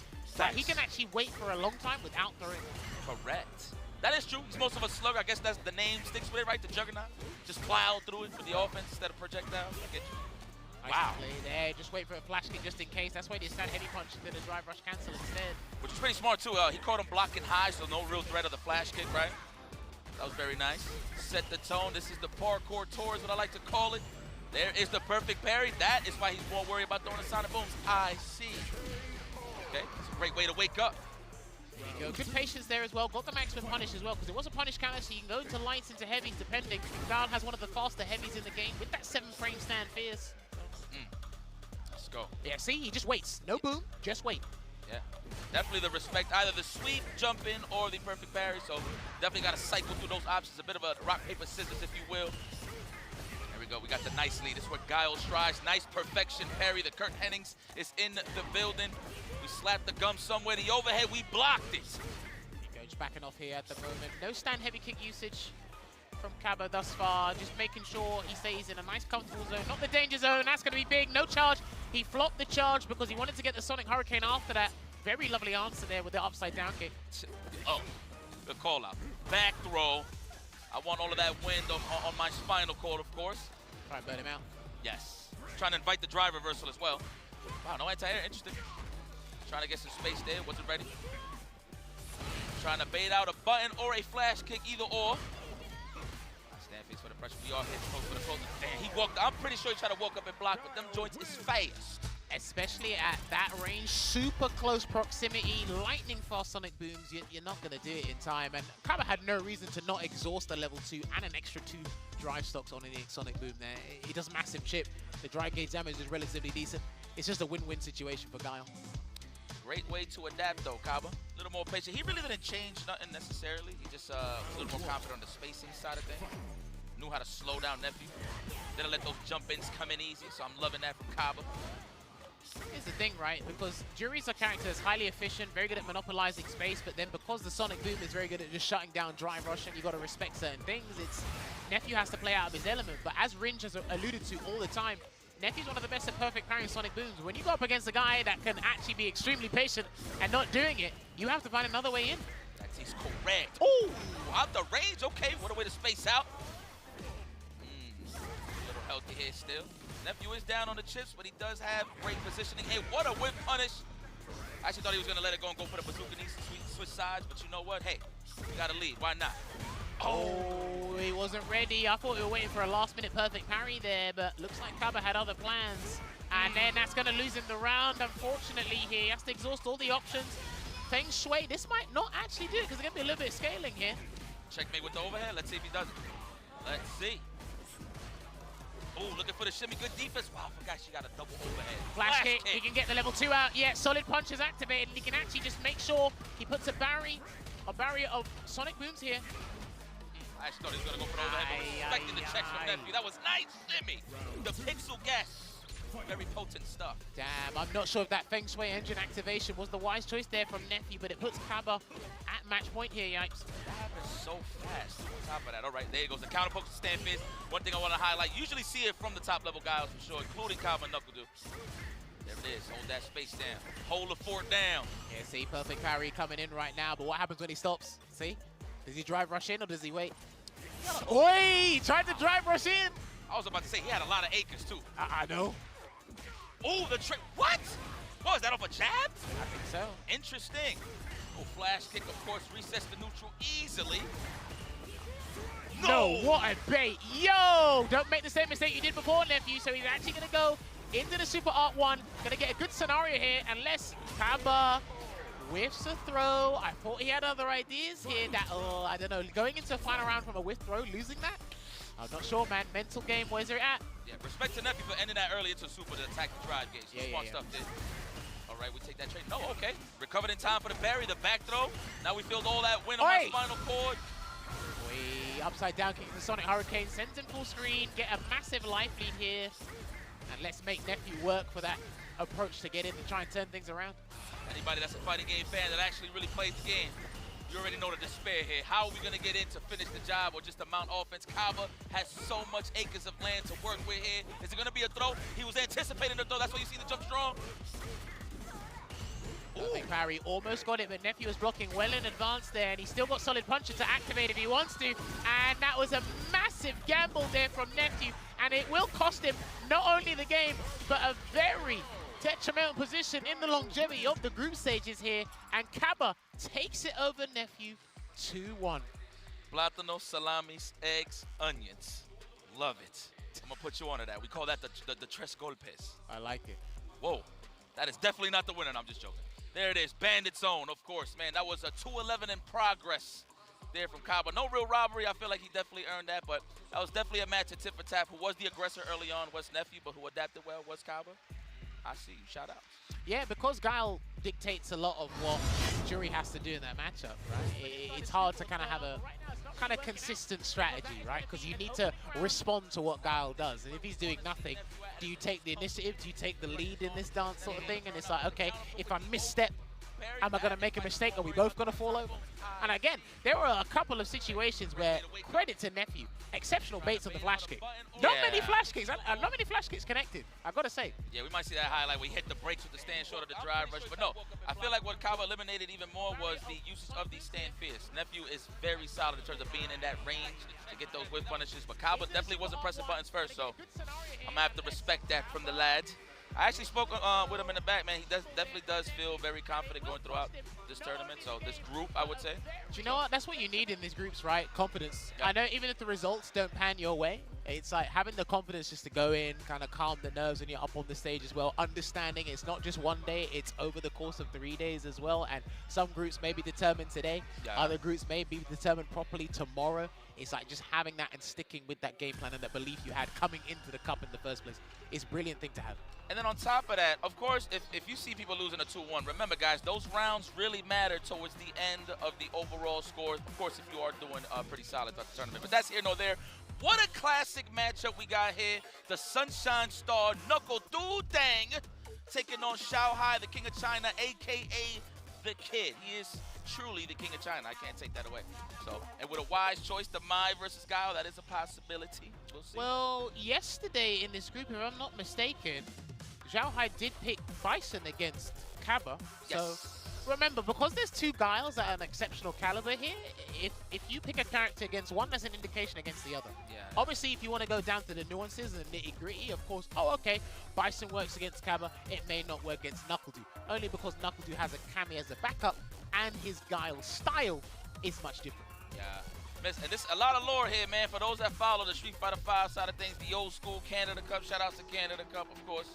back in the day, but a lot of taunts and a lot of shades was put on the side of Knuckle going up against Xiaohai. So, you know, when you see these matches, when they meet again in a new iteration of Street Fighter, you know, those mixed feelings kind of tend to come in. Oh, yeah, they come rise. Yeah, they come through. Ah, see, there you go. So he's picked Bison. There you go. So he must genuinely believe in that. I was very surprised when he picked Mai against JP yesterday, but it looks like he's going to lock in with this matchup. I think they're going to do a button check just in case first. But yeah, Xiaohai, I mean, what's there not to love about this man right now? Had a fine form of last season with the EWC champion, as we alluded to before. He qualified via the super region of China as well. I think for me, Xiaohai's like flavor of the month. Yes. What character's flavor of the month? Because let's not forget, he has a very solid Akuma. People forget he got second place at UFA 2024 with Cammy. He had the combination of Ken and Bison, and I think a lot of us have noted that down. That might be a character combination we can't sleep on in general. Yes. You know, it's kind of crazy. Wheel, the great Ken and Bison. Excuse me, Vega. You know, we on the side of the land of the rising sun. I'm gonna have to get hit. Oh yeah, that's Vega. true. That's true. That's true. It is. So Vega. I am curious about what character Knuckledu's gonna come into this with, only because again, you're looking for a 2-0 here. You do not want a 2-1. Xiaohai is already on 2-0. If he gets a 3-0 here, leading into tomorrow, because I think this is his only game today. Yes, this is Xiaohai's only game today. So if he gets that 3-0 and then just rides the wave into a 5-0, because a lot of the guys in Group G do not want Xiaohai getting 5-0. That's what they don't want. This man got China on his back. Knuckledu, how you feeling, baby? This is something that you familiar with? I mean, you know, in a good time, of course, Gaio had definitely a great advantage against Bison, but we got that OD Psycho Crusher now. Definitely sets the tone for showing offense. Here's the thing, right? Because I was talking about this with Ringe before. If you look at what happened in the December patch for Bison, because again, he used to prioritize, or he had the luxury of having both colossal damage output and incredible drive gauge damage output. What the developer's done is like, okay, let's kind of reduce the drive gauge damage output and let's focus everything on the Psycho Mine and really emphasize that mechanic, right? You put the bomb on, then the world's your oyster. We'll give you that there. And then what's happened with that scenario is EX Psycho Crusher is used less. Because before what it did, it took a one drive stop, it goes through projectiles as we know. There was a couple of things he was doing a little bit extra, right? So now they're taking it away, giving it a thing. He can use EX Psycho Crusher against Sonic Boom, and we know Xiaohai, he flinches at any projectile, whether it's a super Psycho Crush or something. So he's got a strategy here. We'll see if it works. Let's see how the footsies are going to be played here. The staggered legs from both of these guys. That's why I call footsies now. Shout out to Chris Page. You can see the back and forth, the staggered legs. There it is. I can't even get away from that now. Oh, the jumping. All right, here we go. We're going to plant the heavy back fist combo for the Psycho Mine here. And he goes for an early overhead just to check if Knuckledu's going to be awake. Oh, speaking of wake, on the wake up, what's for breakfast? No counter hit, so that was definitely in favor of Knuckledu to block.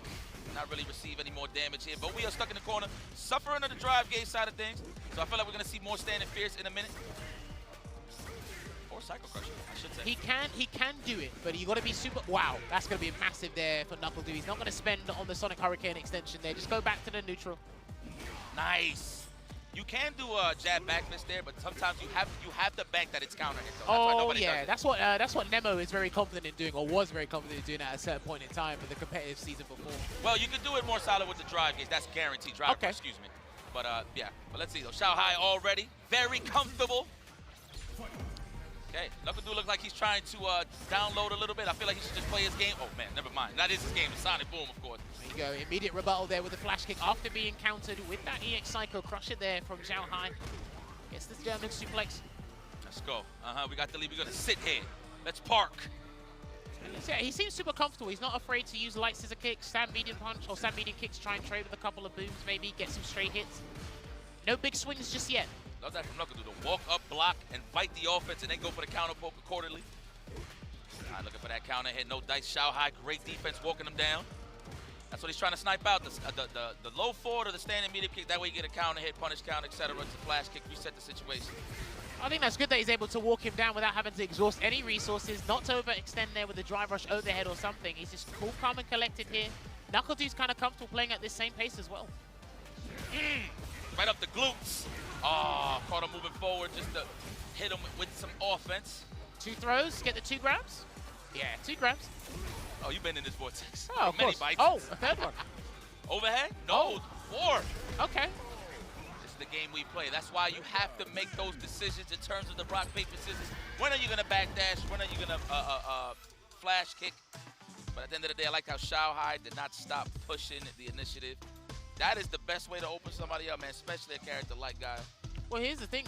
Look, throw loops have been a talk of the town for a little while, but it forces the decision.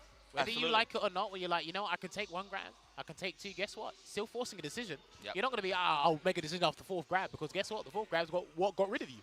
I look at it like this. Throw loops in this, and right now, it's just, obviously you invite the throw. Obviously don't wake up with the parry. But it's more so how long can you survive based on how healthy you are. And you've seen everybody represented throughout the weekend. Well, so far through the week, excuse me. For me as well, when you get throw loops, you got to look at it as 2 gauges, right? So there's your health gauge and there's your mental gauge. Yeah, okay, The not mental even the drive kick. the mental gauge is what no one can see. It's like, oh, please, can you stop throwing me, please? the hidden ball? Can you stop throwing me? Well, I feel like everybody on defense is shadow boxing before, and then it actually happens. Well, it looks like he will stick with the American Soldier here. No character swap. That's a big decision to make in a 1st or 2 in this environment. NuckleDu will be playing Juicy Joe later as well, so he does need a win somewhere here.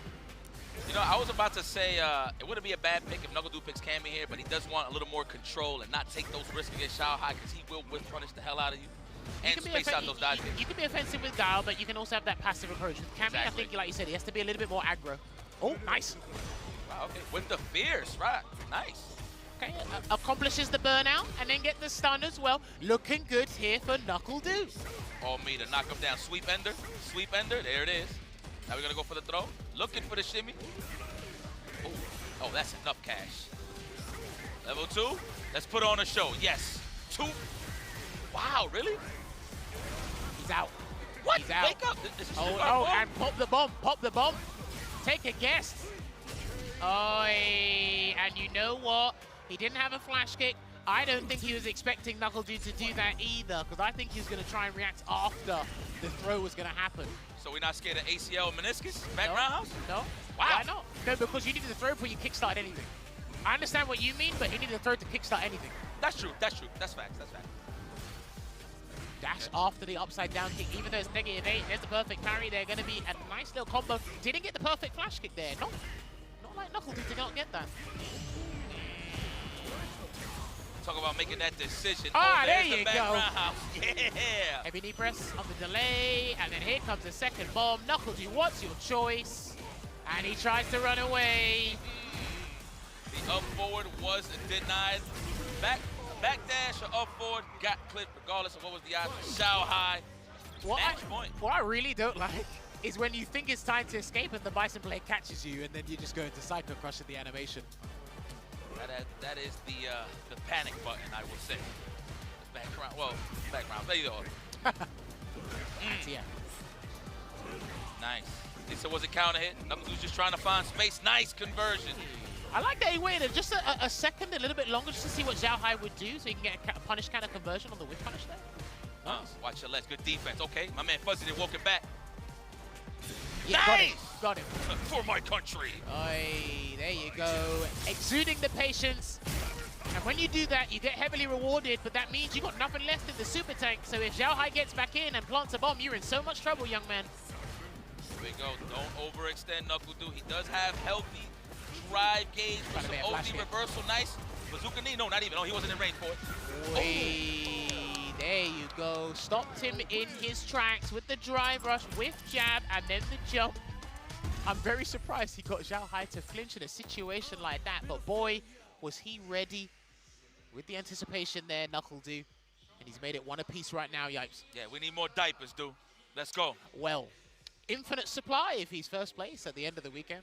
Yes, and he's looks like he's comfortable, which means we might be moving forward here to drop a deuce on Shao Hai, hopefully.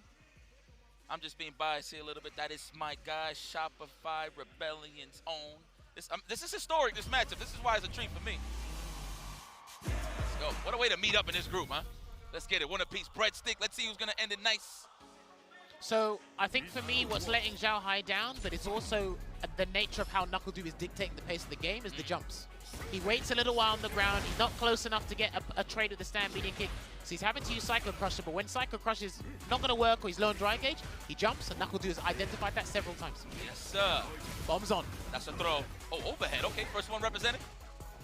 Oh, nice dash there. No check there from NuckleDu because he doesn't want to burn himself out for the drive rush cancel. Not here now. Watch out for the jump as well. Oh, there you go. There you go. Oh, no. Oh, not on time. I feel like the jump back roundhouse would have reached, to be honest. All right, here we go. Throw City. No, we're going for Chip City, yes? Nice. Shahai smart enough not to just engage with more OD. Looking at the player cam and NuckleDu's end, I think he knew when he was in burnout that was a perilous situation anyway. It's very tough to get out of that or see a way to come back. No dash off to the block, upside down kick block. He's done that before. Shahai is not representing throw attempts, to be very honest. It's more so counterposed to the jab on throw attempts. I feel like NuckleDu should commit to more throws, to be very honest. Oh! There, that was fantastic. He saw that from full screen, got the counter there, took away some dry gauge, but Zhao Hai already got it as if he never spent anything in the first place. Ah, the backdash or the jump got snapped. No way. Yes, it does. It does catch him. Knee press nightmare, catching the back jump. Stolen. Stolen. I didn't think it would just magnum him down, that's to the floor. It's got the range to do it, so that's why not? There's a throw. Can he get another one? Nightmare on Elm Street. Watch out. Ah, there's a throw. Don't do it again. Do not do it again. Ah! Oh, mate. He caught him flinching because he didn't do it. He actually feared another throw loop situation there, NuckleDu. And he made the commitment there. And Zhao Hai was ready. Takes that 2-1 over NuckleDu. What a professional shot. So look, me as a Vega enthusiast, you know, I get thirsty with offense when it comes to scissor kicks, right? But he just didn't give it up like that. Not even standing fierce. It was all straight conditioning him, scaring NuckleDu to throw sonic booms, and the threat of the jump in was there. That way, it just gave Shahai more of an opportunity to just walk him down. So, very nice. Well, I mean, I like that you brought that up, right? The walking down factor, because what was really traversing that space? Bison's forward walk speed, EX Psycho Crusher. Those are the main two things, and the main two culprits that were really NuckleDu had to consider. But he felt comfortable fighting this matchup from the mid-screen, on the corner as well. We saw a couple jump backs as well, a couple flash kick attempts in the early half of that best of 3. But then over time, Zhao Hai just knows, it's like, okay, well, as soon as I plant the bomb on, you're going to panic, you're going to capitulate, it's not me. So, yeah, I want to see that highlight with the level 1, dude. I actually didn't think it would work that way, to be honest. I would think it would whiff. No, so I know Akuma can do it with his level 1. If you try and jump back a throw, he does level 1 and catch it. I know Mai can do something with a special. It's not a super, but Bison, I'm pretty sure I've seen it happen before with the super art 1. It's just, in a situation like that, most people wouldn't think to spend it there, but it always has good corner carry. That was bars, by the way. Don't think I let that slip. Shout out to my man Lee Chung in the back. I'm going to point him out in this next time we see the stage. You're going to see him. But yeah, man, great match. I mean, at the end of the day, of course, I was saying that was a bit historical, a bit nostalgic for me, and I'm pretty sure for the people that's watching at home. So, Zhao Hai, man, the kid, the king of China. It is what it is, man. He's here to deliver. Well, we're going to be moving on to our next fixture here in Group G. It will be the man representing Sweden on his back, one of the strongest players to hail from Sweden. It will be Juicy Joe stepping up against Kaba. We're going to take a quick look at the match results right now. Zhao Hai 3-0. He should not be playing anything else today. No, that is right. So 3-0. Kaba's 1 apiece right now. Kills you 0-2. Juicy Joe 1-1. Nephew 0-2 as well. So this group, if Zhao Hai continues to play like he is right now, being exceptional form, it's going to be a fight for second place between the remaining 5 competitors in this group. We'll see. Man, how to pick, man. We'll see what's up. Let me not even throw no predictions now. Let's just let that play out. Of course, we can tell who, as the tournament progresses, when we get to the top 16, that's when we can kind of figure out who has the better shot at winning Capcom Cup. But at the end of the day, man, the group stages is what matters the most. Every game, every round matters. So let's see what both of these combatants bring to the table. The White Knight Magician. Listen, I had to go and find out. I still need to find it. If that was the nickname he used in Street Fighter League EU, I'm pretty sure it wasn't. Absolutely not. He had to use something different. I can't remember if that's the one he recommended before they turned it down. But he's going to use this nickname here. And he's going up against Kaba. Now, I actually did a lot of training with Joe before we came to the Cup because he was helping me get better at the game. Because I was asking him, hey, let's play. I learned some JP. Let's see how you're getting on. Obviously, he didn't know my objective because he didn't know I was coming. I knew he was going. Yeah. So I was like, hey, let's just play. But no, honestly, one of the finest JPs we have on the planet right now. He felt super confident in both his fixtures today. This is only one of them. He feels that Kaba will play Guile here because of the momentum and the confidence he has right now, and because he feels confident in the Guile matchup, Juicy Joe was saying. He's not sure about NuckleDoo. He's expecting a Cammy, but he wouldn't be surprised if Guile came out when he faces NuckleDoo later either. Yeah. Well, I mean, he's well equipped though, so he is definitely comfortable. I mean, I feel like any JP would salivate to go up against Guile, but again, it's a player clash, I would say, at this point. So we'll see what's up. Of course, Kaba definitely has a lot of experience, just seasoned in a lot of matchups. I haven't really seen Kaba really having like troublesome matchup experience. It's just more so, can he make it count early on so he can keep that momentum moving forward? We'll see though. Juicy Joe, I ain't gonna front, I'm a fan, man. First time. Now, mind you, I've seen his results from the World Warriors before the SFL. So to have that privilege to watch him in person and to see guys like Problem X have that much confidence in him, it just showed a lot that this guy is very skilled, man. So I don't know, is this his first, he plays Street Fighter 5? I don't think so. Okay. I don't think so. If he did, then he probably wasn't at a point where people were still at the highest level. Okay. I think because I think he was playing other fighting games before he jumped onto SF6, and then he really took SF6, you know, hit the ground running, played the game, and was being successful with flying colors, man, because again, he's been doing well for himself. And like we said, it's great to see him out here. And you know what? Juicy Joe is a player for me who can win you over. Yeah, that's what happened with me. That guy's nice. Oh, JP with the Barbra Streisand. Now, one thing I really love about Juicy Joe is his situational awareness and movement, especially when he doesn't have to worry about the aerial threat. Guile doesn't have a dive kick. He can't change his jump off. So when you look at Joe's movement and just his control of understanding of the screen, then you get to really see what makes this guy shine as a player. I want to see what's the punish from Guile. Never really seen it. I've seen it with other characters, but perfect parry full screen on a departure. Would it be drive rush back fierce, I would say? We'll see. You can do that. You can probably do upside down kick as well, but back fist might be better because it keeps you standing. Yeah. So let's go. Chuck them bones. Now, yeah, we respect it. Are we anticipating a jump in Kaba? Is that what you're thinking right now at this very moment? We'll see, of course, respecting the stand fierce range. Not much worry here on the low forward. Can't get much off of it. Your blocks. He's got to be careful with the Stribo. I can't remember what version it was. I think it was the light version. If Kaba has level 1, you do light version, it's -10, so you can punish with level 1. Okay. So you do want to be careful with that. But also, whenever you watch this matchup specifically, when Juicy Joe sends Guile away and they put the departure above their head, watch what Guile does. Always watch what the Guile player does with the departure above his head. Nice check. And there we go. Watch, see? Above his head. Yep. Oh, gotta think about it. Wow, met him halfway. That was smart. Kaba obviously trying to close the distance, but he met him halfway. That was smart from Juicy Joe. Now he can switch it up and just back off next time in that situation. Yeah, see, you see what he means? He's dashing and sitting right under the port and waiting for it to block. And I remember Juicy Joe was telling me, you have to learn how to perfect parry in this matchup. Because if you can't do it, this is going to be easy pickings for a guy like Juicy Joe. Ooh, burnout. 9 seconds on the clock, though. Does he have enough time to chip him down? Are we going to foul those nails down? The flash kick. Level 1. Level 1. He wasn't ready for it. I think he was in two minds about committing to it as well. So it will be a timeout here, something we don't often see. Quite rare in Street Fighter 6. So you saw JP giving Guile credit? I never seen that. He was, you got it, you got it. Oh, there it is, perfect perfection. Parry. And we got that corner control ready. This is when Kaba is comfortable. He got so much acres to play with. Oh, empty jump there. Okay, interesting. It exploits the dead zone there for the crouch fierce anti-air. He might have to do that again. I think both these characters can do it to each other, yes, actually. Correct. The dead zone, I like that. There we go. Set it up. Set up shop for parkour tour.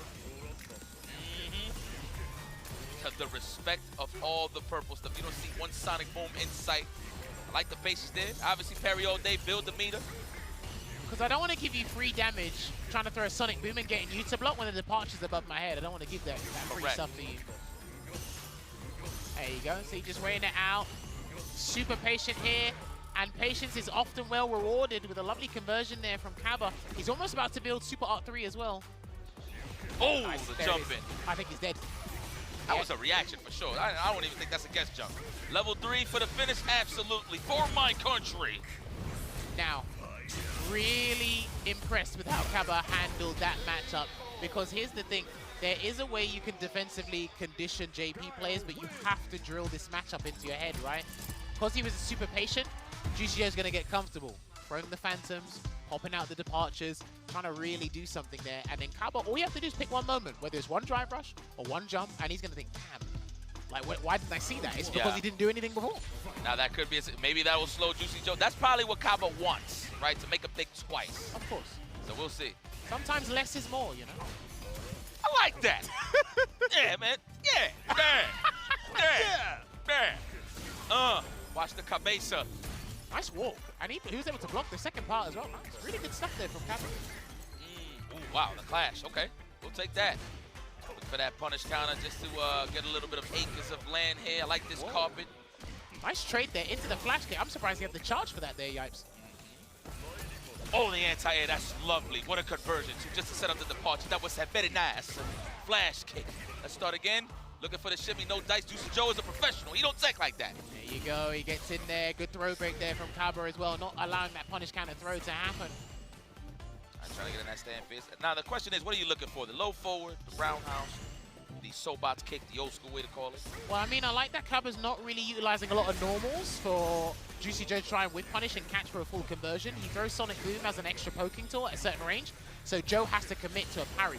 He hasn't tried to do a hard route the jump. He hasn't tried to do EX Torbaline either. A perfect parry. Okay, the juicy one. That was definitely not the name. He's laser sharp on those perfect parries in this set, Juicy Joe, so I'm hoping Kaba can catch on to that. Maybe do a drive rush throw at some point. Let's go. Kaba's still, you know, definitely got a game to give for sure, but again, this is group stages, so you want to make every round count. Yes. So even if you lose here, just get a round, right? Yeah. Make it better for yourself. Juicy Joe, incredible control here.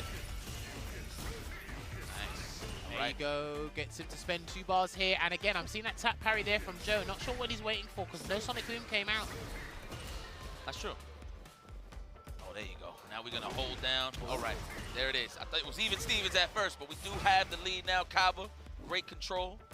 As long as he don't get too reckless on the offense, he can hit with like a counter hit low forward and just stand fierce on the whiff. He's fine here. Dude, it's just the ability to do nothing at that close range for me from Kaba, man. And I like that Juicy Joe's not doing anything or overexerting himself either, you know?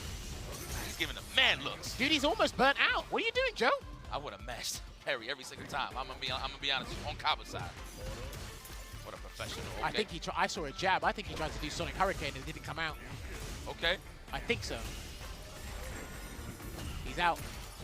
Hit the frame advantage. Here comes Lavushka. How's he going to get out of this one? What is that called? Lavushka. Lavushka? Yeah. What? It's a Russian name. Oh, he's Russian? Yeah. I didn't know. It's a throw. I just know he was in the counter. There we go. Oh, nice. no! Oh, no! And he tried to get the grab to set up something nice, but Kaba, he said, listen, I'm going to show you that you can't overextend here. I'm ready. We are going to another round. You got to deal with me once more. Absolutely. Nobody want to deal with a guy. You know, that could be a morale booster or can demoralize you, I will say. Well, there's only one way to find out, and the only person who can answer that question is Juicy Joe. And he's actually starting to ramp things up and splurge a lot more drive gauge now, Yipes. There we go. I like the empty on the teleport right there. Got some great damage and a lot of space here. Respect my carpet. Woo! 3-piece. I like that, with the stalagmites and the spikes from the air coming through there. Another back throw, so he's going to do the situation once again. I think if you see that situation again, it might be a flash kick or just commit to the drive rush regardless, so it won't be punish counter. He's below the comfortable threshold, so I'm not sure if that's going to come out, so he's going to have to deal with this. I don't think he's going to block this one. And he does successfully, but he gets burnt out for his trouble. Remember, you get punished in some way, shape, or form in Street Fighter 6. Hey, man, listen, your reward for blocking is more blocking. I'm just saying. Well, there you go, Joe. Anyway, you know I'll root for you. I'm a fan. I ain't gonna lie. I could be biased here, but I'm a fan. I can't hold you. Be nice. Well, careful. The bias is slipping out of you. Saw it dripping out of the bottle there. Sorry. You good? All right, here we go. Setting the tone here. I feel like one OD Sonic Boom will set the tone here for Kaba to get close, but is Juicy Joe gonna give it to him easy? No. Here it is, that range. Back throw? No, big damage. I like that. Restarts. Yeah, okay. And I like that Juicy Joe is sticking with plan A, just keeping spraying on the departures, making sure he's got the space control in his favor, and a lovely crouching medium punch. I think his crouching medium punch usage with this character is absolutely amazing. A1, huh? Ever since we got to watch him like properly at Street Fighter League EU is something I've been paying attention to a little bit more. Okay, okay. Yeah, see? Because again, that is a button you have to make count. One of the best 2-in-1s for him, right? Yeah. So I like that efficiency. Let's go kick back, trying to bait out those parries. Kaba ain't giving it to him. Well, his resources are slowly chipping away here, whether it's dry gauge or health gauge. Juicy Joe needs those straight hits. I feel a boot incoming, man. We're gonna kick in the door. Oh, just yet. Nice jump. We'll take that though. Take a little bit of damage just to get some ground. I respect that. Yeah, Kaba might need a jump soon. I'm not sure. Probably might wait for the ghost at this range. There it is. Wow, what a trade. OD Sonic Boom. Still waiting. Juicy Joe's got to be very careful. He's not comfortable enough yet. He wasn't comfortable enough to set up a departure instead, so he went for the turbulence this time round. Good block on the overhead. Okay. Like that he didn't commit with that driver. Level what 2. A parry. Level 2. Level 2. Oh, he's gonna go. Yeah, he's gonna go for it. I'm not sure if this is gonna. The mix of the century. It's a pixel too. Oh, tell a lie. Tell a lie. And that combo, I think it had an extra hit or two there. He could have cancelled into the stalagmite and then moved on from that. But Joe, exhausting all the options. Pretty expensive. But hey, I believe in you get what you paid for. Oh, definitely trying to tech. Unfortunate. There it is. Just trying to gain some ground. Another perfect parry. I don't know how many successful perfect parries Joe's had across the board in this set against Kaba alone. But it's working out here. Piling on the aggro. Kaba's got to make a choice here, Yipes. Yeah, oh, speaking of choices, the drive impact. There it is. The cufflinks is on. We got a lot of wind and a lot of oxygen. How are we going to make this count, Kaba? Ooh, okay, big damage. Mid-screen stuff. Are we going to go? Oh, no, we got the burnout. I wasn't sure. So he went for that anyway, but people do forget over time it does drain the gauge because you're in level 2. So if you use the mini booms, they will deplete the Sonic, or the drive gauge, sorry. It's done. Man, I like that drive impact just to push him in the corner even faster. Oh, I see you, Kaba. I would have been greedy and just got a combo, but hey, I don't play God. Dude, but this is like another last round here. Remember, he had this against Nephew moments ago. So both these players, it is imperative that they get this round. They need it. Oh my God, great start here from Juicy Joe. Sweden's finest is getting busy. There it is. Right, look at the drive gauge damage there. He's chomping away at that gauge, and another perfect parry from Juicy Joe. What's the choice going to be from Kaba now? He's just going to have to firm it. Doesn't guess right. Misses the conversion because he needed that. So he's going to do the level 2 to make up for lost time. And that's going to be massive here, Yipes. That should be... No, not yet. I was about to say. No cancel into departure, though.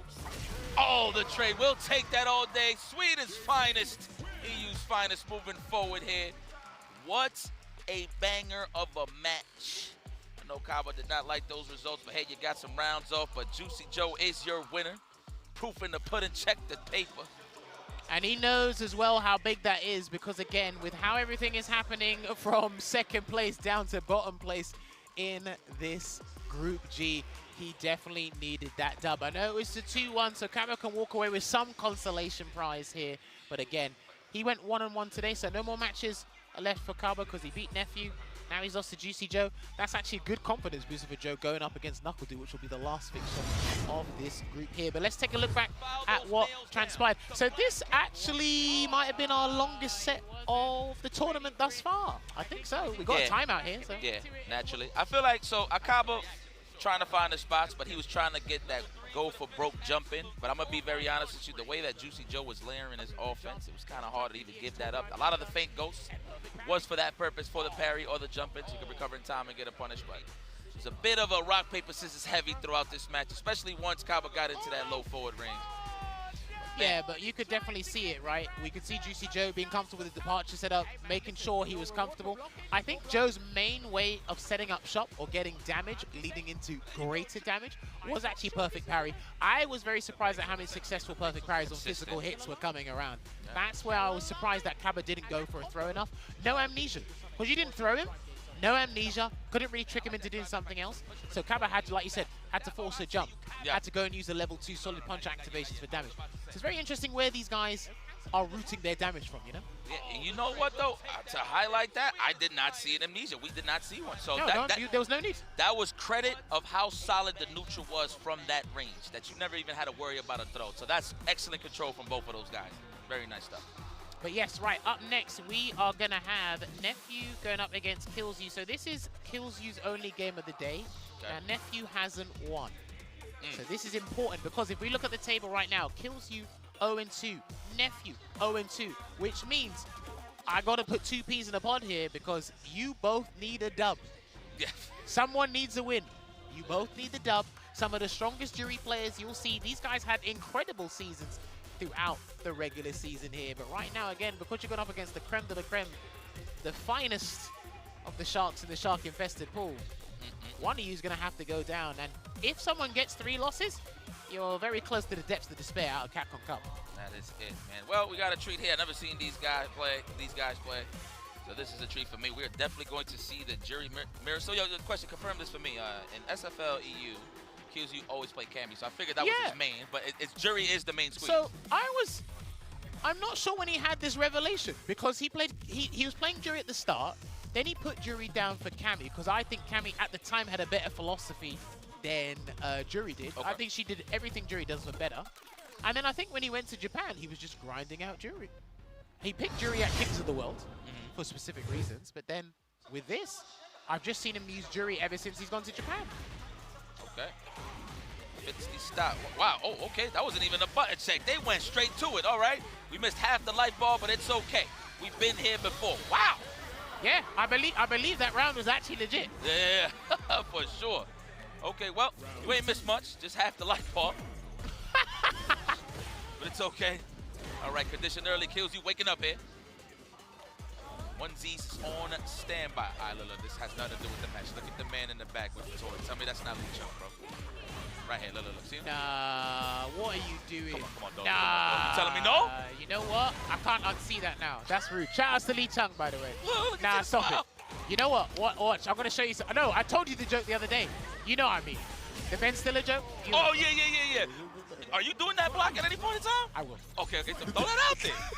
The hell? It's great. Trust. All right, here we go.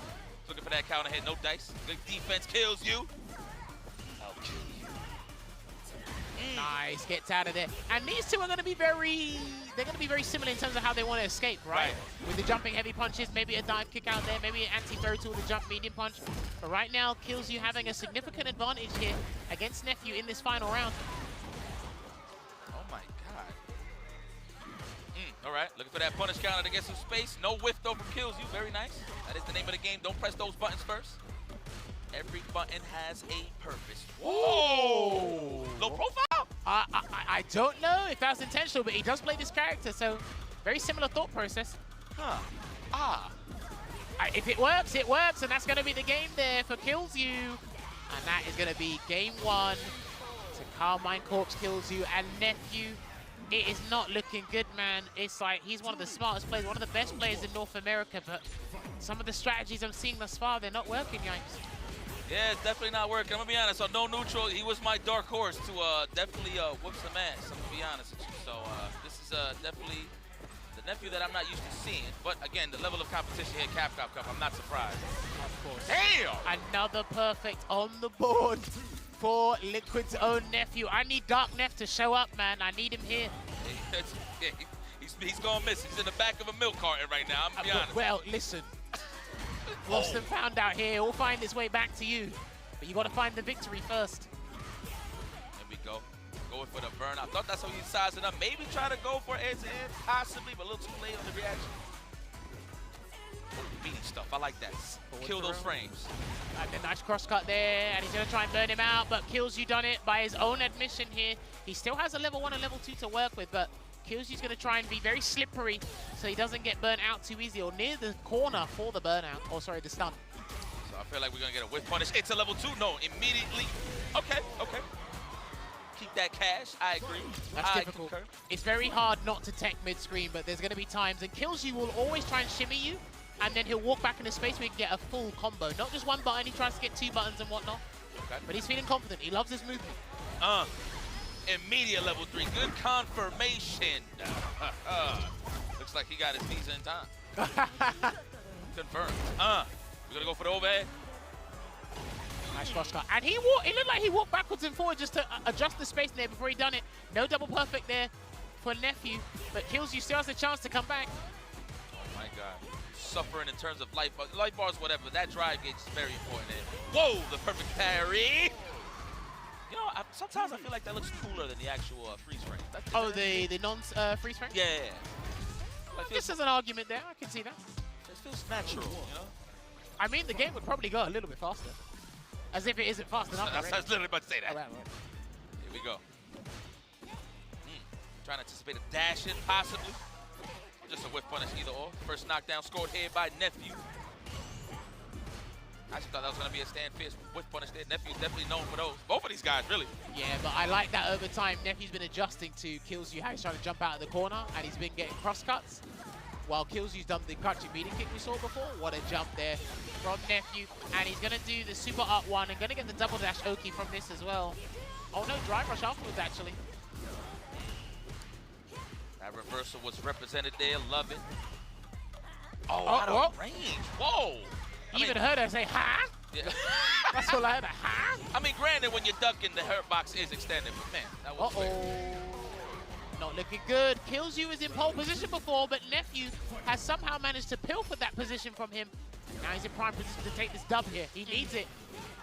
Sniped at the back dash or the jump, I feel like. There it is, Kills You with a great lead here in this second round of game number 3. Like-minded thinking, but unfortunately I picked the more potent version of our Fireball. Nephew taking the advantage here. Is he going to pile on the throws? There's 2. Hot tech. Uh-oh.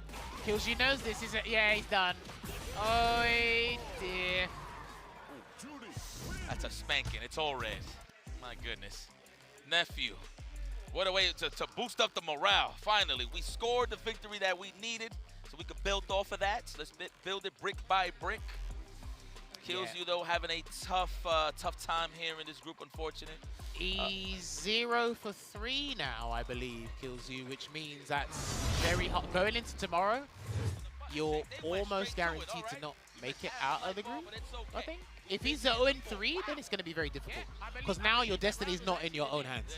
You just have to win everything. Like someone's got to be sick, or someone's got to be sick. Nephew's button has got to fall out of the hitbox.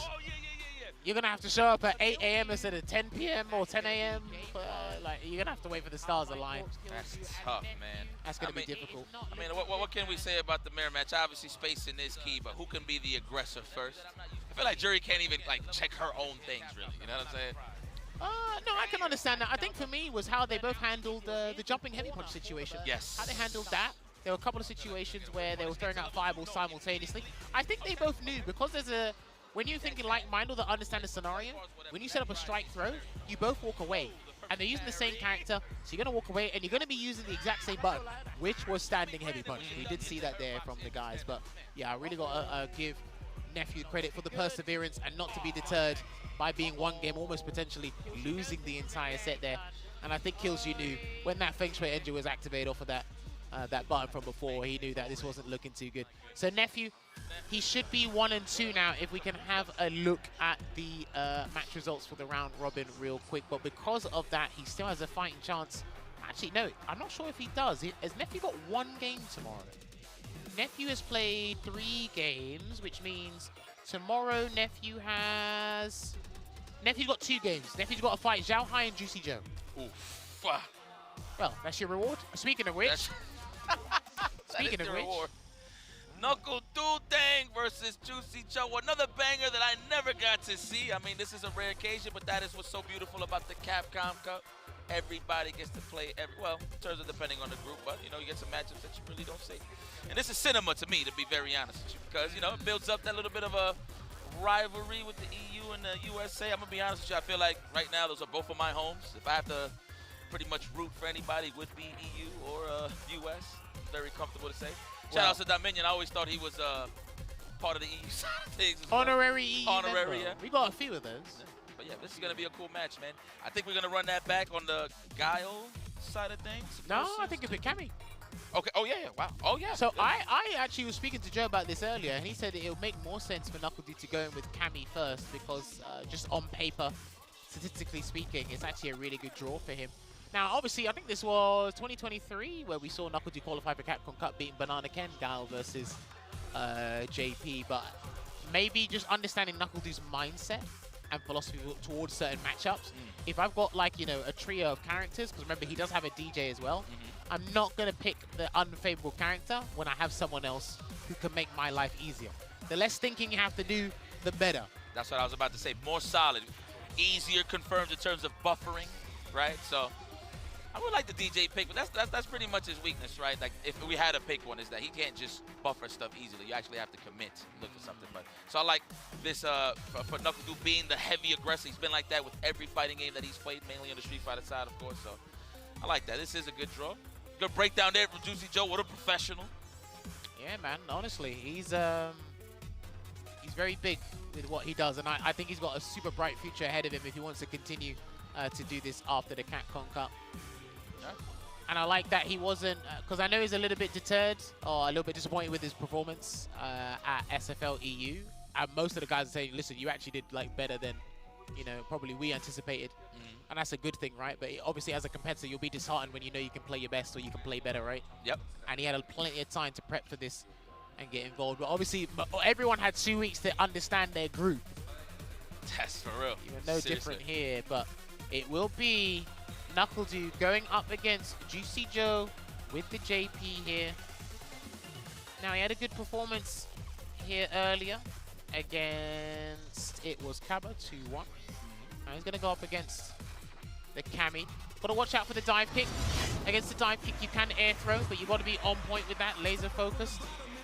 Now, he does face a plethora of Cammys online in Europe. About to say that. When Killzu is playing, Hurricane, shouts to Hurricane, he's super active. We've got a ton of other Cammys. You can bump into Alphen as well from France, shouts to Alphen. My guy. He plays Phenom as well. Damn. He's got a few. He's got a few. The ringer, huh? Oh yeah, no. listen. Hard assumption there. Okay, NuckleDu must have seen something. It definitely wasn't rollback.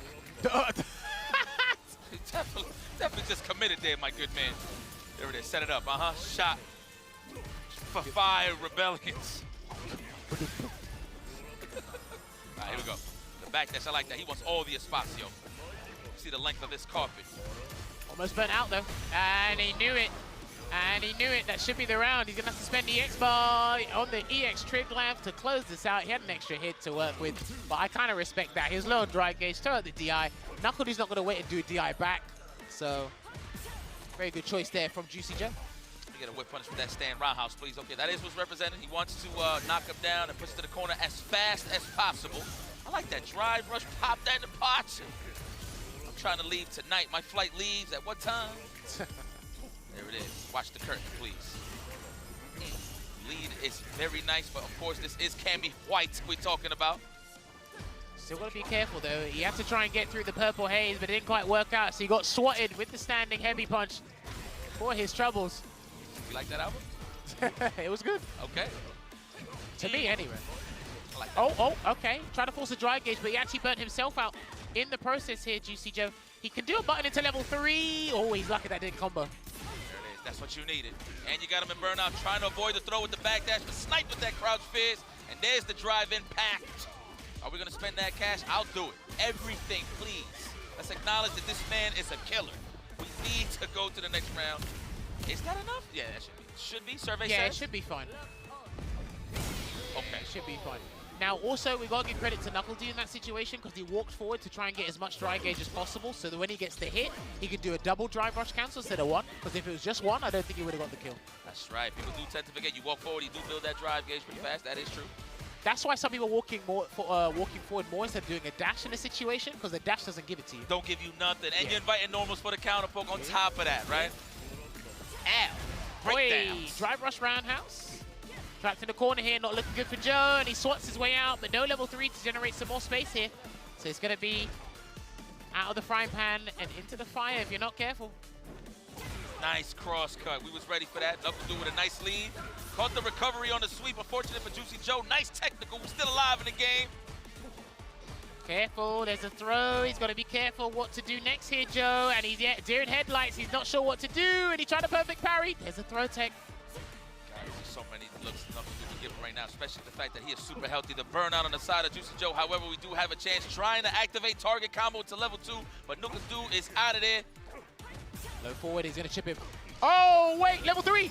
Level 3, I thought Knuckle had a chance to chip him, but I'm not sure how much level 2 does on that situation. So it's going to be the CA version of interdiction here, and Knuckle he hasn't got a mountain to climb. He can still win this.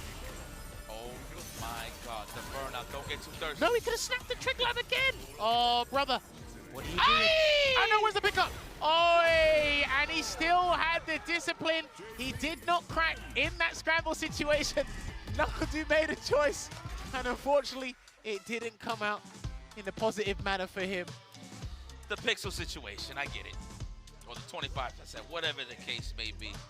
I can't even get mad for Knuckle for trying to go in for that, because in that moment, that anxiety just reaches so high that you just gotta make that decision on the pixel. Well, you gotta give credit to Juicy Joe here as well. Let's give him his flowers, because in that situation, a lot of people would have tried to overexert, get a throw, get a delayed jab. They would try to do something. He said, no, I will wait. I'll get another interaction just in case something doesn't work out. But he got 1-0 on the board here, Yipes. Let's go. Juicy Joe got a lot of mileage to play with here with this lead. Knuckle you're gonna have to raise that difficulty setting, por favor. The Cherriers, the Chair Force 1 are watching right now. I see what you did there. Like that? I see what you did there. Logan don't like that shoe, by the way. Remember, Logan don't like that shoe, by the way. Shout out to Logan. Yo, I saw the clip when England won. Listen. That's my guy, man. I see you, Logan. All right, pressure being applied here. Oh, right on top. Whoa! Amnesia, you sneaky bugger. I like that answer. And it's not going to be a stun just yet, but he's going to take the round here regardless. He's done. Yeah, he's done. No meter. Yo, Juicy Joe riding high, but let's not celebrate prematurely here, because I know Knuckle-Dew's got something to offer to keep him in this dogfight. You know, with every departure, he gets slapped with every check. I'm pretty sure he's saying to himself, man, I should have picked Guile, huh? We'll see. Should he? Who knows? I think after the first loss, he would pick it up. You say that, but he's not doing too bad here. It's just Juicy Joe is more tailored towards the matchup, because you practice your bad matchup. You have to study them. Oh, he's going to side swap. He will side swap from this Labushka here. Okay. A little bit greedy, but gets the positional advantage. Throw again. Can he loop it? He needs that. Every throw is a victory on the drive, Gage. You get healthier. Woo, the spacing, space trash. Oh, he had the right idea, but slow button. Could have been a cross strong, would have been a better option. He's going to get another level 2 ready and waiting here. And there you go. He can call it. He can definitely call it, but he's got to be careful at the position where he does it. Oh, jumping successful. Try to tech there. Knuckle didn't commit with the conversion. Jab, back jab. Oh, yeah, lockdown. Lockdown. Yeah. Oh, we found a pocket. We alive. I thought he was setting up the air-to-air for the jump, but he's going to get chipped anyway. Run! Okay. Oh, no. Wait, Amnesia. Oh, he can still do level 3 here. Knuckle needs to find a way. Ah, and he got caught again. Trying to get a throw tech or in a clutch situation. He couldn't make it out on top there to turn things around. But Juicy Joe with the double victory, not just against Kaba, but against Knuckle as well. So that actually puts him in such a conducive spot in Group G here. Going into tomorrow, looking supremely confident here is Juicy Joe. Juicy Joe, and this is the debut for the Capcom Cup, right? Yes. Wow, okay. What a way to start that off. Man, oh man. Well, let's back to the highlights, of course. It's all about getting into that range. Yo, I'm gonna give credit where credit is due. Juicy Joe's ridiculous, dude. If you're not familiar with his game on the SFL side of things, well, now you know this guy is a problem. One of EU's shining stars, as you say. Man, what more can you ask for? That's literally all he wants, man. And the thing is, he just keeps going from strength to strength. Despite being from the European region, when he comes on the international stage or when international presence comes to us, he does show up, and he's been doing really well for himself. And the thing is as well, like I said, he anticipated the character lineup he would expect from both Kaba and Knuckle-Doo. He prepared accordingly, but ultimately what he really had his eyes set on was Zhao Hai. He's like, right, look, this is what's going to happen. Zhao Hai, we can't let him run away too far because he might be taking that top spot. But because Zhao Hai's been pretty dominant in this group thus far, as we can see, 3-0, whereas Juicy Joe is at 3-1. So if Juicy Joe can beat Nephew tomorrow and Zhao Hai loses his matches, then boy, that's going to be... Okay, right, yeah. So right now, he's in a good spot because of the round differential, I believe. That's what's separating it, because obviously he's got one loss. Xiao Hai's got no losses, but I believe it is the round differential. So if Juicy can win against Nephew, and Xiao Hai has a, unfortunate situation in the fixtures tomorrow, then Juicy Joe could get out of Group G on top spot. Damn, okay. You know what? I can't even say I'm surprised. Juicy Joe, Xiao Hai, definitely. It looks like we have an interview. Let's kick it off to Ryan Hart. I believe. ちょっと行いたいところです。そうですよね。3勝0敗というところですね。今聞きたいのはですね、今のこの間出た知らぬい前のキャラ、一体どう思ってるんでしょうか。聞いてみよう。So Xiao Hai has got 3 wins and 0 losses in the group so far. But first off, I want to ask him what he thinks of Mai in Street Fighter 6. So, what do you think of Mai in the game so far? I think he's so strong. I think she can top 5, top 3. Good neutral game, good ES fireball. It's the different style in Street Fighter 6. I think so strong. So I choose her.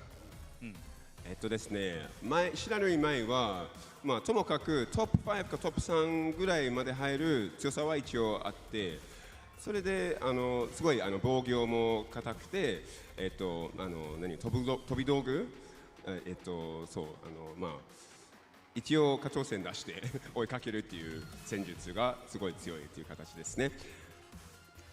Xiao Hai, you are amazing at King of Fighters and you're amazing at Street Fighter. I want to ask, for the people at home that don't know about playing multiple games, how do you balance playing 2 games at a top level? How would you go about doing that? How would you advise people do that? Before maybe 70% for King of Fighter and Street Fighter maybe just 30. But now 95% for Street Fighter 6. Yes, maybe. I think Street Fighter 6 now is the best fighting game in the world. It's so interesting. Everything it have. So I want to be strong for this game. シャオハイ選手に聞いたのはですね、シャオハイストリートファイターもキングオブファイターズもすごく強くて、そのキングオブファイターズのエボ大会優勝してる上にさらに EWC とかもスト6ですごく活躍してて、そこも優勝してるので、同時にどうやって一体いろんな格闘ゲームを同時にやることって一体どうやってバランスしてるんですかって聞いたら、やっぱり昔は 70% キングオブファイターズ活躍してて 30% ストリートファイターで、今はもう 95% ストリートファイター6になってる形なので、なぜならストリートファイター6は世界一の一番面白い格闘ゲームですっていう意見なんです。そういう形ですね。Good luck and thank you very much for your time and I wish you all the best in your next matches. Thank you, thank you. そういうところで引き続きカプコムカップ11ファイナルズをお楽しみください。Right, that was actually a very good. That is a champion mindset, champion interview. He said, look, man, my ratios before with my other game I was talking about with Street Fighter 6, 70-30, but he said, nah, listen, 95% all in, baby. Practically, he's all in. And guess what? I mean, you can tell by the results he's had over the past year. But hey, listen, we cannot make an amazing event like Capcom Cup happen without our lovely sponsors. So first, we've got to give a shout out to our guys at Suzuki, because it is standing behind the people who love to and endeavor and challenge and pleased to collaborate with Street Fighter to deliver the joy of the game to as many people as you can. This time, we'll be putting our booth in place on the 2nd floor of the Ryugoku Koguki-kan, the venue of the Capcom Cup 11, to showcase a special edition bike, GSX AR, tuned by Jury, themed by her character as well. Check this out at the Suzuki official SNS. I've actually taken a picture with this. Vicious has taken a picture with it as well. It's actually really good. If you're here, come take a picture. Of course, we see that clear as day, but do you know Roto Z? Roto Z is an eye drop brand in Japan, and cool eye drops for anti-bloodshot and anti-fatigue. That is a fact. I wear those myself. Prevent eye dropping frames and fight sharp with Roto Z. And now, Roto Z is corroborating with Street Fighter 6 until March 10th, 2025. You can get Roto Z Man suit costume. Fire, okay. All right, much appreciated to all our sponsors that have been involved. Shouts to all the viewers at home. If you're waking up, if you're staying up late, we appreciate you coming to join us here. Now that concludes Group G. We should be transitioning over next to, I believe it should be Group H. So what we are going to be doing is we're going to take a short break, and when we come back, there will be some Group H action here. Remember, we're only halfway done. We're nowhere near done. It's only day 2. So make sure you stay here on twitch.tv/Capcom Fighters. Get a snack, get your drinks, and we'll come back with some more top-level action here at Capcom Cup 11 in Tokyo, Japan.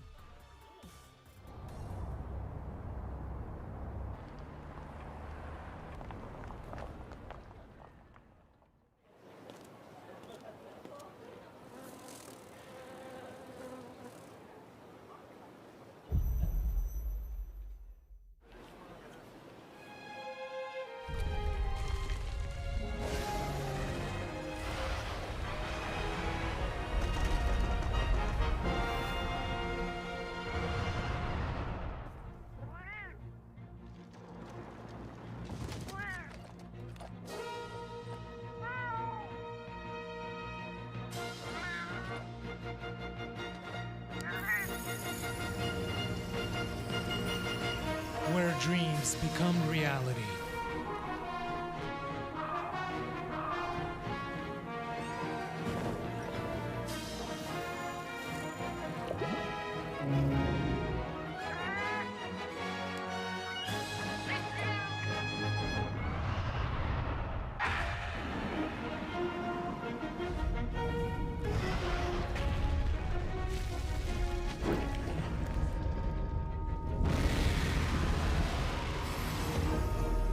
Monster Hunter Bridge.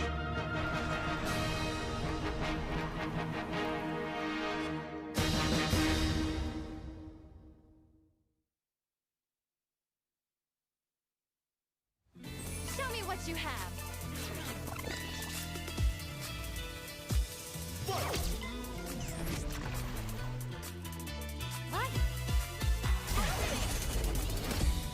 How silly.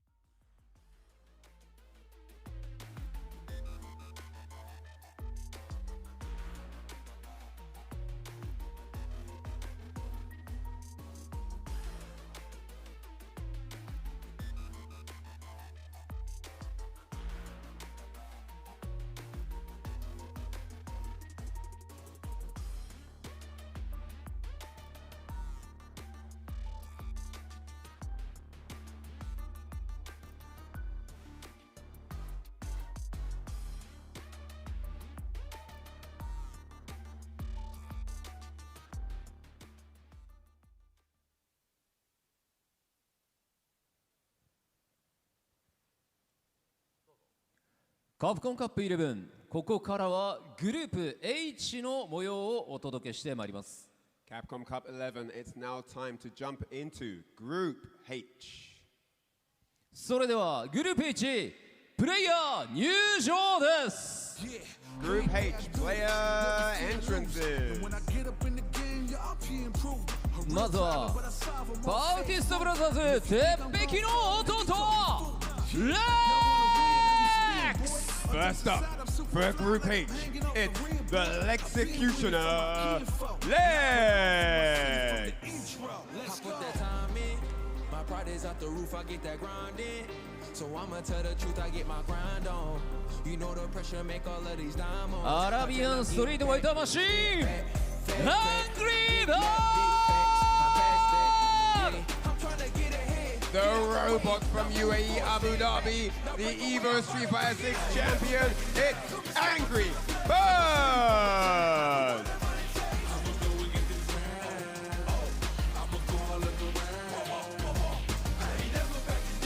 豪州の若き独者、ソール。 Next up, it's the young Venom, it's Soul!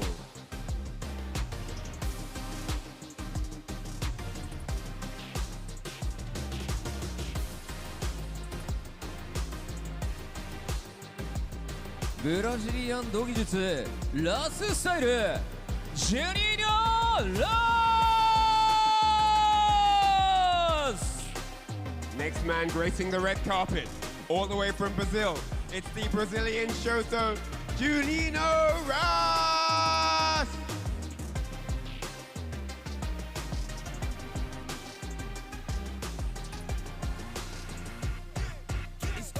シュラ、その思考、シュート。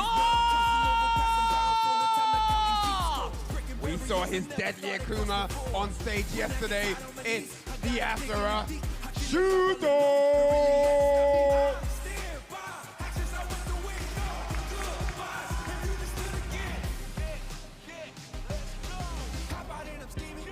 ポアンド・ルミエル、草薙。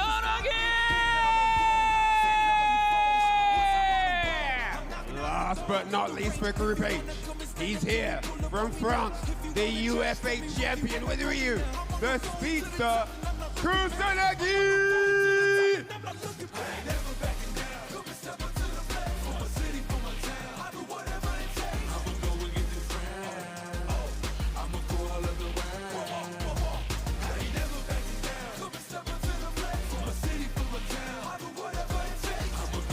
さあということで、このグループ H は、いわゆる波動昇竜、飛ばせて落とす道着タイプの強豪プレイヤーがめちゃくちゃ集まっていると。そうですよね。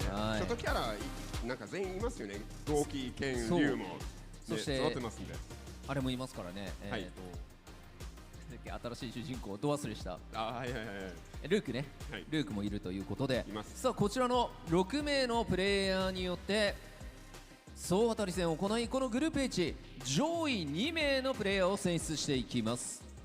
So that's it, the 6 members of Group H, as you see, all on the stage, will do battle here. Yesterday we had an interesting bout where we saw some amazing matches go down. Today is going to be the continuation of that action, and 2 of these guys are going to get one step closer to that top 16 on day 4. それでは選手たちに今一度大きな拍手をお送りください。 Give these fine chaps a big, massive, hearty round of applause. それでは選手の皆様、スタンバイをお願いいたします。 Alright, with that said, all 6 players, please be prepared on standby. Thank you. さあそしてここからの熱い戦いをさらに盛り上げていただく実況席の皆さんにお渡ししたいと思います。よろしくお願いします。 As amazing as the matches are, we need these great minds and voices to cover them for us. So with that said, it's time to head over to the caster's desk to start the matches for Group H. What's up, y'all? Welcome to day 2 here at Capcom Cup 11. I am joined by my longtime brother, Mr. Yipes. What's up, Sari? I can't believe we're in Japan together. I know, this is great. And this is my first time, too, so I'm just, I'm basking it in, man. You know what I'm saying? beautiful time to be alive to watch some Street Fighter 6, especially here at the Capcom Cup 11. So I'm excited to see how this plays out. This is a banger of a group, I must admit. You know what? I have been watching on the back end in terms of being in the green room when it came to the Angry Bird pool. And I'm just saying this because I'm a big fan of Angry Bird. But there is a lot of killers here, of course. We're going to see our fixtures right here. But when I'm looking at, it looks like Shudo and Angry Bird. You know what? I'm not surprised with this result here. Yeah, I mean, Shudo has been killing it. It's just day 2, but he's already played yesterday, and, like, honestly, I knew he was good. I mean, I commentated his match at CPT Singapore when he won the entire tournament, but to be this good is ridiculous. Like, the way that he's been playing against Angry Bird, who else did he play yesterday? He played a couple of people. I know he definitely played, well, besides Shuto, he did play Lex, I think. I could be wrong. Again, I'm still trying to get familiar with this He played Kusanagi yesterday. That's who he played. My bad. Let me look at my notes. Oh my God, and we are in day 2, right? We are in day 2. So are they playing again for what I'm seeing, or am I tripping? But you know what? Either way, I'm not even tripping. At the end of the day, we're gonna get some fire matches.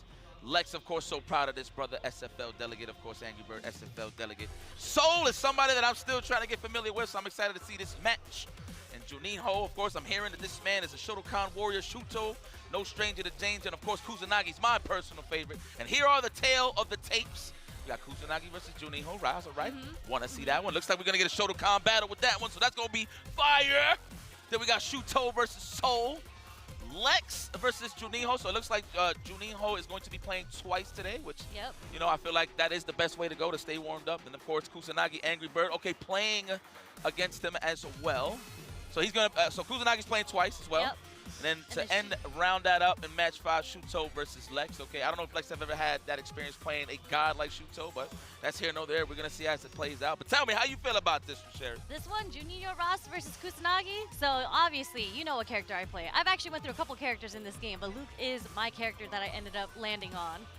And to see another Luke here still, outside of Noah versus Kusanagi, I do think this isn't the greatest matchup for Luke, because I think he kind of went down on the tier. You think so?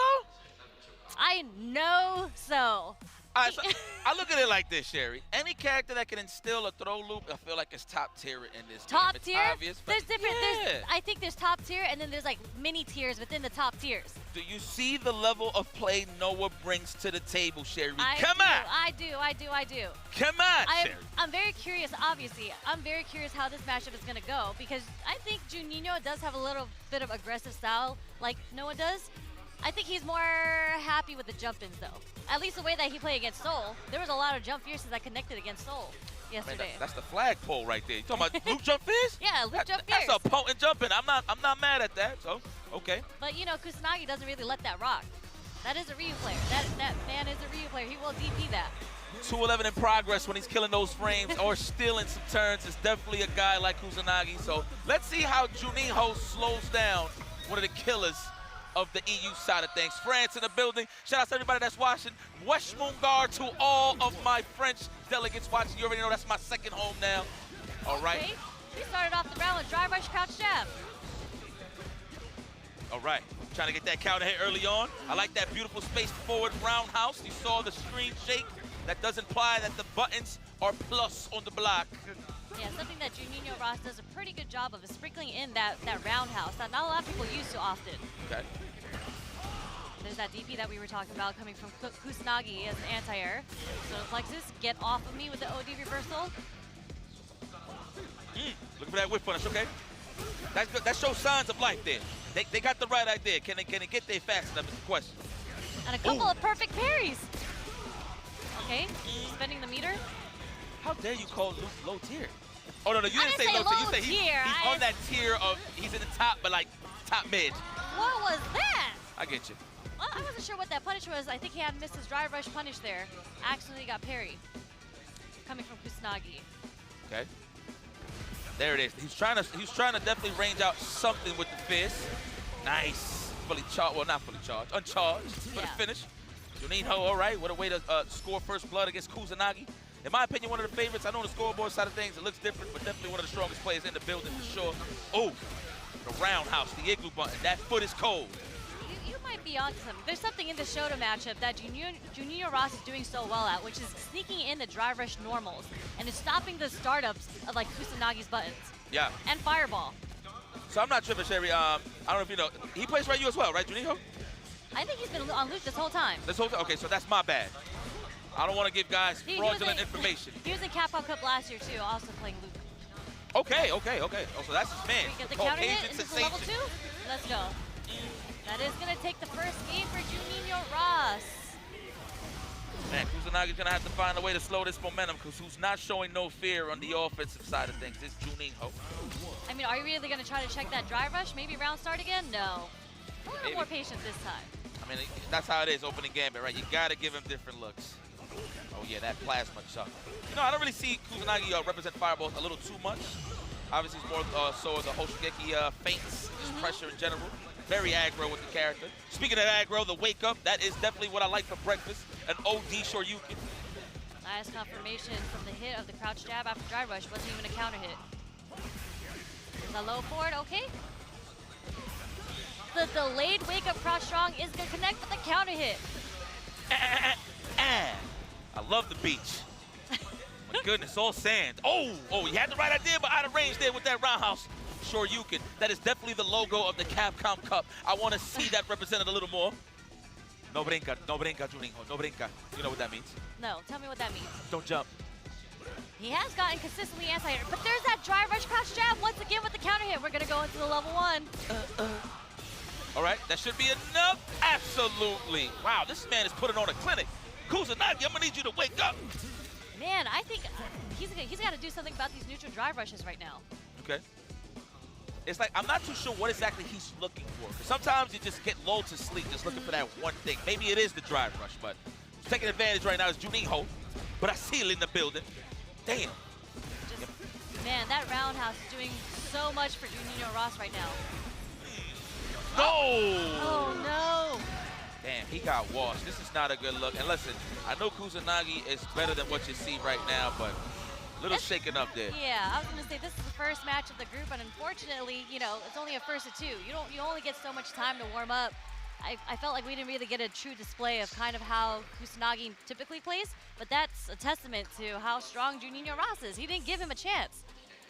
Man, that's the thing about just fighting an opponent, right? Well, especially in the world of Street Fighter 6, like your awareness have to be on 10, right? Looking at all the minute details. Of course, Kusanagi's trying to score that first throw, the first knockdown to get the party started, but there's the highlights. The drive rush, as you highlighted, for sure was unchecked. Unchecked. Counter hit many times, actually. Yeah, man. I mean, that's just the ebb and flow of this match, man. Whoever gets that corner control. But I feel like on the damage department, on the explosive side, who could always mount offense is Luke. Again, if he does get the Denjin popping, that is what amplifies the offense for Kusanagi. But again, he couldn't really get the throw loop action that he's so known for. So. Yeah, I mean, yeah, that's like you mentioned, Kusanagi's so known for his offense, and I felt like his back was against the wall for majority of these rounds. So he's just going to get a pop in. I don't know if it's nerves. I don't know if it's the grand stage. This is probably the biggest stage that he has been on in terms of really representing himself and just knowing the level of competition he's going to deal with. But that's here nor there. Kusanagi, please keep your head up. It's not over yet for you, my friend. Not at all. So let's see. Well, I'm going to look at that score and I'll speak on that end when the time comes. But here it is, Shuto, Japanese favorite, the land of the rising sun, loves this guy. I'm talking about every time you step onto the stage, everybody's happy. But so, though, the young Venom with the Aki. Okay, the cuticles are beautiful. Yeah? Very well manicured. There you go. No, a thing or two, man. You know, I'm a little nervous. So I mean, my hands are a little dry right now, but you know. Oh, it's not hydrated? It's not hydrated. Okay. Fair enough. All right, as the buttons are getting set here, I wonder what type of pressure these guys are feeling right now. You know, me, even when I was on the competitive side of things, I would look at things more on the casual side because I want to have fun. But depending on the player, I do feel that bit of an anxiety in terms of getting the job done. But more so, I have that anxiety, and I don't mean that in a bad way, but more so I have that anxiety of I want to perform at my best, win or lose. So that's where we're at right now. Let's see what we both bring on the table here for Soul and Shuto. Yeah, this is the stage where you do want to perform at your best, especially in a group stage. This is where everyone in the world is watching you play. I know, that's right. Hey, you know what's so crazy? This is on, correct me if I'm wrong, But I think this is on live television here in Japan. It is. It is. Like, we got the green room in the back. Now, mind you, we usually have the monitors. You know, you can just kick back and just watch the matches while we wait till we do our groups, right? I actually messed up trying to switch the channel because I'm trying to raise the volume. Yeah. I switched the channel and went to, like, a random anime channel. I was like, oh, what the hell? Then I went back down and it went right back to the Street Fighter 6. So I'm like, wow, we are on live television here in the land of the rising sun. So it is. I mean, everyone's saying they've been walking around, and a lot of people are just like, hey, Street Fighter 6? Street Fighter 6? Like, people are literally watching this on live television. It's amazing how Street Fighter has grown. Yeah. But, I mean, do you know the history about this stage? No, I just know some great sumo wrestlers has been here. Yes, but 30 years ago, in 1993 and 1994, they held Street Fighter 2 tournaments in here. Was that SBO? That's here. I don't know if it was SBL. It's on YouTube. Justin's actually the one who sent me the YouTube link, but they were playing a Street Fighter 2 tournament in here, and it was so full. It was all the setups were on the floor here, and there were so many people watching in the stands. That was in 1993. That's fire, as it should be. That's Dusty history right there. You gotta love it. That had to be Championship Edition. Championship? Yeah. Damn, okay. Wow, I didn't know that. Well, hey, shout out to Justin Wong. He's dusty like the rest of them. Where you at? You 45 now, Jay? I know the homies are watching right now at the home, bro. Hope you guys are enjoying the show over there on that side as well. Shout out to my boys, my guys. Jay, don't worry. I'm going to have my time to take a dookie on your name. Now that I'm over here, we switch roles. Here we go. Opening gambit time. Unfortunately, I felt like Seoul didn't have a great performance yesterday. I think it was kind of similar to what happened against Kusanagi, what we just saw against Junior Ross. He really got a chance to breathe. He was just getting walked down in the corner the entire time and didn't really give Aki a chance to shine. So hopefully. Yeah. It's one of those things about this character, man. Look, the game been out for 2 years. I'm still learning this matchup. And it all depends on the player, right, that you're dealing with. Who's going to be the aggressor? Who's going to be more on the patient side of things? I could never tell if that's an overhead or not. That's an overhead. For sure an overhead. Let's go. Oh, setting up the tone. Oh, my God. The Toxic Crusader is here. Oh, but the bust out, what a way to represent. If there's any character that can shave down that health bar against Kuma, it is definitely Aki. Especially when you're burnt out. There's a lot of plus frames coming your way. And it lands into the fireball. Forward roundhouse gets the counter hit. Soul takes round one and game one. Let's go, man. That's it, man. It's time to play. Put the snacks down. You know, I know everybody's been spoiled on the green room side of things. Oh, wow. Missed it and puts himself in danger. That's unfortunate. Walking to that stand fierce. No confirmation, no drive gate. Should have just committed. He's healthy on it. Okay, but Shuto is poisoned. The hit's gonna get the poison off of him. That's a meaty setup. Okay, crouch strongs. I like to call that the kill of the frame, homicide of the frame. He is indeed frame killing. There's the overhead, but gets parried. Demon flip. Trying to see what he's trying to bait out there with the demon flips. The overhead's gonna connect on his end. Is he gonna go into the super? Level 2, I would say. No, he is going to spend that cash. He is never cheap on the first date, I see. Okay. I would like a salad. No. You're going to eat this burger because I know you love hamburgers. A burger? At least a steak? I think a salad. I'm trying to save some money. I was going to say a salad nowadays, I think, costs more than a hamburger. I mean, I love salads, especially if there's balsamic vinegar involved. But here nor there, okay, set the tone with the poisonous stuff. Nice escape with a dry rush into the air fireball. Gets perfect parried. Just going to take him into the corner. Take the throw. Oh, looking for the ship. He should have just committed. You already seen him walking back. Okay. Throw on the parry attempt. Oh, what a whip punish. No throw, huh? There it is. Okay. Tried to get the OD Cool fake, but got hit on the startup frames. So's good. He got so much cash. One hit, even though he is down on the drive gate side to really make it count on a 2 drive rush side of thing. But I feel like fall back, wait for it to be green, and then go for a confirmation for the finish. So we'll see. I think we just have to poke a little just for the critical art, because I do think the next hit, if you dump all your meter and everything, you should be able to kill Akuma. 100%. That's Glass Joe right there. That's the glass cannon. Oh, that clashes with fireballs. I didn't know that. I thought it was a physical attack. But but it was an OD fireball, so unfortunately it traded. Yeah. Oh, okay. Learning something new every day 2 years later. Ooh, nice anti-air. I wonder if you could have set the puddle right there to poison. No whip punish, but nice perfect parry coming from Shuto. Forward roundhouse disconnect. Poisoned. anti-air. Thought he was going to put the upward whip. I don't know the names like Jammers do. I don't know the official names either. But I know what's going on here, I promise you. Oh, wow, what's the punish? Oh, multiple hits. It is multiple hits. You actually have to DP, and this was demonstrated yesterday that DI doesn't always punish Cruel Fate, especially OD. Let's go. Did you know facts by Sherry Jennings? All right, get Skull whooped. I see you, Soul. We want to try to answer back. We need a breadstick here because that donut is kind of, you know, powdery. What's a breadstick? That one right there, that Shudo guy. And a donut is the 0 on Soul side. Is that what it is? Correct. A breadstick and a donut. Okay, I understood. Yeah. I thought, is that off? I feel like people would get that, no? I don't know. If you randomly mentioned donuts and breadsticks, I don't know about all that. But what I do know is this man is getting mauled in the corner, took the hit. That way he don't get splattered into the wall. All right, okay, the poison. Soul? Just what? Was he trying to jump out the corner? Maybe a delayed jump there? Or backdash. Or a backdash, okay. Yeah, call both options. Man, you're starting to see the defensive options from a lot of players. I mean, you see it, they're just those raw hits where you don't see counter hit. They definitely just trying to get the squeeze out of harm's way.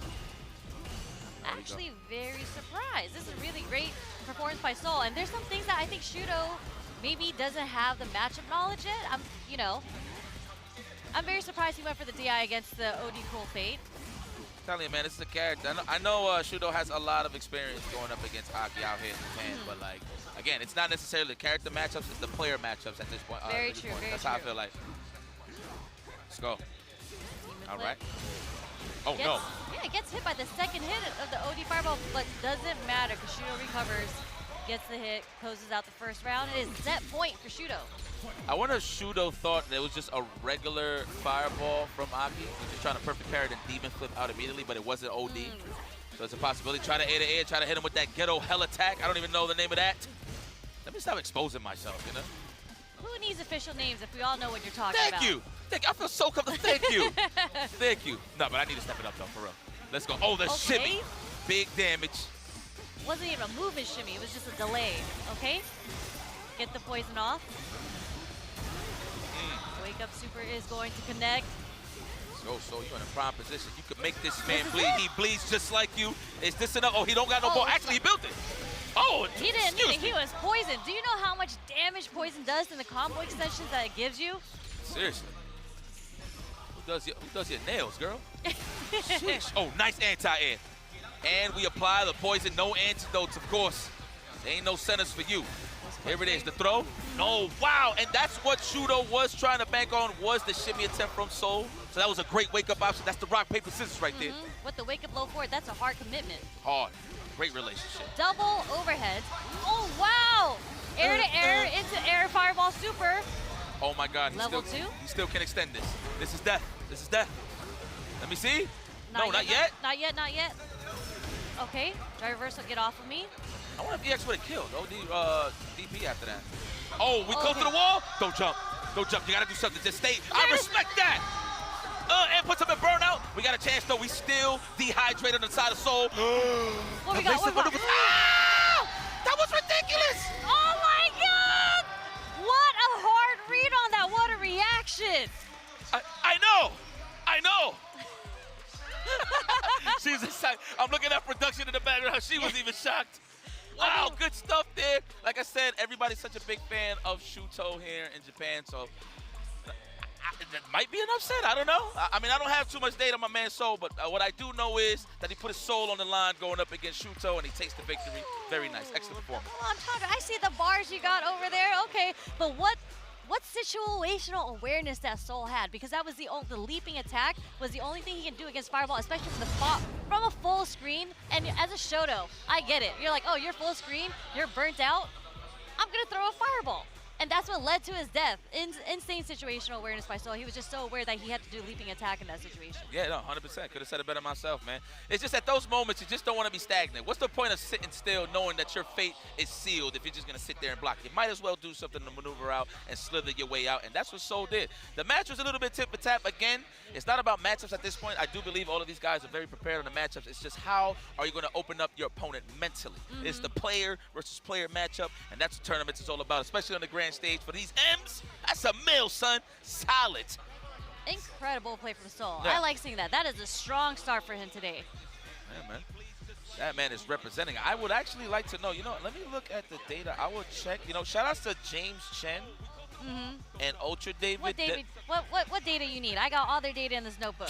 Where my man Soul from? Soul is from Kuwait. There you go. But he lives in Oceania right now, so that's where he qualified. He had to beat Travis Styles in the finals to make it here. Okay. But originally from Kuwait, so he is representing the Middle East. Sherry Jennings, ladies and gentlemen. I wish I had the sound effect right now for the round of applause. I swear. I'm too comfortable in the can opener. But, man, who's comfortable there was Soul. And that is definitely a morale booster. Like, who won't get happy taking a big dub against one of the best players in the world? Of course, Shudo qualified to the Singapore Premier, first place, defeating Nephew, right? So you would think, that feel like will seal the deal. And especially just being one of the top players in Japan, sound like a broken record. But here is your point spread. Let me see who it's got not updated yet. Because Soul just won. So it should be 1-2. The point system should be a little different now. But where does that put? That actually brings Shuto down. And it's just insane because you were just saying that you think Shuto might be the one. A lot of players are actually saying that Shuto might be the one who takes this entire thing. And I think this is quite a bit of an upset. You know what it is? Well, even if he lost this, it looks like he's still up in terms of rounds. I was saying this with Jammers, like even if you do lose 2-1 scenario, as long as you hit him with a good back and forth in terms of the round, you'll still look good in terms of the point spread moving forward, depending if you're going to end up into a head-to-head or a tiebreak or whatever the case may be. Games are important. Yeah, in every this round counts. format, games and formats, like what you said, the round format, definitely important. Yeah. So let's go. He calls himself the Brazilian Shoto. Is that what I just said? That is his nickname, the Brazilian Shoto. I don't count Luke as a Shoto. I'm sorry. Luke is a Shoto. No. He is what makes him not a Shoto? Shitty. Tell me. Tell me. You really want to know? Tell me. Go ahead. I don't see gi. I don't see. This is a modern gi. I don't see beard. I don't see. He's not old enough yet. I will say this: what counts as the Shoto, he does have bare feet. That is as far as I go. He got the dirtiest of feet. But Shotokans, we're wearing sandals and shoes now. All right, we move on. I'm thinking this was a button check. I'm so sorry. Oh, the flash. That was perfect for the first round against Lex, which is. I actually called this. I didn't call this out yet, but when I was thinking about how this matchup was going to go, I actually thought this wouldn't be too easy for Lex because Juninho Ross, like in this matchup, just on paper, Guile has a hard time dealing with jump-ins. Okay. Especially coming from Luke with his jump fears, and yes. Juninho Ross actually has one of the best jump-heavy games, I think, here. Yeah. Okay. Let's see. Let's see how you walk him down, man. We've been talking about Juninho and just random stuff, but we're not giving credit to my man Cloud9 Lex, excuse me. One half of the Brothers of Destruction. That man is focused. What a name, Brothers of Destruction. Yeah, you know about Undertaker Kane? No? Justin will be very disappointed. I don't know wrestling like you guys. That's fair. But credit to Lex, man, here at the grand stage as well, holding it down. It's definitely EU at this point. That man is from London. Can somebody confirm? He's been there for a whole year. Yeah, he told me why. He's out there too. Besides love. Yeah. All right, there is the level 3 early on. Juninho. I gotta say that about 1,000 times because I don't want to mess it up. There it is. Juninho Ross. Shout out to Brazil. Wow, he looks so sad when he's playing. Oh, he's just hitting everybody with the it's a yeah, definitely. Let's go. I like that. No technical, we got a button instead. See, that's what I mean. That was real Shotokan style. A crouch strong into the fireball to end the round. Real Shoto-like. He's throwing sand, Sherry. It's called Sandblast, but it's a fireball. But I'm just saying, a lot of that actually didn't come from the jumps. It was a lot of counter hits off of the low forward and the strongs. And is he really, you see the contemplation? He's thinking about going to Bison. I don't think so. No? Well, you know what?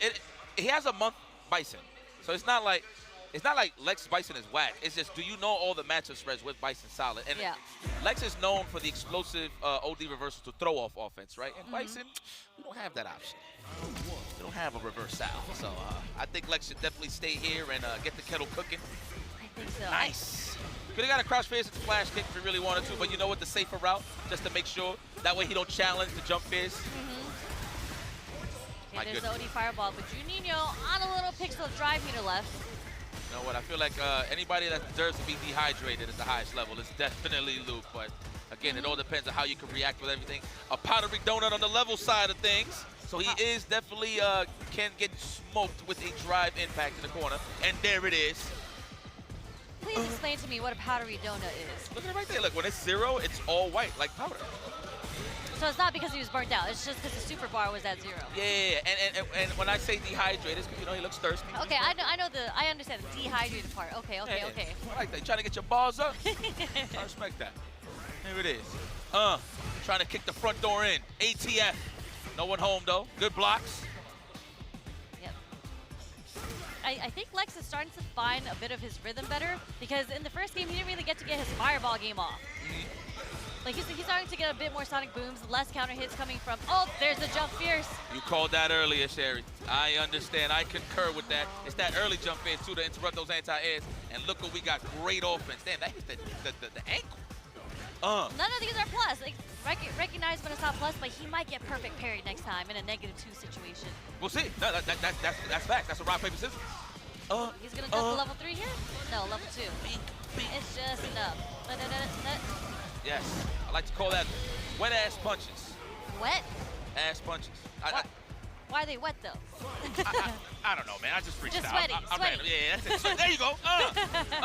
The sweaty stuff. Score. Time to think about it here. Looking for the shimmy and successful damage incoming. We got a level 3. Are we going to do it? We are on the burnout side of things, but then again, he does have a lot of acres of land behind Guile, so this is okay. I was a little scared for him to do level 3 just because you are burnt out. Okay. The step kick gets DI'd, and it's going to put him into the corner. Might come into the drive impact anyway. He does have a game to give. I told you. What a reaction, though. This is a good situation for Lex right now. Get off of me. Stay in the corner. Great drive reversal. Okay. What are we doing with the rest of the level 2? He's just like, one of these overheads are gonna hit. Yeah. Oh yeah, I love it. Going into game 3. Let's go. I feel like we're gonna see more represented standing medium kick and stand fierce here in the neutral. We'll see. Coming from Lex? Yes. I actually haven't seen any stand medium kicks coming from Juninho. A lot of strongs. Go. Now we had a great situation here for Lex to abuse the track. Yo, that's 3 times already, bro. That was an early jump fierce too. It's very difficult to anti-air with a crouch fierce against that. Oh my God, DDT! The DDT! And the damage buff. Just fierce, heavy knuckle, enough to take it to set point for Juninho Ross. You know what a DDT is, right? I know what a DDT okay, is. I know you don't rock with wrestling. I played Luke enough to know the letters DDT. There you go. That's all I need to hear. All right, flash kick, okay? Any flash kick turns into reset of the neutral, so that is definitely necessary for Lex. Okay, all right. Take throw. Wise choice for Lex to take. Oh, no whip punish there, Lex. OD flash to get off of me. We're gonna go straight into level 2. Maybe just to build some space, get some meter back. Juninho Ross actually burns himself out trying to parry one of them. You know what? He should have just kept jumping. That way, he's not blocking, don't go to burnout, right? Would have been a good idea, but that CA is shining. And he's buffering. Did you see him buffering? Yeah, the kneecaps touch the floor. Oh! He's like, nah, you are not going to try to get this medium knuckle on me. That's a 30-plus-year-old move. That flash kick, same 2 moves in 30 years. You know what? I ain't mad at it. Woo! On recovery, are we going to spend it now? No, we are confident. We'll take the throw. Wise choice there from Lux. Lex, excuse me. Are we going to see a backdash? No. Patience. Oh, my God. Man, the delayed crouch strongs. He's not dead. He's not dead. No, he's not. At least a pixel. He's got a pixel. But this is a huge hill for Lex to climb. He's getting up. Oh, wait. He knew better than I did. Whoa. That's how we feel? Okay, Brazil. Wow. You know what? I actually thought he was going to survive, but hey, I don't play Luke. So too. I actually play Luke, so that's my bad. It's okay. Hey, listen, man, sometimes that survey don't hit the right answers all the time. So big stuff there. Man, I know Lex is pissed off. You can see it in his face, and it's okay. But it's time to kick back and think about it. I don't really see Lex losing to Luke's that often, so I do find this a bit surprising. But as I mentioned earlier, Juninho Ross is so good at finding the time and to jump with the heavy. He got like 3 to 4 jump fierces, and he got a jump roundhouse. Yeah, I think that's what deterred him a little bit. I mean, I like how Lex usually likes to look for whiff punishes walking back with looking for like a whip punish with a low forward into a flash kick immediately or a stand fierce, right? But I think what deterred Lex the most was the threat of the early jump fierce from Luke, so I do agree with you on that one. Good call.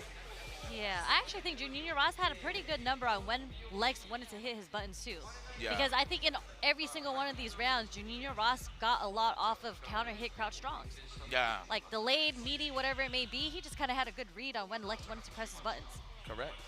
I agree with you. And that is the name of the game when it comes to opening somebody up. How are you going to condition them early on so you can lather that shampoo a little bit?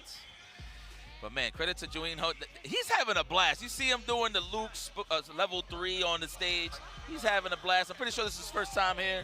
And has he been in the Cup before? He has. He's been in the Cup. He was in the Cup last year. Well, definitely what I wanted to highlight was first time in Japan, possibly. Yeah, first time in Japan for sure. He's actually been in 2 Capcom Cups. This is his 3rd one. Woo! Oh, we got a banger, guys. Let everybody know. Let your grandma know. Let everybody know we got a banger for you guys. We got Kusanagi versus Angry Bird. I mean, the last time I seen these guys play wasn't SFL EU. Angry Bird was literally the MVP of SFL EU. The only guy that can actually defeat him at the time was Kusanagi. He was one of the only ones to actually hit him with that L. Close, of course, close second was Ending Walker as well. Shout out to Ending Walker. I'm sure he's watching. But I'm only saying close second in terms of who had a shot to actually beat this guy. Angry Bird, of course, said it many times before. 2 out of 3 is his demon. So definitely he's going to have to step it up a notch. Although he did lose 3-0 to Kusanagi at SFL, right?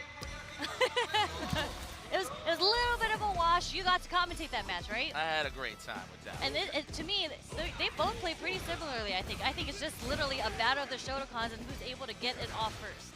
I wouldn't even say it's a style clash. I feel like this is yin and yang, day and night. These guys both like to be aggressive. Yeah, yeah. No, I'm saying they're both similar. I think they're both no, similar. I'm sorry. Yeah, you're right. Yeah, absolutely. So let's go. Now, this is when we condition it early. Good throw. Both of these guys. Wow, the backdash sniped out early on.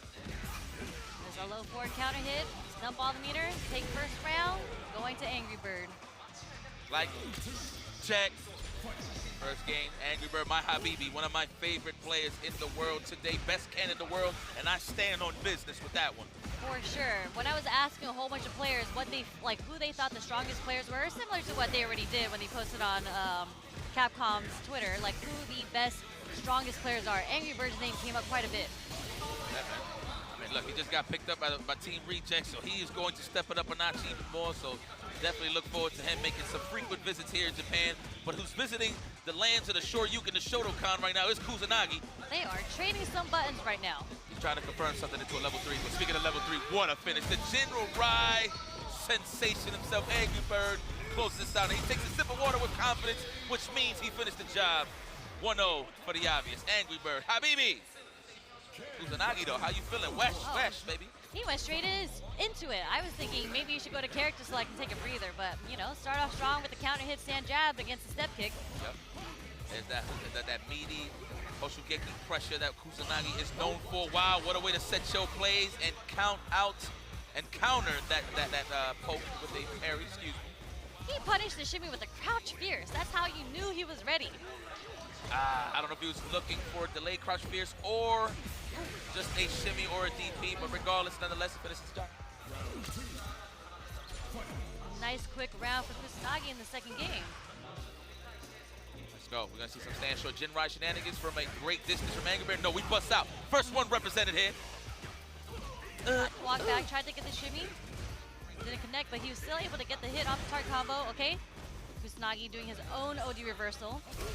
Oh, he recovered in time. Yeah, you got punched right in the headband. I blessed you with that. Do you know how early you have to do a DI in order to punish a fireball? Yeah. Like you had to know that was coming. And the jail situation for the checkmate. Very nice. Angry Bird with a chance to run with this one. Damn, this is a speed run. Oh my God. They are, yeah. They are swinging. Angry Bird got that attitude. I got to end it now before he get hot. I'm telling you, man, Kusanagi, listen, it looks a little dreadful, but I promise you, this man is slimy enough to bring it back. And Ryu hits like a truck. Facts. Drive rush, there it is. Ooh, level 3. He's in range for the animation. Absolutely. Oh, it's over.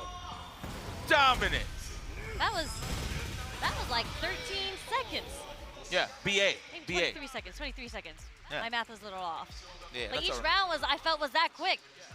Like, we literally just started talking about both these players and their history just a little bit, and just like that, Angry Bird takes it over him. Yeah, I think that conversation lasted more than the match. To be honest with you, and that's no disrespect, that's no diss, that's the name of the game, that's the nature of Street Fighter 6. If you can't control the offense early on to make your opponent give you different looks, it's just going to be the pain train from there. So, like, as we mentioned, they both have very similar gameplay. Like, they're both very aggressive Shotokan players, right? So it was really based on who was able to get it started first, and it was Angry Bird almost every single round. And when it was Kusanagi who got it started first, he took that round too.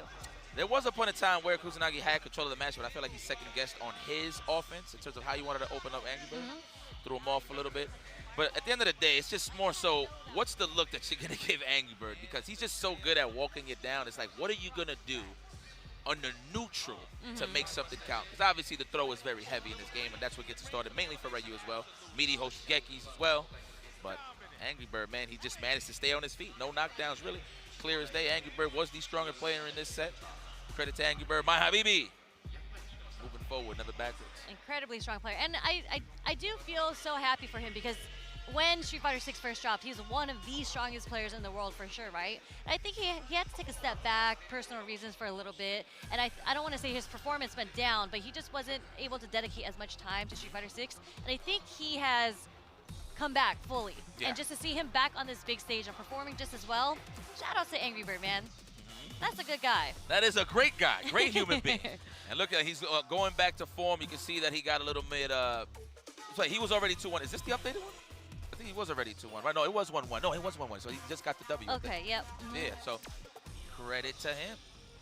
We're still doing butt checks. Funny enough, I asked Lex, so before Capcom Cup, I had mass spammed all the players' DMs, and I was just like, I got a couple questions if you guys are willing to oblige. And of course, Lex is the homie, so he answered one of my questions. One of the questions was, who do you look forward to playing? And he actually said it was Shuto.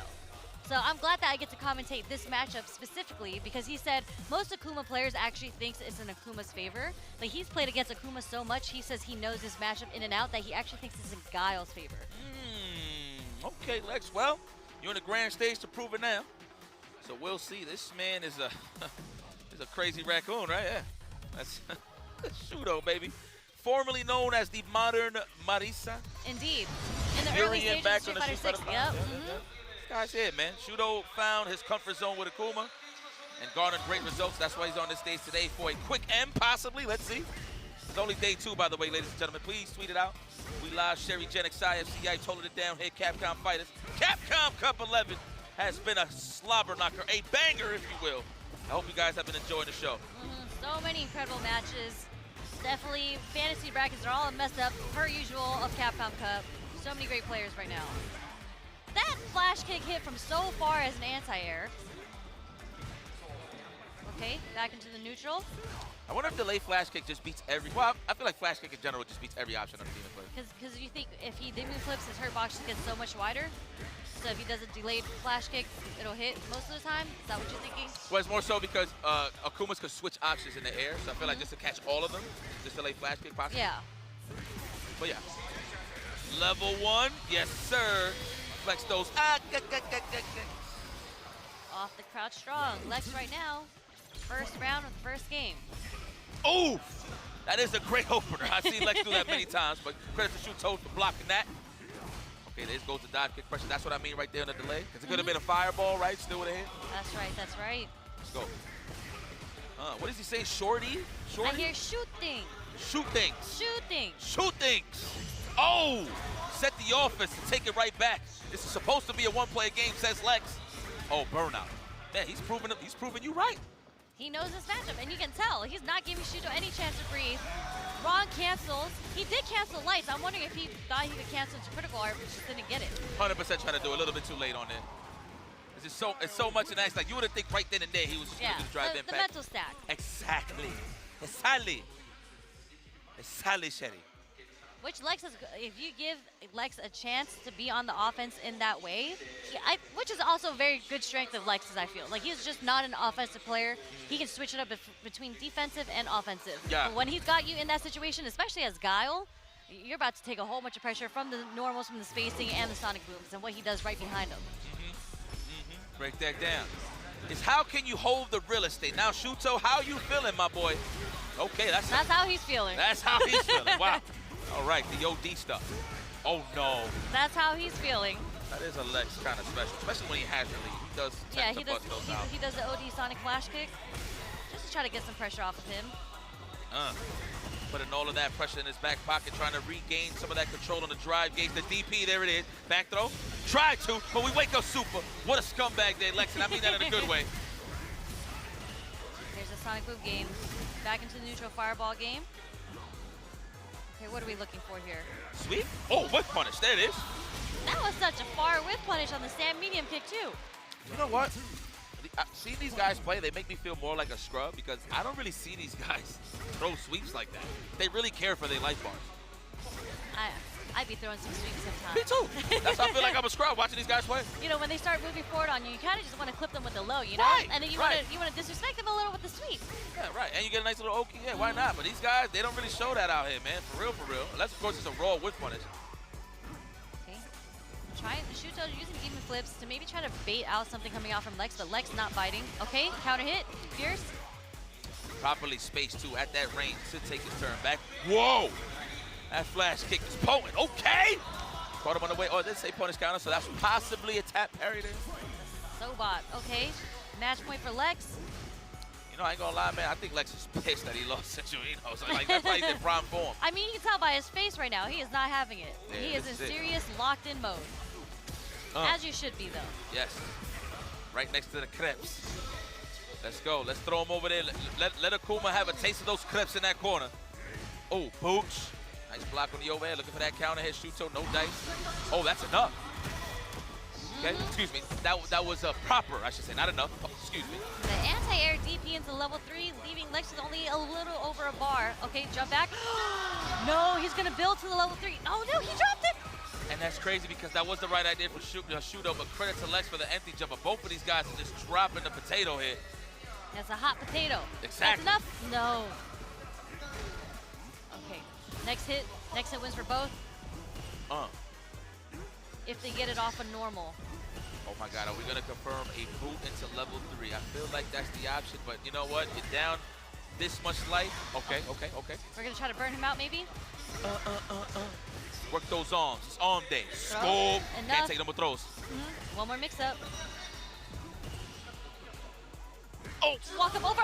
He tried to be this. Oh, wait! A little. There it is! No. That doesn't work. What the hell?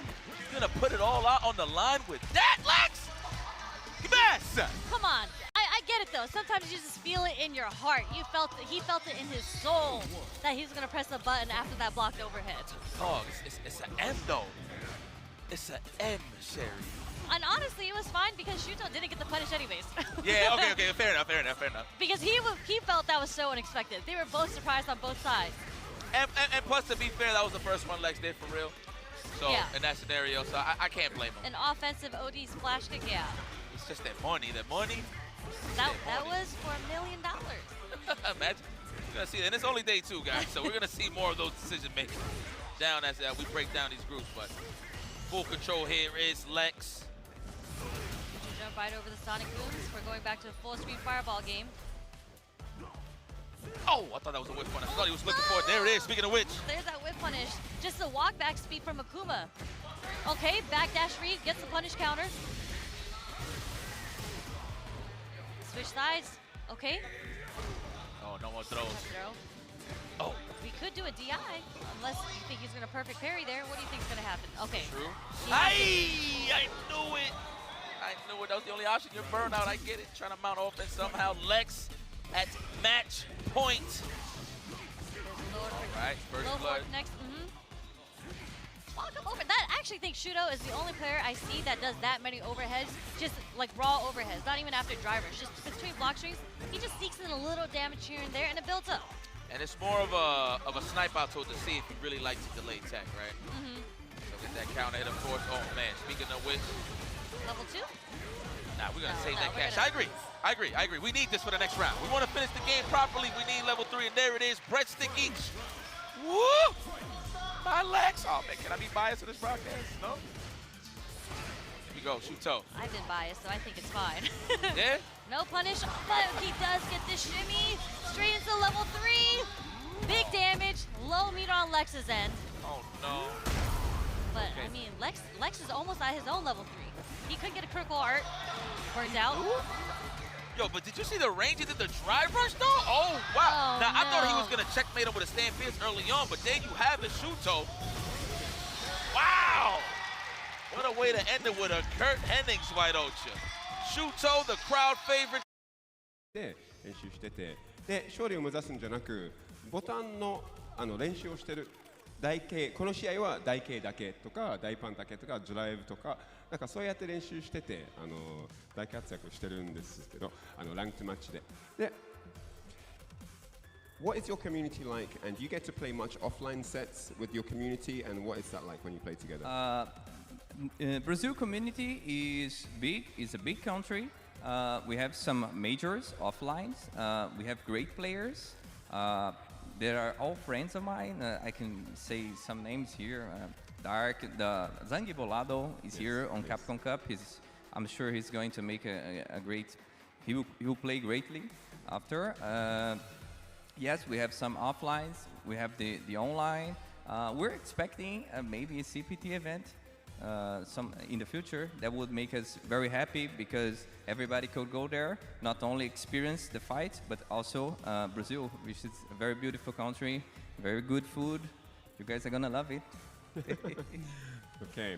で、ジュニー・ヨラさんに聞いたのは、そのブラジルの社会で一体どんな形になっているのし、誰と練習してるんですか、オフラインで対戦できるだろうかっていう質問を聞きましたら、やっぱり強い人たちいっぱいたくさんいて、ザンギフ今回のカプコンカップ来ていらっしゃってるザンギフ・ポラドさんもその強い一人からですね。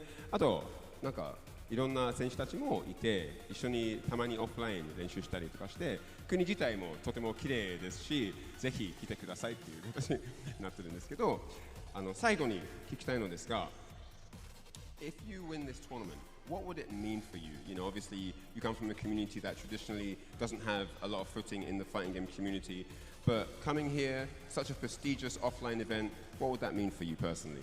Well, it means everything because we've been training so much for this time, and we came from so far away, and winning this would mean everything for us. It would change the region.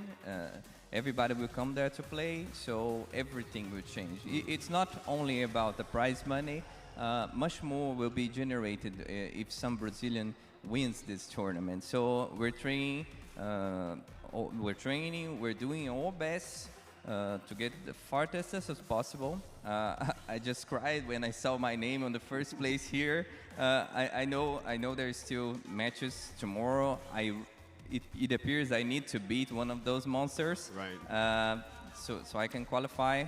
But I think I made it very far this time. But tomorrow it will be the real match. Yeah. Yes. 本番がありますね。で、最後にジュニー・ラス様に聞いたのは、もし優勝できたら友人や友達の目の前で家族も見ていらっしゃってるし、もしみんなの前でこのでかいカプコンカップ優勝できたら一体どういう意味を持ちますかって聞いたら、やっぱりそのブラジルの見る目も変わるし、賞金だけ目指すんじゃなくて、なんていうの、もうそのブラジルの FGC 社会も、一生変わることもあるし、なんていうの、もうずっと練習してきて、それの価値も出てくるから、すごい練習して勝利を目指す形となっております。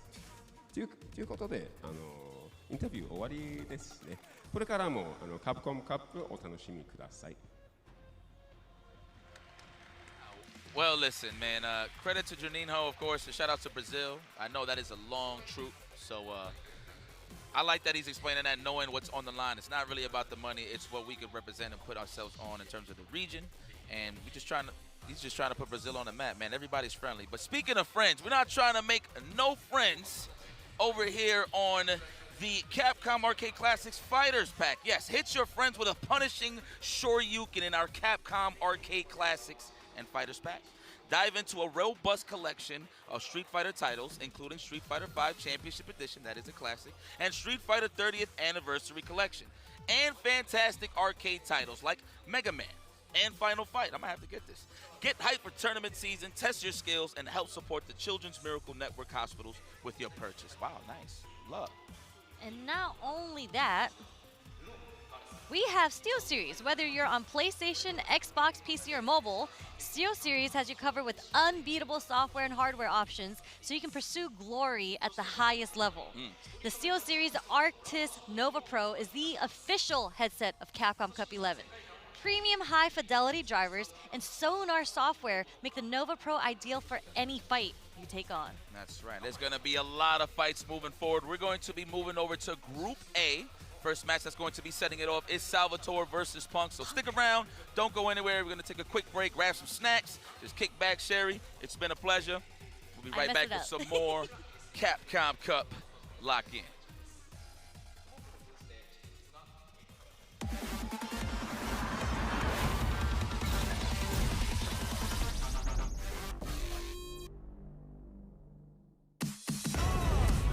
Come on, everybody come alive real quick. Battle of the strong, survival of the fit. Take your best shot, hope you don't miss.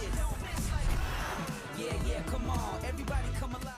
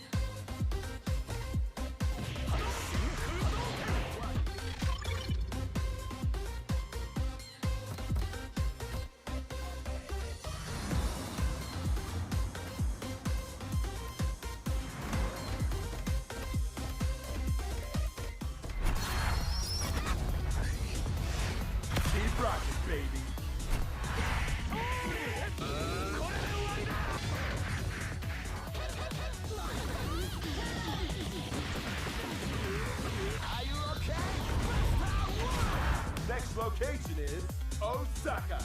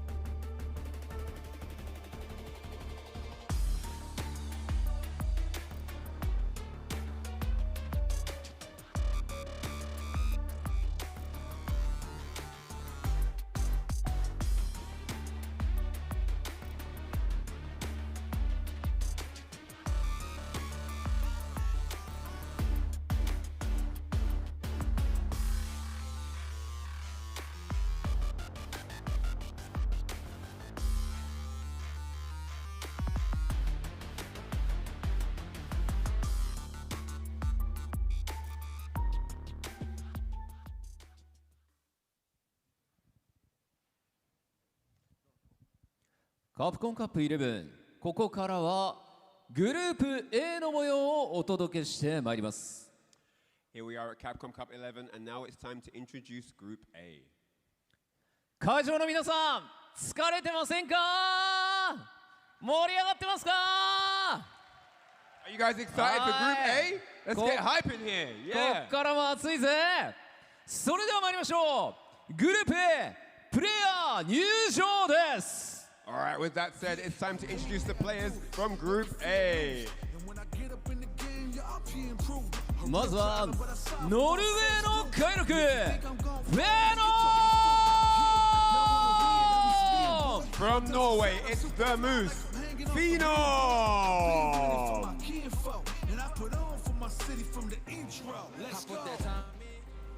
Is out the roof, I get that grind in. So I'ma tell the truth, I get my grind on.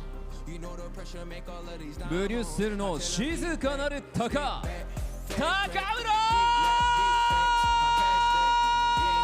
From Belgium, it's the Hawk, Takamura!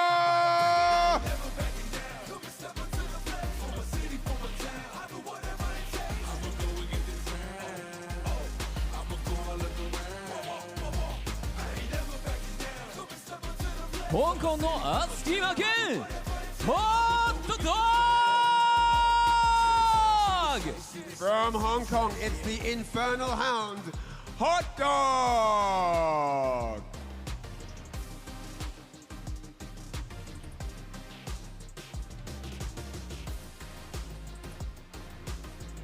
Venezuela の救世主サルバト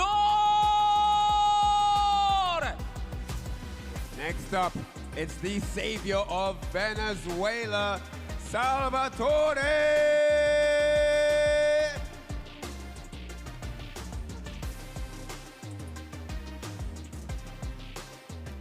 Guru Gohan 大監督板橋残業 Next up from Japan, it's the Command Grab Master, the meal ticket, Itabashi Zangief!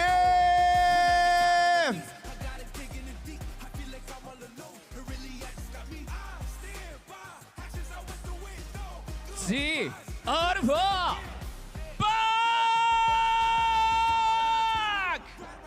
Last but definitely not least in this group, it is the Evolution World Champion, the Alpha Pong!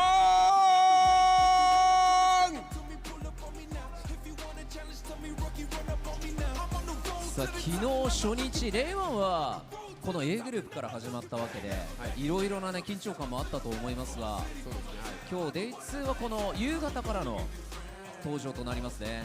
そうですね、昨日板橋さん、家さんと喋ったら、はい、今日やるしかないっていう形で、そうですね、昨日2敗してしまった板橋ザンギフ、しかし、ここからすべて勝てば、まだまだチャンスはあると。今日すべて勝てば全然、チャンスありますね。ありますからね。はい、さあというこのグループ A の6名の選手に、ステージに上がっていただきました。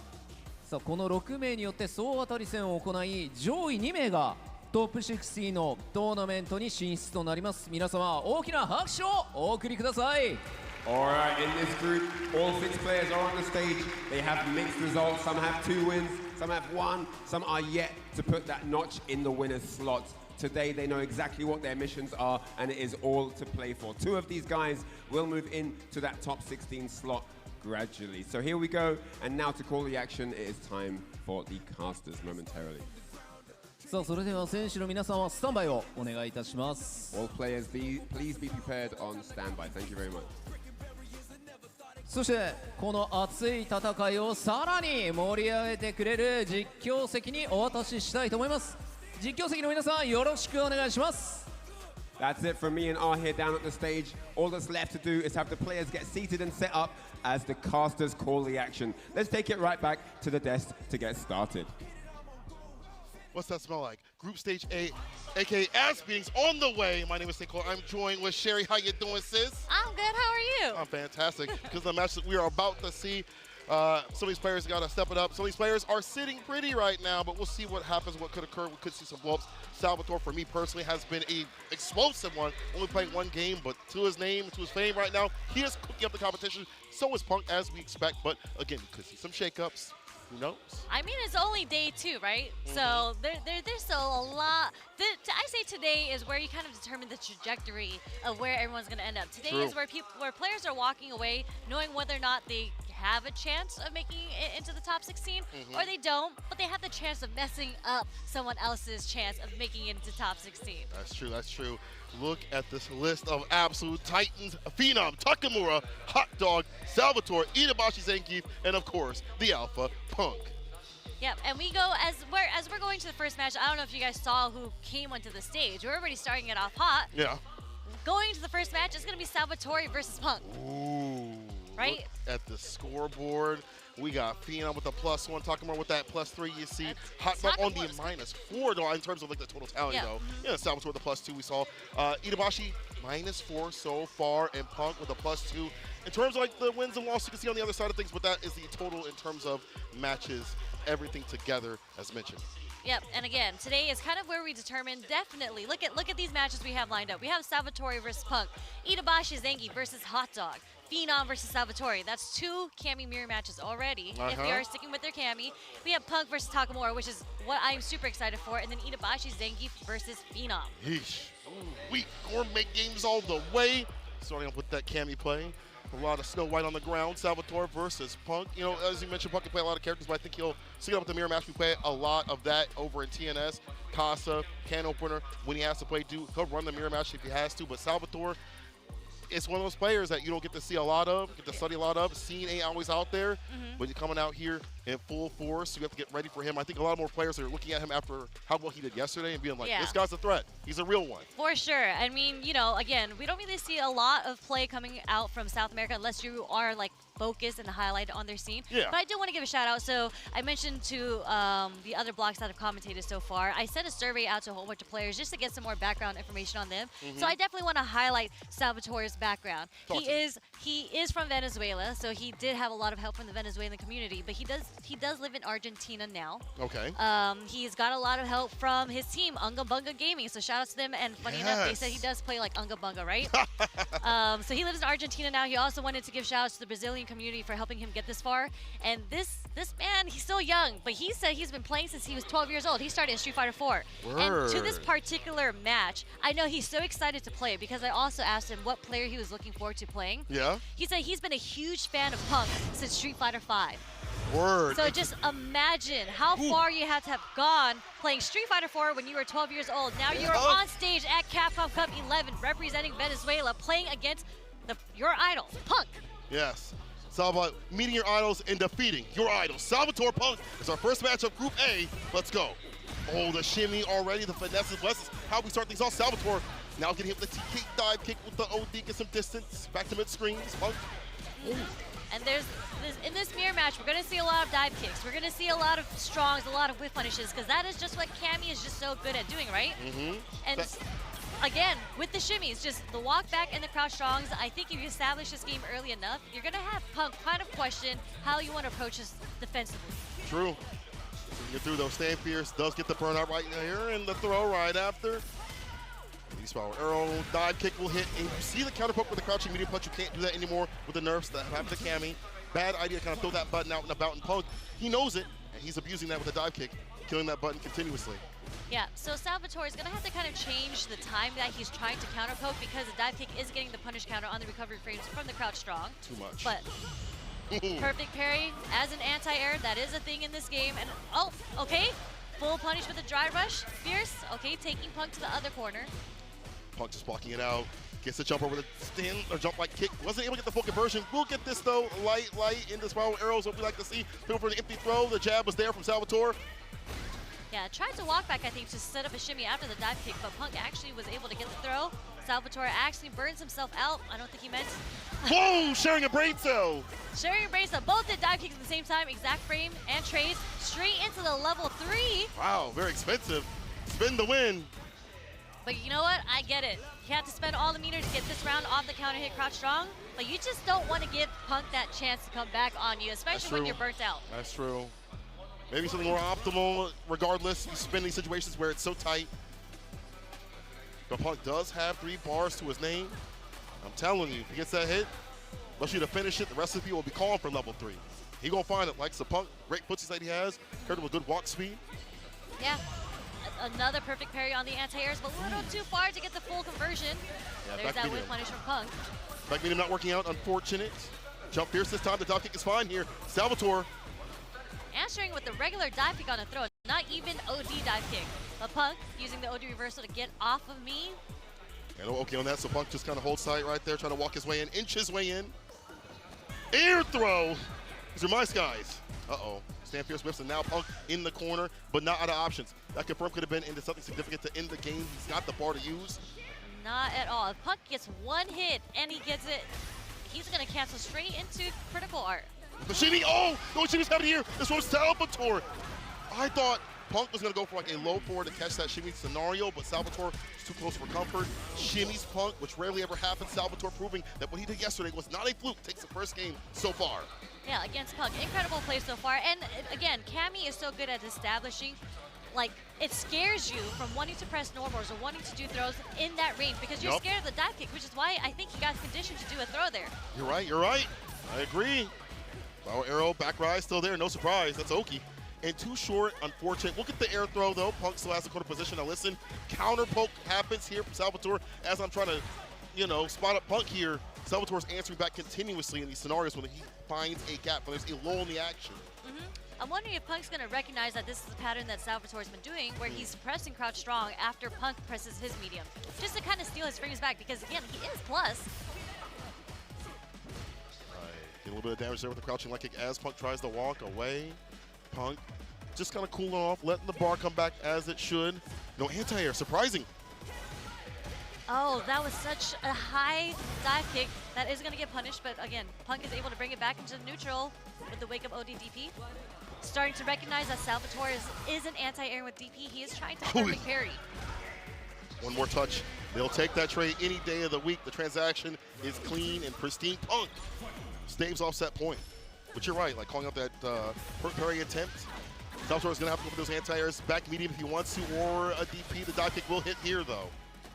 Yep, delayed throw just in case Salvatore decided to wake up with anything. He's going to hit jump short. So after so many sequences off the lights, you see the puck goes to the air-to-air. He's calling out light, in the dive kick. Typical thing that Cammy will do. Yeah, just doing his best to keep Cammy in the corner. Again, you're trying to guess what her aerial approach is going to be, whether or not she's going to do the dive kick. The air-to-air is the safest option. All right, got the counter crouch fierce. Here comes Salvatore. Oh, ODDP does get some distance. Hey, last season you would have got yourself outside the corner, but you're still there. You see the walk back catches the punish counter. He about to catch a cape. Erase that health. Not enough to kill, though. The meaty will, Salvatore. That's set point for Salvatore on Punk. I mean, he's playing really clean right now. All right, calling out the crouch kick. I mean, Salvatore has to have studied Punk so much, as you mentioned. Growing up watching your idol, you have to understand the tendencies, you know, inspired by him. And what's funny enough is just like, I think a lot of people, when they get the chance to play against their idol, you know, they play a little differently. They play a little scared, I'd say, a little nervous, but I don't see any nerves coming from Salvatore right now. No. He's like, this is going to take it. He's going to dump the meter into the level 3. Oh, yeah. Back miss, don't miss in the level 3. Salvatore takes down his idol. No fear in him. The best way to honor your idol is to take him out 2-0. Salvatore, what a surprising pick in this group stage to be able to 2-0 Punk on the mirror match. All right, Salvatore, you're a real one. Yeah, I mean, that was an incredible play. Like, the counter pokes that he did, the spacing that he had, the way that he was able to mix up his normals and with the dive kick, that's what Cammy is so annoying about. And like, he was able to do it against in the mirror match. Unfortunately, Punk wasn't able to get a lot of whip punishes. Salvatore didn't give him a chance. And that's what Punk really excels at, you know, opening people up to make them whip and be able to get the hits and get the falls right after it. That didn't really happen. You saw Punk, like, I don't want to say pensive, but a lot less active and per usual. We see from Punk kind of walking people down. He was halted back continuously, even when it feels like Punk has the lead. Salvatore is the one putting pressure on him, had that aura, had that motion, you feel me? And I do feel like that's one of those things where Salvatore had studied Punk so much, has watched him, and has been waiting for this moment that it helps embolden him to get the win. As you mentioned, most people would have crumbled these situations. Salvatore sees this as a chance to prove himself, and as he does, another game on his side of things. This is big. This is huge. And, you know, like, this is against Punk. This is like the Cammy to beat in a mirror match if you were going to do it. Oh, yeah. Who he has up next is going to be Phenom in the mirror match. That's happening a little later today, but yeah, he is going to have another Cammy to Cammy mirror match unless Phenom decides to play a different character, which Spicy. I don't think he will. I don't think he will. I think it'll be a Cammy mirror match. Yeah, I think Phenom is a Cammy master right now. That's been the character he's been maining. Becky had definitely told me that, and I've seen it in the matches. We'll see a little bit later on. Yeah, that's a little bit of what's coming up for dessert, but we still have many more meals to go through and many more buttons to mash. Next up is going to be Itabashi Zangief versus Hot Dog. He was so happy when I talked to him in the player room. He was like, I have to fight a Cammy. But however, you're a Bison player too. Ain't this matchup a pain in the ass? I feel like it's a little bit of a pain in the ass. Well, first of all, I'll always hate playing against a grappler, so I'll always hate against Skeet. I agree, you know? I agree. So it doesn't matter what character I'm playing. It could be any character. I will still hate playing against Skeet. You're so right. But you know, I talked to Dr. Danny Pham, okay, one of our resident Californian. He's not from California. West Coast Zangief players. I'd say one of the best Zangief players in the U.S. And I asked him about this matchup. He thinks that it is in slightly Zangief's favor. Ah, okay. And I can see why. You know, you're playing a character. Bison doesn't have any reversals. He's going to have to deal with your 50-50. He's going to have to find a way around it. But, you know, at the end of the day, the equalizer from Bison's end is the bomb. And all roads lead to bomb. Every interaction can lead to a damn bomb for this character, Hot Dog, trying to get himself ready, get himself prepared. You see him holding his heart. My man about to have a stroke. On the other side, Itazan, he looking at his notes. God knows what's on his phone right now. Like he's trying to meditate. I mean, Itazan's notes probably just say, if they block too much, throw. Yeah. if they block for 0.003 seconds, command grab. He's got like five pages of notes, and it's just that repeating over and over again. Just 3 lines. SPD. SPD. It's just like one of those. It's just like one of those graphs. It's like if they do this, if they do that, if they do this, but all paths lead to SPD. True. But for Bison, all paths can lead the bomb, as you mentioned. A very big part of any matchup for Bison to equalize things is to get that bomb on, apply the pressure, force those interactions, get the explosion, get the damage that you'd like to have. But it's hard. I think neutral is not that bad. The stand medium is hard to deal with as Bison, because you see that Ric Flair chop coming across the chest. I hate that. Crouching light kick is really good if you use it magically, and Itabashi's known to be able to press in some of these sequences. He also has the Odie Lauret, which is pretty damn good against some of the aerial approaches, unless Hot Dog crosses up. We'll see what happens in this matchup, though. Hot Dog using that stand medium kick. Well, the stand Fierce is there. Yep, Fierce already. Nice backdash, getting the whip punish into the heavy bomb. As you mentioned, this is kind of where Bison gets his game started. Yeah, try to rush back heavy kick. See him hold it. The bomb is on. No, did not time it right. He was looking for the plus frames, but Itabashi not punishing properly. A little too late there, but we are going to get the Cycle Crusher as an anti-air to keep Itabashi Zangief in the corner. The jump back, what was that? Jab, jump back, medium punch? Yeah, I think he was looking for that Cycle Crusher again, but Hot Dog drops it low, gets the Crusher with the Kickstarter. The bomb is on. Cross cut, back throw. We'll just wait for him to land, really. Okay, roundhouse, take those plus frames. You can take one more. Oh, the backdash! That wasn't even a punish counter. It was. He's got hit raw. Oh, that parry! Oh, Lord! He knew that. He wanted to go for an air SPD there, I think. Yeah. That jump heavy kick. So much range on it worked out here for Hot Dog.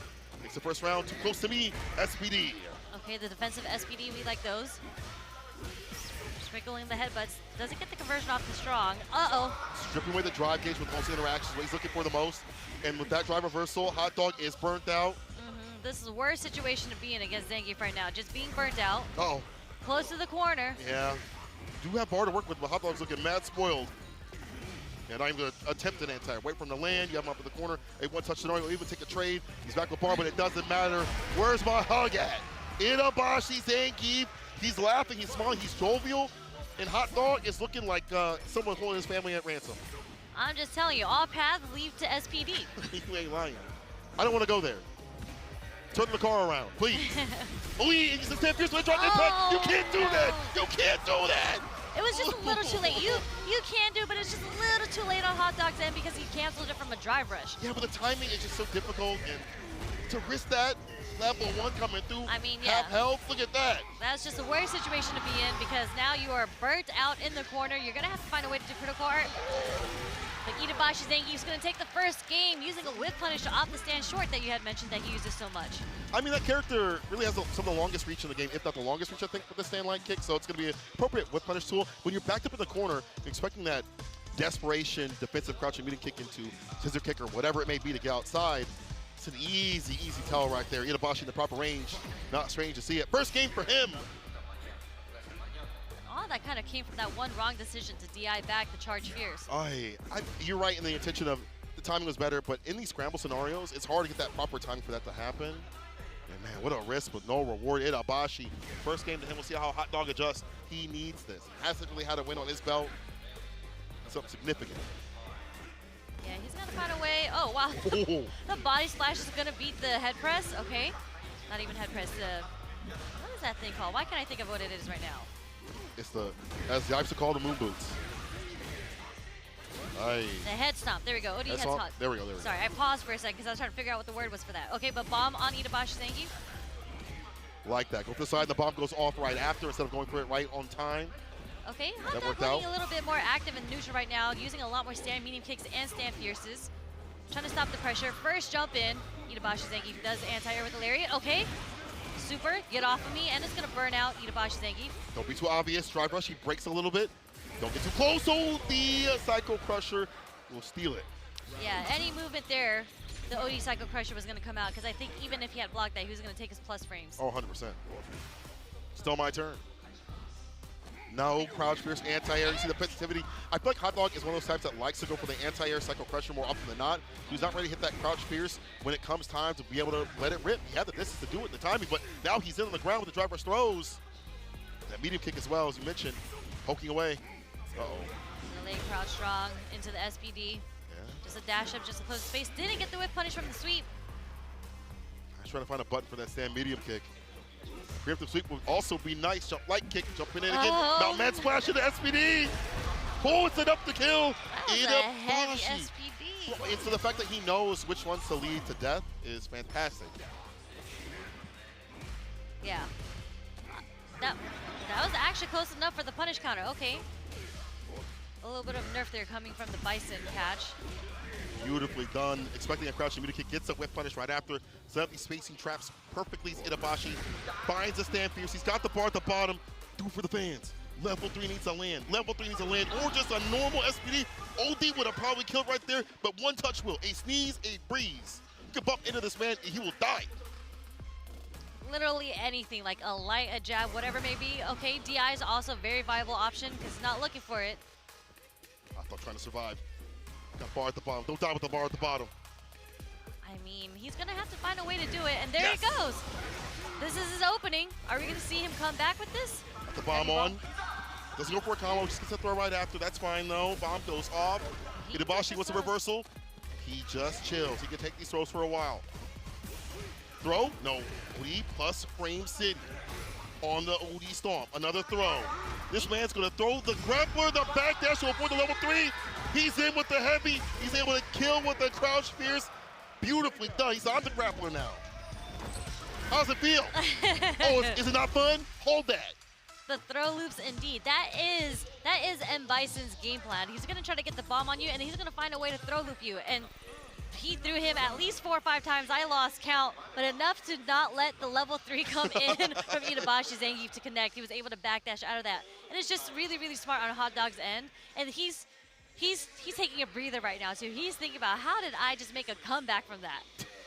That was fantastic here from Hot Dog. And you know that loss of jump cancel SPD also means you can just kind of throw this character continuously. I was talking to Veggie about that. He was like, I don't know what to do on defense all the time now that I don't have that option. I have to switch up my button time with crouching light kick. You know, I have to think about what I can do elsewhere in the game. And it's harder now, as you mentioned, to not get throw looped. So, game to game right now. Hot Dog putting one on the board, fighting back. It was definitely looking like Itabashi's game to win, but Hot Dog, can he get another one? He is 5th in the ranking. Itabashi needs this more. He's 6th right now. Yeah. Nice. Whip punish on the whip headbutt there. Okay, not a common move to whip punish. Really? Yeah. Hey, Lion. Overhead, the bomb goes on. And you see him do standing medium, and he delayed, gets the overhead right after. Perfectly timed. He's in the 1, 2, 3, 4, 5. Counting them out on his fingers to make sure the bomb goes off at the proper timing. And look at Hot Dog, just playing a lot more confident right now. Way more aggressive. Taking all his frames back with the plus frames off the roundhouse, littering him with some lights and even more roundhouses, just sneaking them in. This is the reverse situation we saw previously. Itabashi had him in the corner. Now Hot Dog is the one pressing continuously. All right, the whip punish though on the sweep. There's a scissor kicks to kind of hit him while he was trying to jump. Trying to be a little bit more aggressive, but Don't forget to backdash to avoid some jump ins. Also, make it ambiguous in what he's going to do. Dash up jab, tick throw. Here we go. Go for the low or the throw. Waits for him to land, but no back though. Hot Dog probably commit to a forward option right there. Forward movement, I should say. Okay. Hoi! Just build a little too much pushback on the roundhouses there. That's Itabashi Zangief was able to build. Damn! That's enough. With the blessings from a bomb sherry, yikes! Hit him with the Psycho Crusher. Oh my God, Hot Dog! Imagine being his back was to the wall in the last game. That comeback he had to make just off of 5 throws and the throw loops and whatnot, and that led him and gave him enough confidence to play the way that he just played in this last game. Again, he was He plays so confidently. He was getting away with so many roundhouses because you can't technically just do roundhouse to roundhouse. Right, you can't do that. But he's like, I don't care. I'm going to do drive rush roundhouse, roundhouse, and I'm going to wait. I'm going to do a jab into a roundhouse again. So I like this button. It's fun. it was a good button to use. Yes, man. Hot Dog, the Glizzy Gladiator, exceeds Glizzy God and takes it. Honestly, the way that he took that match where he was lacking and slacking was drive rush scissor kick to catch a button, to catch the reaction here of Itabashi, which is like a very typical thing from you see from like other players. Yeah, as you mentioned, like the timing could have been better here. It's a big risk, especially when you don't have the drive gauge. But, you know, it's one of those things where Hot Dog realign himself, and he's like, as long as I've got bomb and I've got drive gauge, I'm still in the game.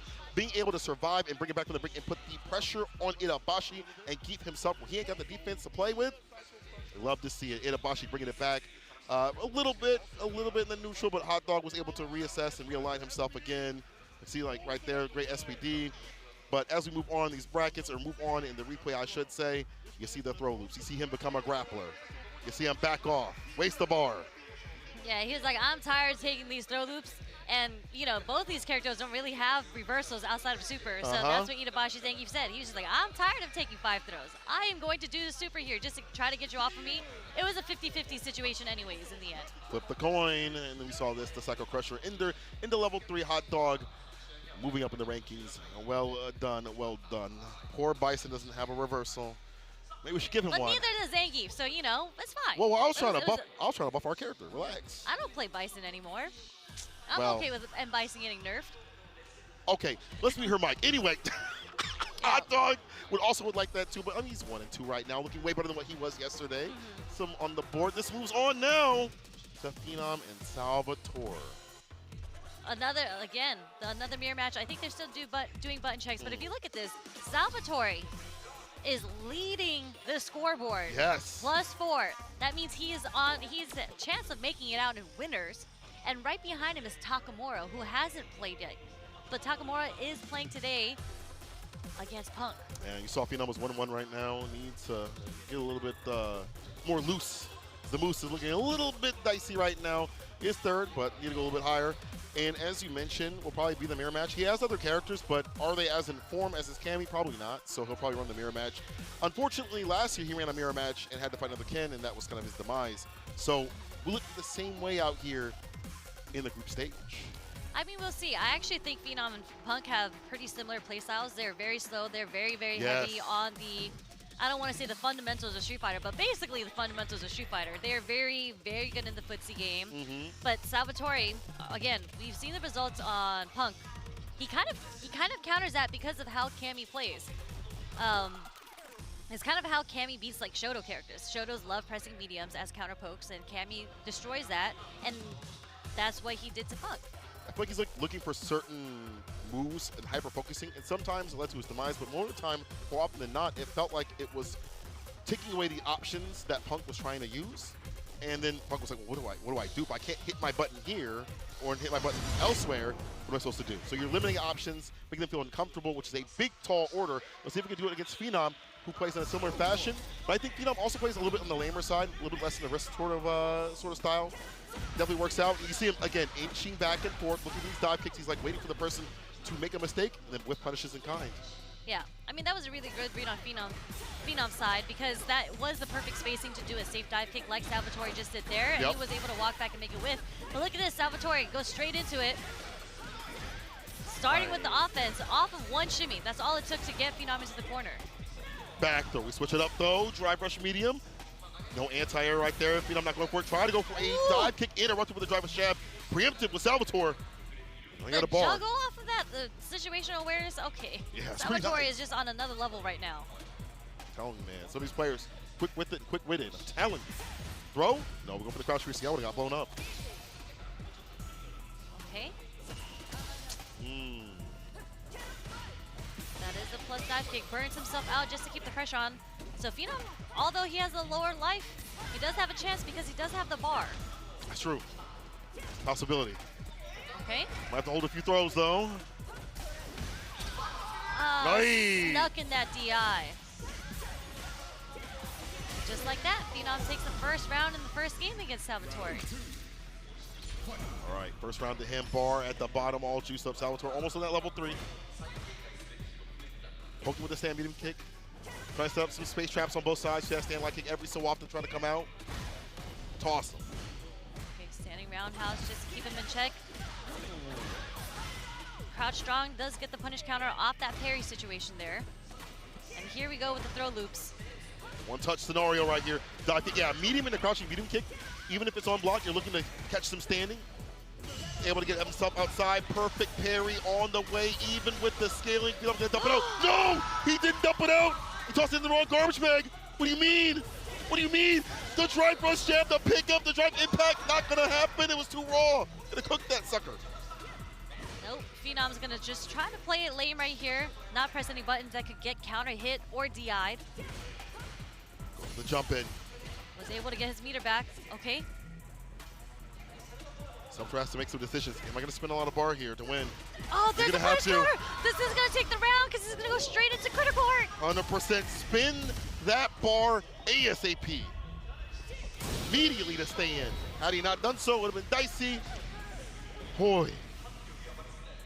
Oh my God, but Phenom with that DP, that drop was everything. Missing a move within that DP conversion, no level 3. Luckily didn't spin the bar to do so though. Yeah, Even good way recognition worse. that it was dropped, yeah. Yeah. Didn't end up doing DP into level 3. But we are going to go into the last round of the first game. And you know what's strange is that when I asked Salvatore what does he think his type of game style, play style is, Yeah? he says he's known for being wild. And I actually have not seen any sort of wild play whatsoever. I see incredibly solid Cammy play. Yeah, I do too. Like driver jab, like as a stopping point is really good. Empty throw against his parry, looking really good. Another throw, this is typical Cammy play. Yep, throw loop off the punish counter throw. Phenom answering with his own throws, but we are going to get back roll to get out of the pressure. Dive kick, try to reset the pressure with the crouching medium kick.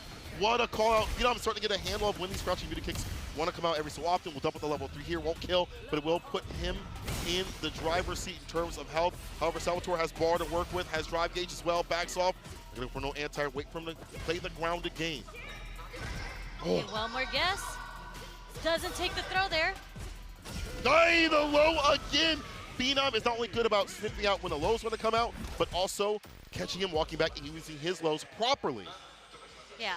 I mean, it was a counter hit there, so I think something that we've mentioned that he did against Punk a lot was actually do a counter poke with his crouch strong after he blocked a medium. So I do think he probably went for a button after he had blocked the stand strong coming from Phenom because it was a counter hit from the low forward.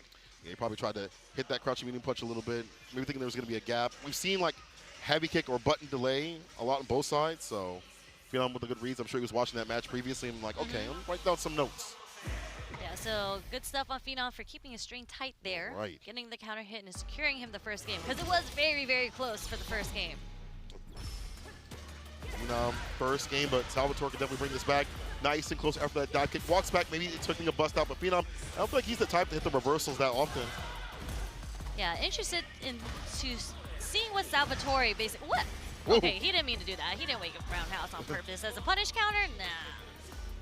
So I'm wild, bro. I'm wild. That dive kick hit so late. He's able to get the pickup off of that too. And a little too far for the low forward to connect. He is going to get the whip punish from the crouch strong into the super. Again, round 1, second game goes to Salvatore. Die by the strong, live by the strong. That crouching medium punch still a very prominent option here for Salvatore. Will not take that away. It's working out here. Stays up that set point as you mentioned. Counter combo, but the crouching medium punch was not able to hit. Yeah, that walk speed from Phenom was able to get the punish counter, a whip punish with stand jab, and pushing Salvatore into the corner. And let's see if Phenom can keep up that pressure. Oh, trying to go for the throw again. The TK dive kick is there. The super to burn him out. Very smart stuff. Back to mid-screen. Dash up, but don't press the issue because if you try to walk up, with the counter hit. Air to air. I thought he was going to do the target combo. Didn't go for the target combo, but was still able to get him out of the air with the jump medium punch. Okay. Not looking too great for Phenom. Jump fierce now for the air-to-air option. Back to Phenom. Back with drive gauge. Can he enter? No, there was no DP. You saw the counter. Maybe trying to be a little bit delayed on the DP. Did not work out. Salvatore takes it. The timing on the anti-air not properly done. I mean, Cammy again is one of the most difficult characters to anti-air, and you know we don't see the DPs come out. It might have been a strong because it was a jump short that got the counter hit, so it was just a slightly too late as an anti-air coming from Phenom, Salvatore was able to get the pickup off the jump short. But again, Cammy's just one of the most difficult characters, any dive kick character really, to anti-air. It's just, don't know what she's going to do. Every jump in is a mix-up. Empty low, empty throw, dive kick, jump heavy kick in some ranges, jump light kick, cross up. It's funny to see Cammy have to deal with that, right? Even she has to deal with the difficulty of that mix-up. Exactly. Hey, dive kick able to hit. Blesses that crouching medium punch. Phenom hunting for that button very often since Salvatore is so aligned with it. Again, see, he's looking for that proper range. We'll get the pickup after this, though. Charge up to get that DP right after. Tick throw. Sandstrong does connect, not a counter hit though, so it doesn't combo, but we are going to get the plus frames off the drive rush cancel after target combo. A little too late. Ooh, OD. The side switch too as well with the charge. I like that. Use the bar to put him in the corner. Crouch fear, spin knuckle. Okay. A little earlier, you're going to want to take the health down right before you get the stun off, so you don't have to spend all the bar. There we go. Yeah, immediately hit that drive impact on wake up to put him to sleep. Night, night, Phenom. About to be the first one to possibly take down Salvatore, but I want to prophesize no demise. It's possible. Salvatore brings this back. No bite on the shimmy. Okay.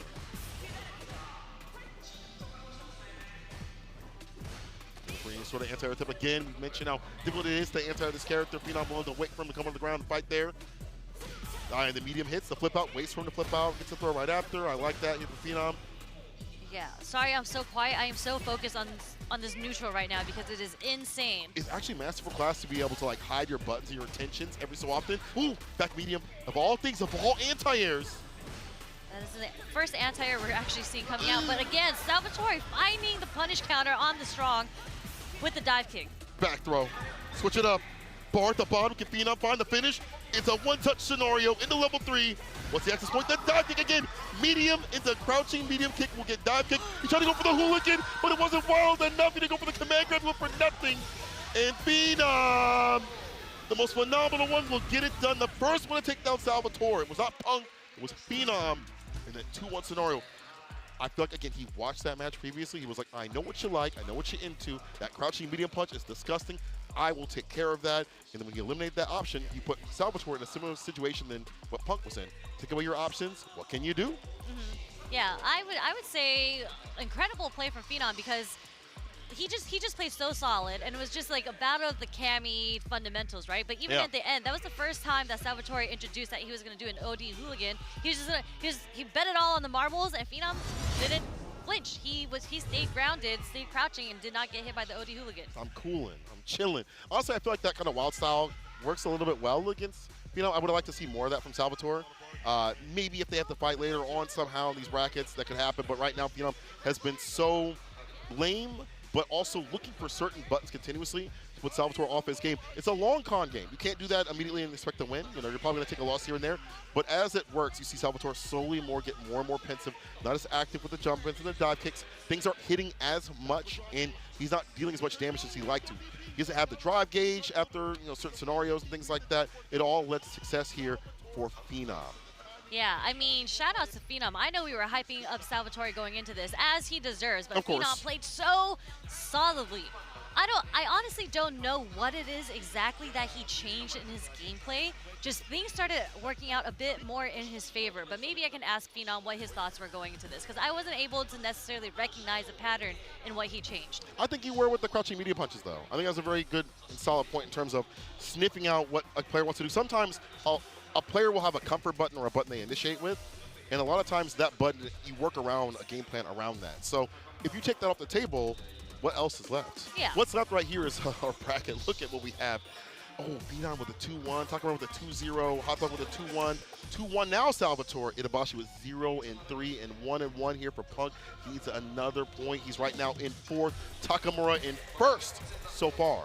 So far. Takamura and Punk do have to play against each other today, so they could leave with the 2. Oh, right here. This is where we're going to see it. Takamura, the Bob Ross of ass beatings. This guy makes combos on the fly. I used to ask him, like, hey, man, you lab this stuff out, right? He's like, no, I just see it in my mind and it happens. And I just create it as I go along. I'm like, you're a demon. People like you need to be locked up. But Punk, again, it's mentioned, after losing to Salvatore, needs as many points as possible at this point. You know, this is the second day, and this is a big determinant in terms of where you fit in or where you sit out in the stands. And this is really exciting to see, or this match coming up, because Takamura, again, when I had asked him the question on who he looked forward to playing, he said it was going to be Punk. Of course, who doesn't look forward to playing Punk? Unless, you don't want to lose, if you don't want to win. But he did say that he hasn't had a chance to play against him in Street Fighter 6 yet. So this might be the very first time they actually get to play against each other. Yeah. And I think matchup-wise, player to player, obviously Punk has played against Ken. I think this is slightly in Cammy's favor because Cammy just does a really, really good job against Shotokons in general. Yes. But the way that Takamura played, as you mentioned, he's a little unorthodox. It's not just his combos, it's the way that he makes his decisions. Some people can say, I don't like using the word random on people. I think he's a little, I think unorthodox is the best way to describe Takamura. And he optimizes for it. Like, he does weird things. He chooses weird special moves or weird timings on when he does things. Yes. Like, he prepped it for that. Like, it wasn't just something that randomly popped in his mind that he's like, oh, I'm going to do it right now in this moment. Yes. He has gone and tested it out. He knows how to follow up with the random situations that he comes up with in his head. 100% agree. And I think having the awareness in a very active game like this shows a high capability of controlling the chaos and bringing the chaos when it needs to be brought. Can Punk calm that down? We've seen the alpha work out very well. As you mentioned in this matchup, there are many things that she could do, spin knuckle through the fireballs, dive kick, clip some of these buttons. So for Ken, you have the backdash, kind of stand fierce continuously, but that could also lead to a read on the backdash, jump ins, crouching beauty kicks from the side of Cammy. We'll see if Takamura is prepared for that. Either way, Punk, Takamura, in Street Fighter 6, what we're getting right now. Yep. And I think Punk, obviously, one of his strongest points is getting the whiff punishes. And Takamura's been playing Shotas for so long. He used to be an Akuma player. I don't think he's one of those players that whiffs too often. So I think a lot of, if he is to get a win, I think it's going to come off from, again, this offense or his defensive reads that he does. Right. You stand fierce. They're going for that throw, just like you see Punk try to counter poke before that can even happen. ODDP, but that's a benefit here for Takamura. He's meter positive, so Punk has to go in, get that bar back. Drive rush medium is able to clap back. He's able to drive impact, will be perfect parry. Perfect parry, throwing Takamura into the corner. Another perfect parry. Okay, we're going to go for a different type of side switch combo, not the back throw. Yeah, which position is right now. The laser jab. Oh, he didn't have the combo though. And misses the DP. What are you hitting, your demons?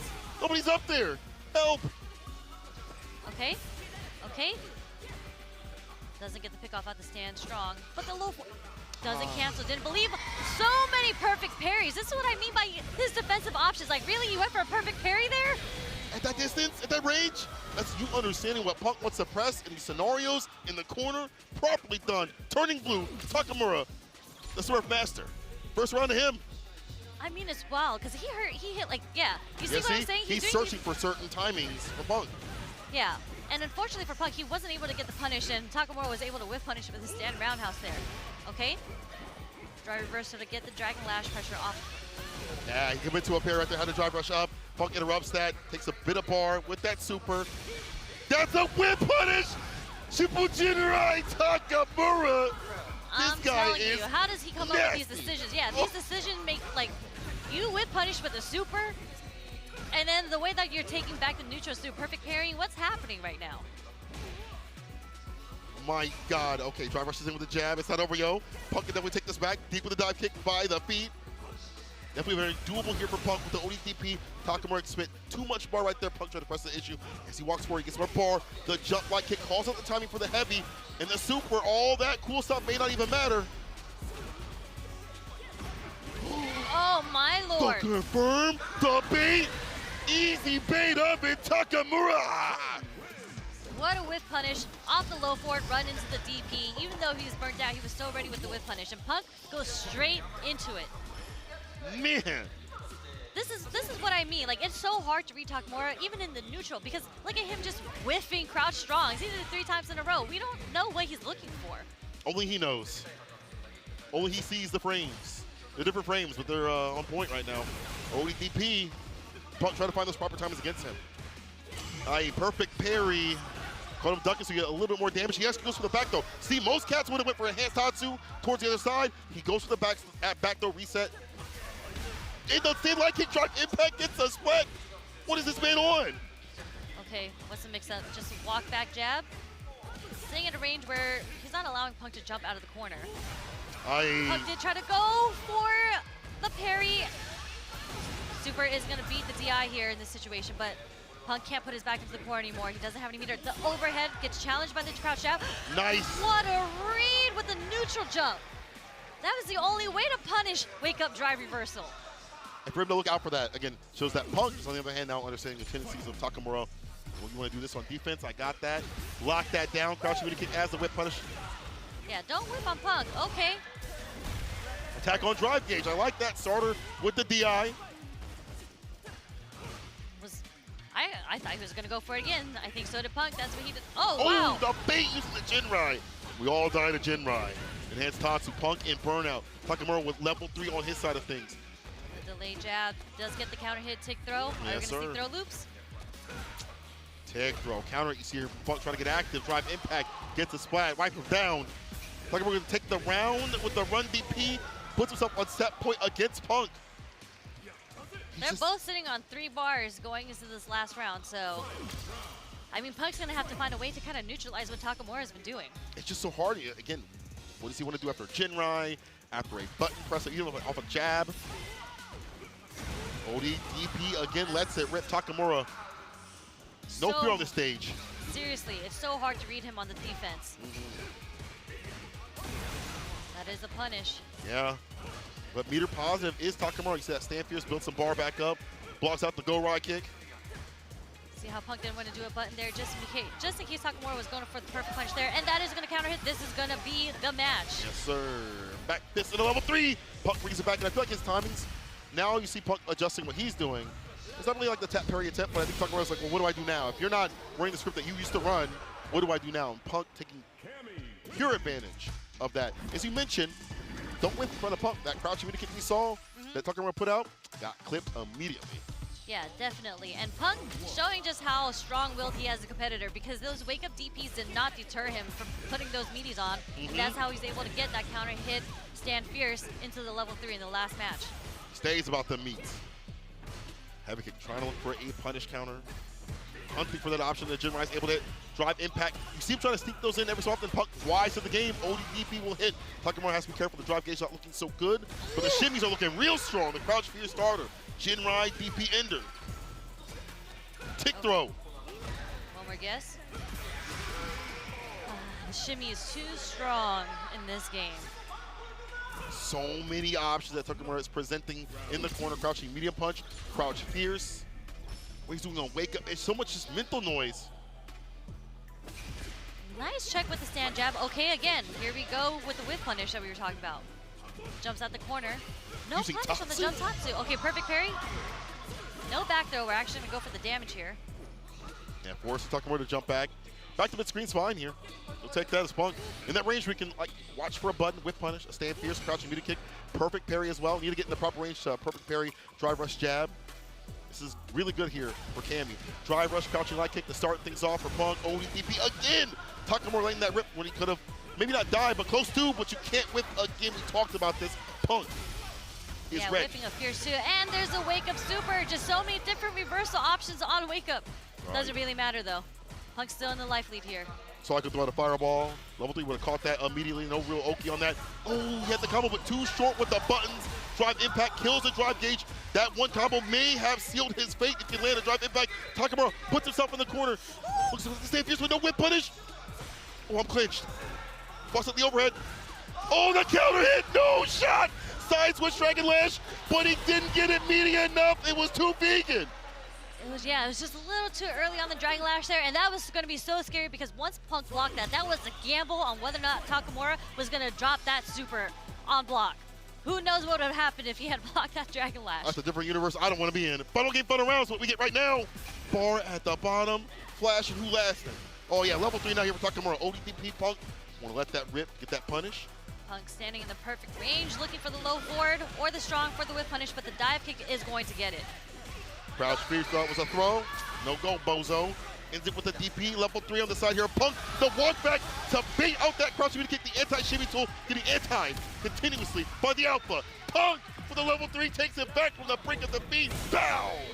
Amazing amazing, amazing recognition from Punk right there. The fact that he had stayed in the range where he was going to do a shimmy, and Takamura has demonstrated before that he's willing to wake up low forward if you're going to shimmy him. And that could have changed the tide on that round. But Punk stayed right outside that range where if he was to wake up with the low forward, it would whiff, and indeed, that's what happened. And then you get whiff punished.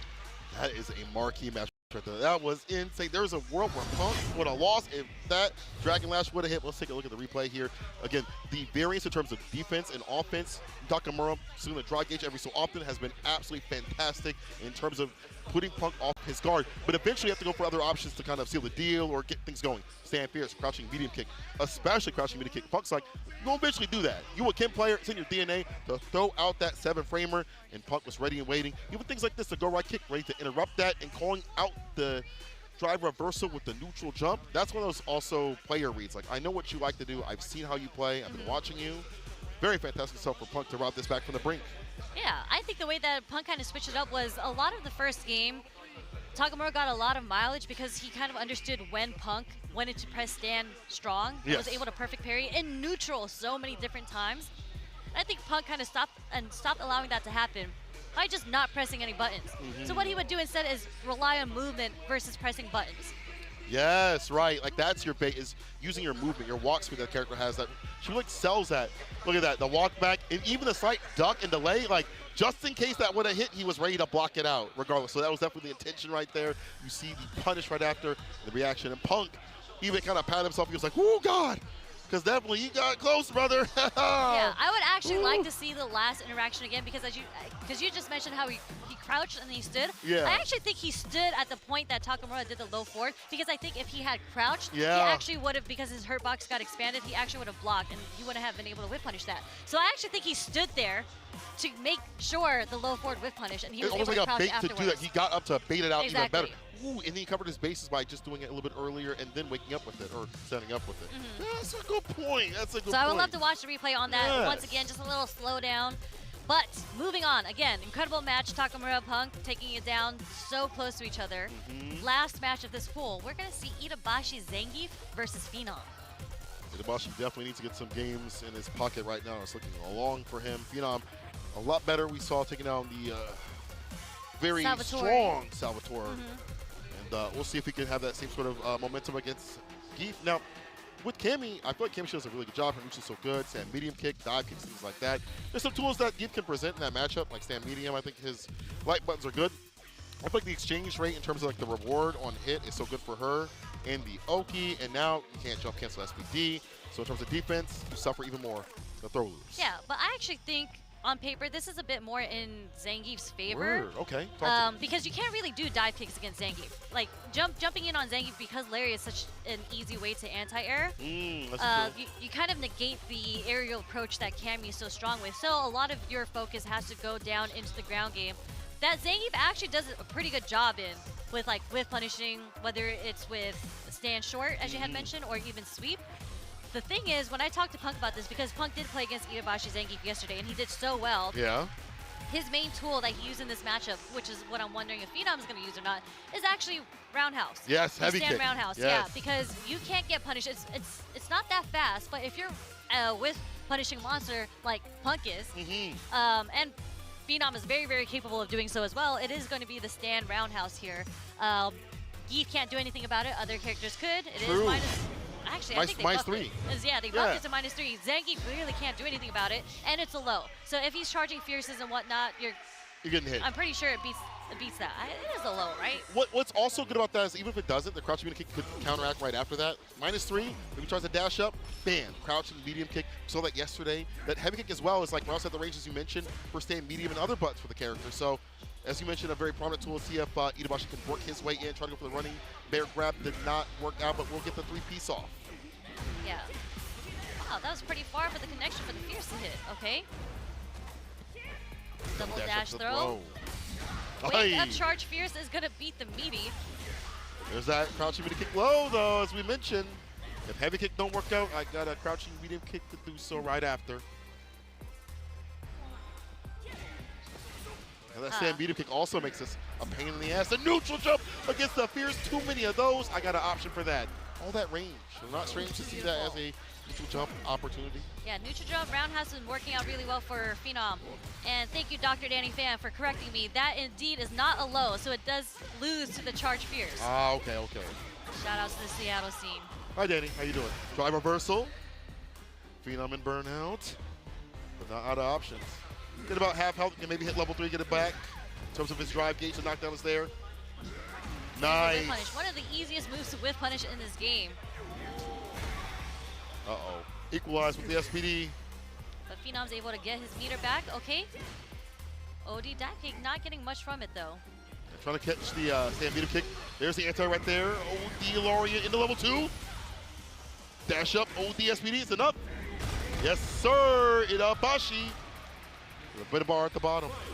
That's what I mean. Like, the aerial approach just does not work well for Cammy. You really have to catch him off guard to not get anti-aired. And that led to a level 2. It's like, hopefully that you can like clip like a stand medium kick, right? Like clip that button, but as you mentioned, that OD Lorient saves it, but it's gonna save you now when you're up in the corner. A little too far, but Phenom pressing crouch jab just in case to cover his bases and does get the counter hit. I think Eve's buttons are a little slow. Hey, crosscut DP can't lead for free. Drive reversal, offensive style to put him up in the corner. With a fierce, but had committed, you should have signed a prenup. Yeah, drive rich crouch fierce. Phenom was holding up. He was trying to get out of that corner as fast as he possibly can. Don't want to be there. Not your hood. Okay, Yudabashi's going to take some time, go into the character select screen, take a breather. He's going to go through his notes. Like, damn, I forgot to button and didn't drive rush SPD. My bad. Let me correct that. all roads lead to SPD again. Let me take the left road instead of the right road. Yeah, okay. Got it. This guy, Itabashi. You definitely see a change in demeanor. Not smiling, not as jovial, not bouncing up the seat like, hey, I'm having fun. Now it's, oh, God. Yeah, and unfortunately for Itabashi, I think he's having a very difficult time closing in on Phenom. Like, he hasn't, a lot of Zangief's offense comes off from, like, the headbutt mix-up, but he hasn't even been in range to get a headbutt off. Soda's been trying to get driver Stamp Fierce. That hasn't worked out. Even normal Stamp Fierce hasn't worked out. As you mentioned, he's trying to get in with other buttons, and Phenom's just too far out in the range. And maybe he needs to look for a stand short. A lot of it, yeah, he is trying to fierce a lot. And again, Zangief's buttons are very slow, so Phenom's finding a really good way of walking forward and doing a crouch strong and stuffing the beginning, the startup of a lot of his buttons. Holding parry, keeping the bar up as much as possible as Phenom. Crouching medium kick, but that's fine. You take that. That's no big deal. Don't take that, though. Holding north to not go south. Man, not want to hit the ground. Has been consistent with these neutral jumps. Oh, God. Does a lot of damage. Yeah, nope. First DP also. Headbutt still hits the 3-piece. Drive, rush, impact. Oh, what? What? Okay, Itabashi gets to pick up with the ODS media after the crouching media punch. Regardless, Itabashi penning on the wall like Picasso. Just like that. That was such an incredibly fast first round. Drive rush, stand jab coming from Phenom's end. Does connect. He walks in with the confidence. Now Phenom initiating a lot more with that crouching medium kick. Oh! Don't try to meaty me, he says. Not when I have level 3. You better respect it. Only for my loyal fans with this land. Itabashi with the level 3, just a lot of drive gauge.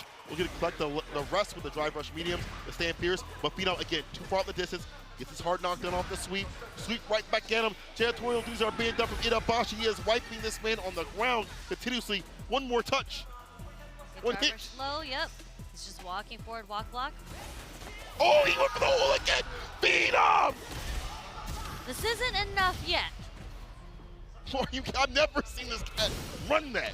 It's not, but it equalizes to get the bar back, get the green, play his way. Itabashi and burnout. All it takes is one bad move right here for Phenom and SPD as a reversal possibly.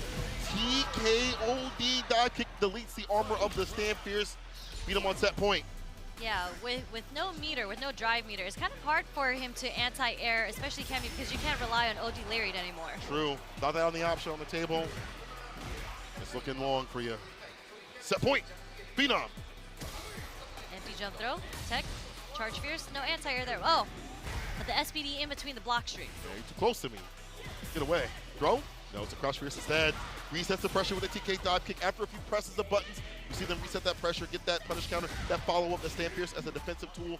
And again, Phenom just resets back to neutral, goes for the backdash, gets right back in, avoiding these sweeps every so often. Yeah, really, really nice adaptation on Phenom's end. Because he's gotten hit by so many SPDs between his block strings, he's introducing a lot of backdashes in between his block strings, and even earlier, he did a dive kick in between and was able to get the punish counter. Yes. Very ambiguous what he's doing when he gets close. Even more so now. He can't run. Perfect parries. The button calls it out. Into the level 3. Oi, watch the cutscene. And just like that, we're into the last game. Put this man in the ground like an earthworm. What is in his notes that got him this match? I think he started switching it up a little bit more with sprinkling in a bit more standing medium punches as Zangief. Also, he had a drive rush and a drive impact in the corner. It was wild, not mild options. The gambler. That's definitely a gambling option for sure. In his Osa says, go back to the old you. Just because you see the green, you're kind of expecting a meaty to hit. True. So the drive you're kind of like a deer in headlights waiting to block. I like that. Played on the idea of what could come through. It was something different. Itabashi staves off what was a very terrible start. Game to game right now. Make up roundhouse. Right? Tried to go for the whip punish. Fierce is actually going to hit Cammy out the air a little too far to follow up with the target combo. Burning himself out to get the pressure off of him. He doesn't have super bar yet either, so he's going to have to find one more normal. There it is. Just to get that level 1. Use it now. This is good. Way far outside the corner. Back to neutral bars. Almost back. He chooses to go in, but Phenom can't be jumping back. The level 1 is able to hit. Finally. For mini-gi players like Brutus, it don't, but for Itabashi, it will, and it will secure him a set point scenario. Great recognition on Itabashi's Zangief's end with that level 1 there.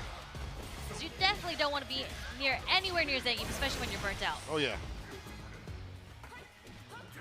For a button to stand, meter kick able to poke. Not really too much, but it adds up. Especially punish counter. On the drive gauge, definitely helps out. Makes it so Phenom can't just bust out or drive rush as much. So he's back in the green. Itabashi Zangief just finding a better way to use his normals right now. And Phenom on the brink of being burnt out if he blocks anything.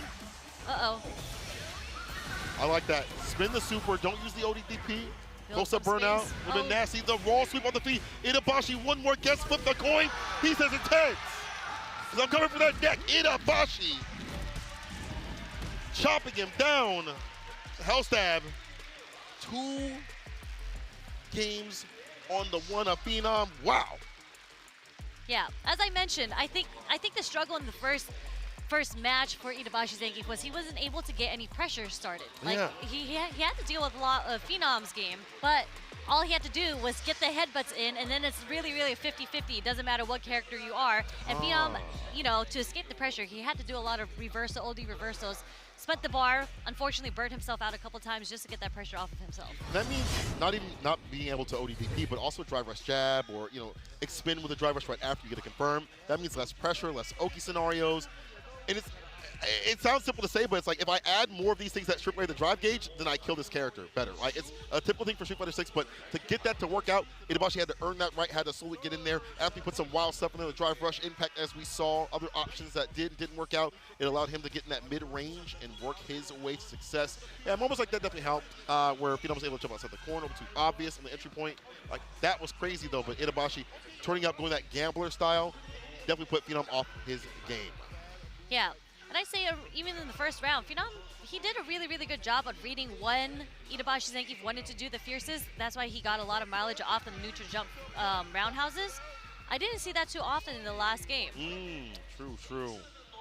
Man, Itabashi definitely needed that as much as possible. Phenom, unfortunately, taking a heavy loss right here. A 2-1 sort of scenario. Could have been way worse on both sides of things, but look at that.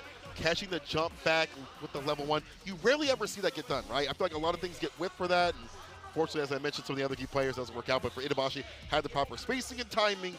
And as you mentioned, strip away that drive gauge, gets the hell stab to finish things off. 2-1, and that ends out the entirety of this block.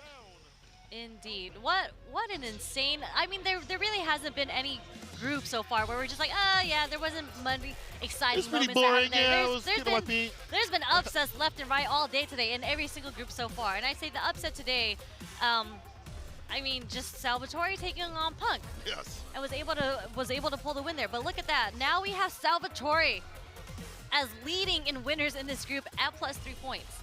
Ain't a single person that has a fantasy bracket that has worked out at all. If you said it now, you're a liar. Phenom with 2-2, Pokemon with 2-1, Hot Dog with 1-2, Salvatore, as you mentioned, 2-1, Itabashi Zengi 1-3, and Punk with 2-1. There's a lot that needs to get done tomorrow. A lot of things that need to get fleshed out. In Cross, I rely upon you for the math for that, of course, but tomorrow is going to be devious and dangerous. You guys do not want to miss any of the action. Obviously today, as we're not done with all the Capcom Cup play for day 2, but tomorrow especially, let's look at what we have right now. Salvatore in that winner side, Takamura in the losers, and Punk going not too far behind. Not too far behind. So his match is tomorrow. Tomorrow is the last day, so there's still a chance for Punk to get out. He is going to have to play, I think it was Phenom and Hot Dog tomorrow. Nasty matches. So it's not going to be easy. No, not for anybody, of course. I mean, you see how Hot Dog is able to turn up like volume and get better and better. And wow, the match is only going to get better and better out here, as they've been ridiculous. I feel like last year was great, but this year has been insane in terms of calling out who's going to make it, the absolute adjustments, the meta rising out here, and some of the players falling that we didn't expect. What it all goes to show is, hey man, Street Fighter 6 is great. We're going to have an interview real soon. Let me see who's over. There's that Salvatore. I think it is Salvatore. I mean, it should be Salvatore. He had a hell of a performance today, but I think they're still taking some time to set up. Getting it set Reinhardt's, you know, dusting off his glasses right now, wiping away the oil, getting the mic ready. So we got a little bit of time. So again, this is just day 2 of Capcom Cup 11, y'all. We have 2 more days to go, and by the end of the next 2 days, someone is going to walk away a millionaire. I'm going to walk away in them DMs. We're going to walk away over to the interview. Let's pass it over to them. On your performance so far, absolutely amazing run there. Of course, 2-0 against Punk, you know, the world champion. Tell me, how do you feel about that? Had you prepared for Punk specifically? Why were you able to deliver such a dominant performance?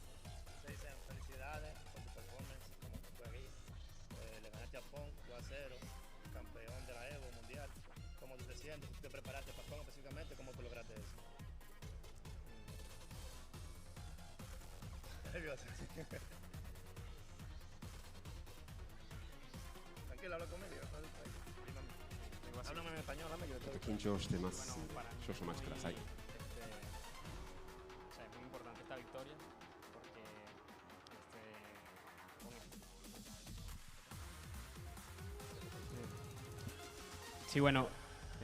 sí, bueno, para mí la victoria contra Punk siento que fue un paso muy importante en lo que es el grupo, ya que es un grupo muy complicado y la verdad estoy muy feliz, ya que sí, lo siento, estoy un poco nervioso. Pero si te preparaste para él, para la pelea de Punk y eso, ¿cómo fue? Sí, ahí hubo preparación en el match. So basically, he's very happy that he was able to defeat Punk, world champion, and he said he laughed a little bit versus him. He said he's very nervous, obviously, but he's very glad with today's results. どうやってパンクを 2-0 倒しましたかって聞いたら、やっぱりパンクの動画を見たり、ちょっとなんか準備をしてたっていう感じで、But he was nervous to say, right? Yeah, extremely nervous, yeah. でもすごく緊張しました。まあそれでも 2-0 勝ってすごいことですよね。で、next match, your next match, how confident are you going through the tournament? Is he feeling really confident now after that win, moving forward in the tournament? La próxima mano que te toca a ti, ¿qué tan confiado tú te sientes? Esa ganar que tú le ganaste a Punk, ¿te crió la confianza? ¿O cómo tú te sientes? ¿Te sientes confident, como confianza para tu oponente? Sí, se puede decir que tengo mentalizado estar muy tranquilo en cada match. Sí, pero dice como la victoria contra Punk te da confianza para tu próxima mano. Sí. So yeah, he said the victory over Punk makes him feel very confident about any matches. He's going to take every match at a time. Okay. 試合をとりあえず一つずつで取って見ていくことになっております。サルバトレ選手、初めてのカプコンカップですごい大活躍してますんで、そういう形ですよね。来てくださってる人たちに一言お願いしたいんですけど、Do you have any comments for your friends and family watching back home, people here in the arena? Would you like to say anything to the people? Si tú tienes algo que decir a alguien en tu casa, tu mamá, tu familia, la comunidad, si le quieres decir algo. Bueno, sí, le quiero mandar un saludo a toda mi familia, que ha estado muy pendiente, también a la comunidad de Venezuela y a todos mis amigos que me conocen. Yeah, so that's what he said. He said shout outs to those people from his family and his community back at home. Okay. じゃあとりあえずみんなに応援してくれてありがとうございますという形です。サルバトーレ選手、おめでとうございます。これからもよろしくお願いします。Good luck in your next matches, and I wish you all the best in your future of the tournament. Buena suerte en la próxima mano y te esperan que te vaya bien. あと通訳してくれたイタヒレガシーにありがとうございます。Thank you for translating. Thank you for your time. That's it from me here. Let's get back to the desk and continue the action. 続いてこれからもカプコムカップを楽しんでください。You believe it's not even close to being over? This day isn't even done. In fact, we got 2 more on the way. People, stay tuned after this break. Even more Capcom Cup action coming right at you. Don't go nowhere.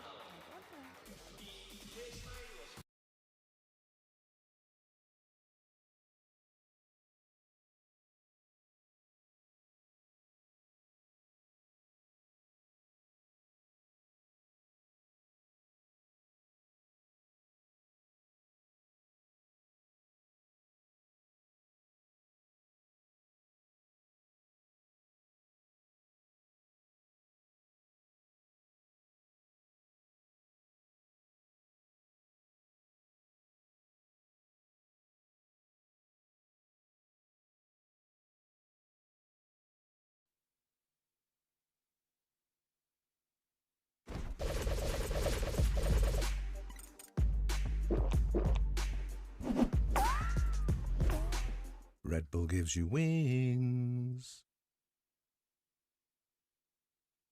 Red Bull Kumite, Paris, 10-year anniversary.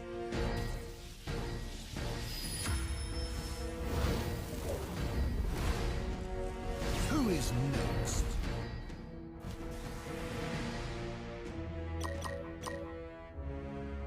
Big Bird. Kusanagi. Bonchan. Get your tickets now.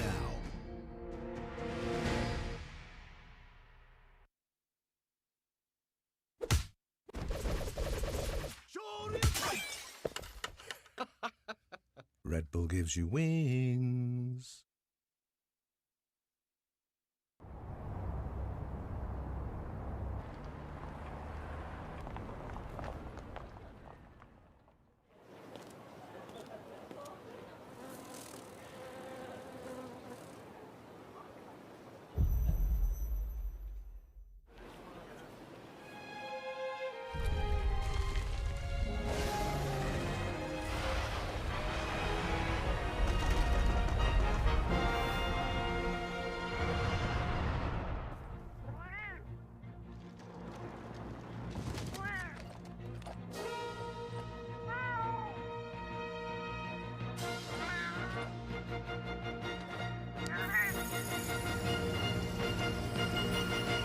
Where dreams become reality.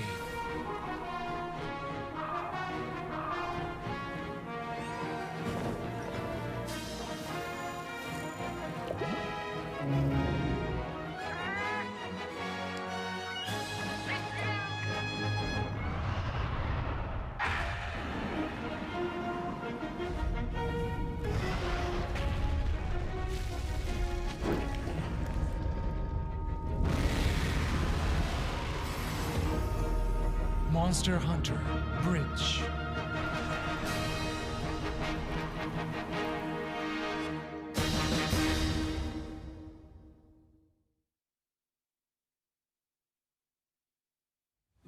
Show me what you have. What?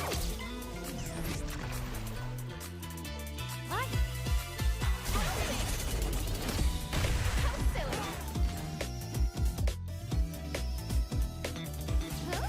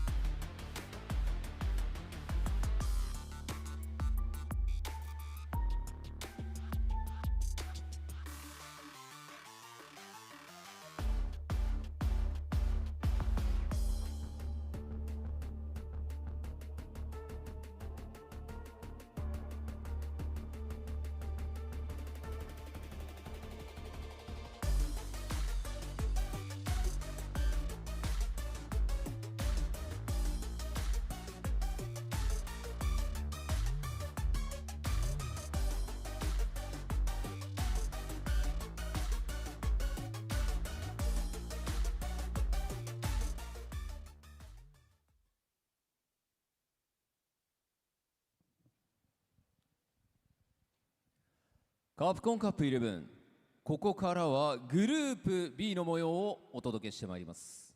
Hello everyone at Capcom Cup 11. It is now time to introduce Group B. それではグループ B プレイヤーの入場です。 And now it's time for the Group B player entrances. まずはベルギーの忍者キッドソルティーキッド From Belgium, the young ninja, it's Salty Kid.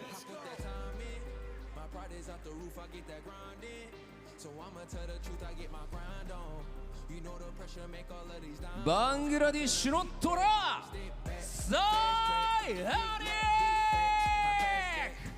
Next up, it's the Tiger, Sai Anik.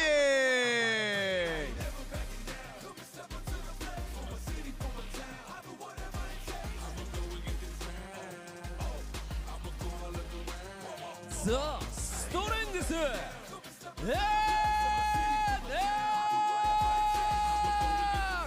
From South Korea, it's the Strength, NL.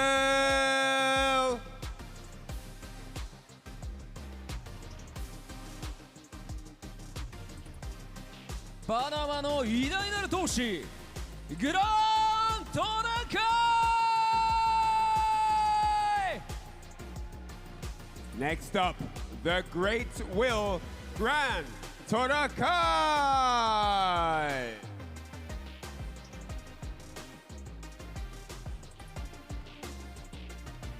Bautista Brothers シップの兄 JB. He's in and out like a thief in the night. It's the burglar, JB.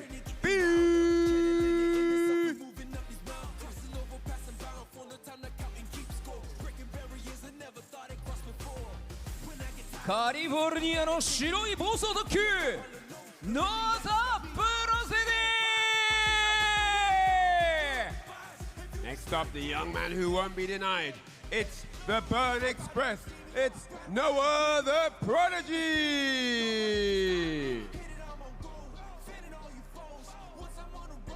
さあこの B グループはかなり攻撃的な選手が多い印象ですよね。そうですよね。昨日ソルティキッズすごく大活躍して、キンバリーのねソルティキッドは2勝しているという中で、スローハイですね。はい。デイ2どうなるか。さあゆっくりとノアが手を振りながら今ステージに。これで6名のプレイヤーが揃いました。We saw lots of action from this group yesterday as Noah takes the stage as the 6th member of Group B, which are now all on stage ready. I'm sure they've only got tactics and winning formulas in their brains right now as they are ready to do battle here on day 2. さあこの6名のプレイヤーによって総当たり戦2日目を行ってまいります。3日間のうちの2日目となりますが、その中から上位2名がトップ16のトーナメントに進出となります。皆さん今一度大きな拍手をお願いいたします。 And as the group progresses, today is an extremely important day as we start to identify who is going to be going through into that top 16 finals. And it's all to play for here today and of course tomorrow. それでは選手の皆さんはスタンバイをお願いいたします。 Alright, if we could get all the players from Group B on standby and ready to start the matches. Thank you very much. そしてこの熱い戦いをさらに盛り上げていただくために実況席の皆さんにお渡ししたいと思います。実況席お願いいたします。 Alright, with that said, it's time to get Group B underway. So let's throw it back to the casters to start the action. Thank you very much. And welcome back to the Ryugoku Kokugikon live from Tokyo, Japan. Myself, Ringe, along with Sankola. What's good, family? You already know we got the second to last block of the day. Group B with some of the heaviest hitters in the building. 100%. No other prodigy, JB, and also people with something to prove, like Grand Torakai. It's going to be some hot action. You definitely want to sit down for this one and enjoy all and every bit of it. As you mentioned, it's Group B, second to last right here. We switched things up a little bit, but it is day 2. See who gets through and who might be joining the stands like some fans. Don't want to be doing that with that millie on the line. You don't, man. You don't. And only 2 people out of each group can make it out, right? As you can see right here, the group participants, Salty Kid, SI Onic, NL, Grand Todokai, JB, and Noah the Prodigy rounding out this star-studded group, of course. And we saw some intense action on day 1. Of course, Salty Kid letting it be known. Might be the youngest kid on the block, but he might be the one to watch out for the most. Having the grand total of +2 after the 2-0. But Noah the Prodigy also has that same exact point differential with only 1 game played, right? With that dominant performance over JB. Incredible start for him as well. JB did bounce back from that loss, earning himself a 0 differential while at 1-1. Grand Todokai looking to bounce back from that first day, and NL trying to make some headway while SI Onic looking to put a dub on the board. Definitely should do so because, again, day 2 is going to get more devious, even try to get through on that day 3. At this point, some of the people will know that they won't be not making it through. Salty Kid, though, I want to highlight him. I mean, he did some fantastic stuff yesterday, exploding and exceeding expectations. We saw him play the Mika before, obviously the Poison right after that, but now has been so good in the mix of opportunities with the Kim. What we're getting, though, to start things off is Grand Todokai and Noah the Prodigy after that. JBNL, Salty Kid, Grand Todokai, Noah, and then we see whatever that is at the bottom right there. I don't know what that's supposed to be. Yes, indeed, a file. A PNG has been corrupted. It's a new character. But JB after that and Salty Kid, I think actually that's supposed to be C right there for Noah the Prodigy. Gotcha. That second to last one right there. So we'll get that, of course, when the time comes. But yeah, we're going to start with Grand Todokai and Noah the Prodigy. And we'll see if Noah can carry that momentum, right? Yeah. Not only did Noah defeat JB, who was his captain in SFL US, right there. but he also retweeted the tweet of JB being like, you sitting down, lock in to sit down and not play. So Noah, you already know he's one to pop off, and he let it be known that he's coming not only to make it out of the group, but wants to make it out in winner's side. Oh, 100%. A lot to prove for him, not only in the streets of right here, but in the streets at home. You know, people watching him. You might say what you want to say about Noah, but he got here for a reason, right? Yes. He is a strong competitor, a strong player, and he definitely deserves to be out here. And the way that he plays, the way that he bulldogs, makes you uncomfortable. And then when you try to do something on defense, he makes it worse. We saw it yesterday with the jump back, medium kick. Perfect button to do so against a drive reversal opportunity in the corner. And then jump back OD fireball. Not only is that safe, it just catches things with the fastest and the quickness. However, Grand Tour, as we mentioned from Panama, shouts to them and their growing esports community, has something to prove out here with his JP. Played this character since even when the nerfs had happened to him. Yeah. The crouch fierce nerfs, the other things that had happened in terms of damage scaling, they brought some of that back. This character is now in some people's top spots, at least top 10s. And Grand Todokai is definitely top 10, top 5 for the JPs. And we're going to get that classic duel of Luke jump heavy punch versus JP crouch heavy punch, right? We'll see how that all plays out. But yeah, 2 stars right here, 2 up-and-comers, even I would say beyond that, 2 established players right now, Capcom Cup, CPT veterans here. And Noah the Prodigy, as you mentioned, probably the best player in Burnout in the business. 100%. I shouldn't say probably, definitively the best Burnout player in the business, the Burnout Express himself. And yeah, I've seen Rob TV, I've seen Incross highlight a couple of things, right? That Noah's style is even more potent in big stages, right? Because he doesn't get affected by it. He's gonna play his game no matter what. He takes the flip-flops off. He's got the socks on stage. He might as well be back in Lompoc, right? That is insane. The socks out on stage in public, that's insane. But the way he has been so comfortable in these big scenarios, as you mentioned, the lights on him makes him even more emboldened to play better. When the people don't like him, shouting that back at him on Twitter, he's clapping back. He is emboldened by that, gets stronger, gets powered up. It's like a Zenkai boost. And when he gets set loose out here on this big stage, it's only going to be worse for the competitors. In the reverse of things, though, Grand Todokai has had that hump that he had to get over. I hate the game. I don't like what's going on with it, yada, yada. And then finally figured out it's me. I have to change the way I'm approaching, how I'm thinking about the game, and it led him to qualifying for Capcom Cup. But as you mentioned, it's going to be how can I deal with the aerial approach of Noah, that jump fierce, even jump heavy kick, dangerous to deal with. Yeah, 100% right. Grand Todokai, as long as he can kind of slow down the tempo a little bit, I think JP is fantastic at that, right? He's got one of the best drive rush check tools in the game with the crouch medium punch, great disjointed hitbox on that. So if he's able to tame Noah a little bit, stop the momentum, just the momentum blast that Noah usually comes out with, he could definitely put a dub on the board and then shake up this whole group. Because as we said, Noah only 1 game in and actually tied for first place with Salty Kid, who has already played 2 games. So you know Noah's feeling good, and that's even more dangerous, right? In addition to that, when Noah starts feeling himself, when he gains the confidence, I mean, he's already such a confident player. He already feels like he's born for the lights. I mean, yeah, he's going to be very difficult to stop. Grand Todokai, he's got a mountain of an obstacle ahead of him, but JP's the character that I think can definitely get it done, and just a shifted mindset is so important in stuff like this, right? Especially going up against somebody like Noah. Noah is one of those players that will induce salt with the quickness, right? You're like, man, I got to deal with all this. He's not even thinking, like, where are these parries? He's just parrying and neutral, all this. You know, definitely he does a lot of things that can get you really angry. So you have to work on your mindset. And if Grand Todokai has made that journey, then that should benefit him greatly in this set. I want to see it. I want to see it. I also want to see how he deals with the matchup jumps. I mean, we talked about the jumps being what they are in terms of like the buttons, but how Noah puts those on, as Benakan has said, they are magical. He doesn't understand how they're able to land continuously. Grand Todokai, let's see if that study has worked out to be stable in these streets. Grand Todokai, Noah, first match of Group B, starts off with the OD, immediately trying to lock him down with the Pierce. The backdash, avoiding that stand Pierce. Yeah, I like this. Mid-range with a stand medium and crouching medium punch, where you mentioned a check. Perfect parry. And look at that now, parrying the stand fierce. I really love how aware Grand Todokai already is of that stand fierce range. Noah obviously bully balls with that all day, every day. And Grand Todokai, you gotta put the departure up, but now respecting the ODDP, that could cause trouble, and now you already reaching. I would've liked some more disciplined defense, because now Noah's got to lead just like that. Gotta make him earn it with a couple of throws first. Drive reversal of all things. A lot of R being expended right here. Trying to go for the sweep. The neutral jump is there. He's a punish. He dropped it again. It's a drive rush throw. That's a punish counter. Burns him out with a jab. Finds the target combo on point. Noah. Yeah, that was straight. He burnt him out. Was it with the Sandblast or the button previous? It was the Sandblast. It was right the Sandblast, after, right? So yeah, it hadn't even actually gotten that extra block stun yet, but still managed to beat Grand Todokai to the punch. And now Noah working low on him, drive meter, but we know that's where he lives. That's where he thrives. Already, the Burnout Express. First stop. Choo-choo. That level 2 that back up if he needs to. Can Grand Todokai get the side which he can, and the departure to land appears. There it is. Just make it snap.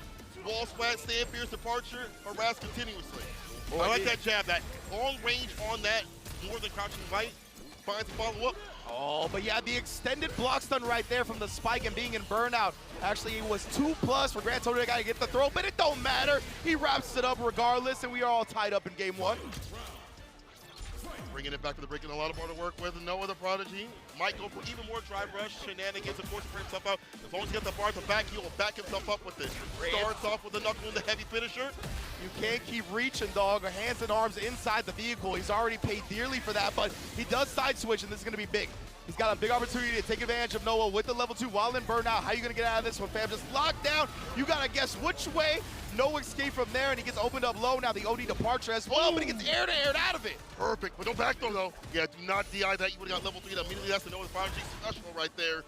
The fireball trying to walk him down. He loves that heavy flash knuckle, right? Because if you try to DI it, he'll just cancel to level 3. But Grand Todokai looking strong, and he's trying to chase him down with the knee. But the spacing from Grand Todokai since round 1 has been immaculate. He's been aware of the stand fierce range, aware of the different drive rush potentials, including that forward momentum knee. Immaculate play so far. That is insane. He studied where Luke wants to be and where Noah wants to be, more importantly. Backing him ever so slightly to find the perfect buttons and where JP would like to extend the stand fierce, stand medium, crouching medium punch as per mentioned. He'll take that trade, keep him out. All this is relationship. It's not you, it's me. No communication issues here. Oh, OD. Actually gonna burn Noah out again, and we usually say, right, this is where he lives, this is where he thrives, but it's been a bit of a struggle because JP is one of the best characters in the game against people in burnout. 100%. No one would like to have the bar at the bomb to back that up, right? Be able to have like a super, interrupts, the charge knuckle. I like this for Grand Todokai, go in, but here's a knockdown, a chaser for the plus frame, stand fierce, and not by the confirm though. Yeah, exactly. Noah, he got in a couple of hits here and there, but nothing significant made out of it. Oh, and then the parry after the trade. A Noah classic, honestly. Yeah. Chaser for the Oki, goes for the stand fierce this time. The throw is fine. Noah has run this back with the quickness of sweep. You've seen that. The catch the backdash here from Noah continuously. And here's a level 2 coming through. Man, these level 2s are going to haunt Noah's dreams tonight as he looks for the parry. Grand Todokai knew, now that you have that available, now that you ain't in burnout, that's definitely what you're going to go to. Noah knows, you rock the blue stuff in the wrong neighborhood. It's not good. Yes, sir. Running wrong colors out here. And Noah got the goosebumps. And there it is, that crouch medium punch again. It's not even checking drive rushes, but it's being such a menace in the neutral game. It's definitely making Noah hesitate, and then he tries to parry the spike, but just teleport throw. The whip Caught the recovery of the button right there. I should say the follow-up button on the counter hit. Amnesia comes through against the drive rush throw. Too many options right there, Noah. Not staggering enough. What's that scenario? Looking very long for Noah at this point, but the neutral jump does catch the extended crouch medium, and you already know that level 3 is going to come out, so he's able to build back out of that burnout and get his green stuff going. After this, yeah, far back rim at before Odie Farm up to once more drive rush opportunities. Again, Grand Tokai with the walk back, finds again from up the stand Pierce. As we mentioned, Manu walk back, finds another level 2, haunts this man's dreams forever. Put him to bed. Wow, man, Grand Tokai, what a performance to start the day in Group B. I just heard Mama Tokai screaming from the stands, and does it for Panama. You see the elation. But you gotta give credit to the situation. Be able to walk back, find the perfect punishes. The timings were fantastic. Man. Yeah, I think it really comes back to that journey that we talked about with the mindset, right? He was at the end right there. He was below 1 drive gauge, and it would have been very easy for Noah to burn him out. Yeah. And in situations like that, right, you tend to risk something as the player that might get burnt out, whether it be parry, whether it be OD amnesia, whether it be super, and he didn't do any of that. And Noah did try to bait something out, so he walked back. Grand Tokai got that space, and that's what allowed him to establish that combo into level 2 again. So just the discipline and defensive decision-making from Grand Tokai, I mean, wow, very impressed to open this one up. There was one where he woke up sweep and it didn't work out, and then he does the sweep again. Again, that showed me the attention to catch some of these jump backs, dash backs, whatever it may be for Noah to reassess. He's watched what happened previously to JB, the jump back meter kicks, the baits on the drive reversals and things like that, and said, I'll just delay a little bit. And you see that pop off in the top left corner here for Grand Tokai. Well earned, well done from Panama, putting pain on Noah. Absolutely loved the opener for this one, man. What an immaculate day of Street Fighter it's already been. Second to last group of the day as well. Second day of group stages. We're getting all the drama. We're getting all the drama storylines for day 3. Ooh-wee. It's going to be a great one. And we got another great one on deck. Coming up next, it's going to be Cloud9 JB going up against Falcons NL. This is going to be a barn burner, bro. Oh, yeah, he was salty yesterday. He was mad as hell. JB? He's like, he got jumped in on. He was like, man, I'm salty as hell. So he'll take that sodium out on NL unless NL fights back and bites back, which he has been able to do so. You see that 1-1 right there. I want to highlight NL real quick. Been able to kind of scale back and be better on defense where I feel like he's kind of faltering. EWC, LCQ against like Lashard, kind of getting pieced up, and I feel like that was kind of the turning point for him to strengthen the Akuma. Akuma's kind of a hard character to play despite all the good tools that he has at his disposal. Using them in the right way takes a lot of work at high level. I just see, this is my first time seeing JB say he did the hair. My man, okay. Relax. He knows where his bread is buttered. I feel you, as a fellow hair fellow myself. True. But great stuff. Great stuff. But you can see Grand Tokai really bounced back, giving himself, I think, a 0-point differential after that dominating performance, along with Noah having a 0-point differential now as well, or round differential, I should say. But yeah, between these two, right, they're really going to be looking to try to establish themselves in that upper echelon of the results here. And it's going to start right now, obviously, as you said, NL struggled a little bit on day 1, but not out of it completely just yet. So he's still going to be in prime position as long as he keeps these dubs flowing to make it out of the group. And same story for JB, as you said, salty in the first day. And a lot of people, you could tell, were, the nerves were flowing in day 1. They want to talk, man.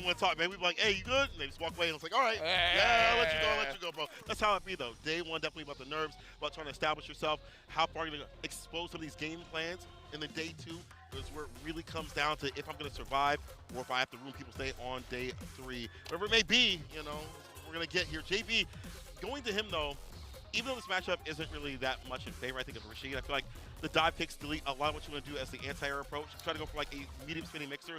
If you go for the demon flip dive kick, it blows it up damn near every single time. Yeah. It is just a horrifying thing to see a demonic character approaching this guy continuously. But for JB, I feel like he's played this matchup so much, so often against Punk. You have Samurai out there. There's a million Akumas, of course, if you are in the U.S. Yeah. So he's going to have some matchup knowledge, if not a lot of matchup knowledge. So NL better present something different. Yeah, I wanted to highlight something similar, honestly. The fact that, Rashid, we've seen a lot of struggles with the anti-air, right? Whether it be anything that can alter your trajectory in the air, Rashid's got a problem with it. Whether it be Cammy, whether it be DJ, or, of course, the Goki, a.k.a. Akuma here, right here. Let's get it popping. JB versus NL, game 1. Nice, immediate block low right there, knowing that crushing kick is going to go for those toes. Maybe Cyclone ends the turn. Right, trying to tap parry. Careful now. That walk speed might get a walk-up grab. And JB is going to test him. Saw that NL had been kind of looking for the fireball, so got in there with a drive rush, but NL sending him across the screen. Actually does get clipped by the air cyclone. Nice, Sky high, excuse me. Was not his turn. Got the counter combo. Fishing with that crouching medium punch as well. Perfect parry on the drive rush jab. JP puts that ass right back up in the corner. This is where you belong. Indeed, this is where he's trying to shut him down, but NL, a forward medium kick, one of the most potent tools in Akuma's arsenal. Even after the nerfs that have happened, that snap kick, good establishment tool with the counter hit the trade, delays the cross kick to get the low. Fantastic. Goes for level 2. Isar. See, he's got the enhancement. Oh, yeah, he didn't want to follow it up because he knew he was going to follow it up right into the tornado. Puts the pressure on him, trying to save a bit of that drive gauge with the parry. He's looking for the perfect, but man, the DI, it was definitely unpredictable. JB finds it and rides it all the way to the victory. JB also backed off a little bit, I felt, because you have that level 2 that it'll splash you with that parries that can cut through. So he's like, I'll just wait a little bit. And the perfect parry again. He sees green, he becomes a stop sign. Stays fine. Reversal jab though happens. Sweep, go for the Oki, no back throw, just a medium. And again, JP staggers, waits, finds his button. That stand fierce fantastically, and the catch. Wow. You can't lead for free. Pay the toll. Yeah, and NL didn't press the button in the air either, right? He was going to be able to block if he landed. So great stuff from JB hitting him beforehand. And now, of course, trying to establish this, but he got caught whiffing the roundhouse, and that is going to be massive damage. And if not burnout, it's going to be a magic pixel left. Nah, he burned out, right? No, it's gone. It's gone. Yeah, oh yeah. Bye-bye. Flushed. And now it's going to be long for him. He doesn't have the level 2 either, but at least he's got a dub on the board. So if we go to the round 3, he'll have it for that. Oh, that chase down as well. No easy escapes, even with the wall clean, even with the sky high. Hot pursuit. This character's got that need for speed with that walk speed. Always able to track care of where they're at. Final round between the two. Charge up fireball to have that variance. That's why you can't let the fireball initiate like you'd like to as Rashid. Easy jump-ins. He's got quicker fireballs, better fireballs. And now you're ass up in the corner. Heavy kick Tatsu. Air-to-air trade. You'll take that as an L. Absolutely, right. As long as you keep him cornered, that's a victory for you. But JB did snipe him low with the crouching medium kick. I wonder if we see NL do a drive rush and a throw because of the parries that we saw earlier. But right now, we're not going to see it because he has to deal with the SR enhanced into the spin mixer, and you even get the combo after.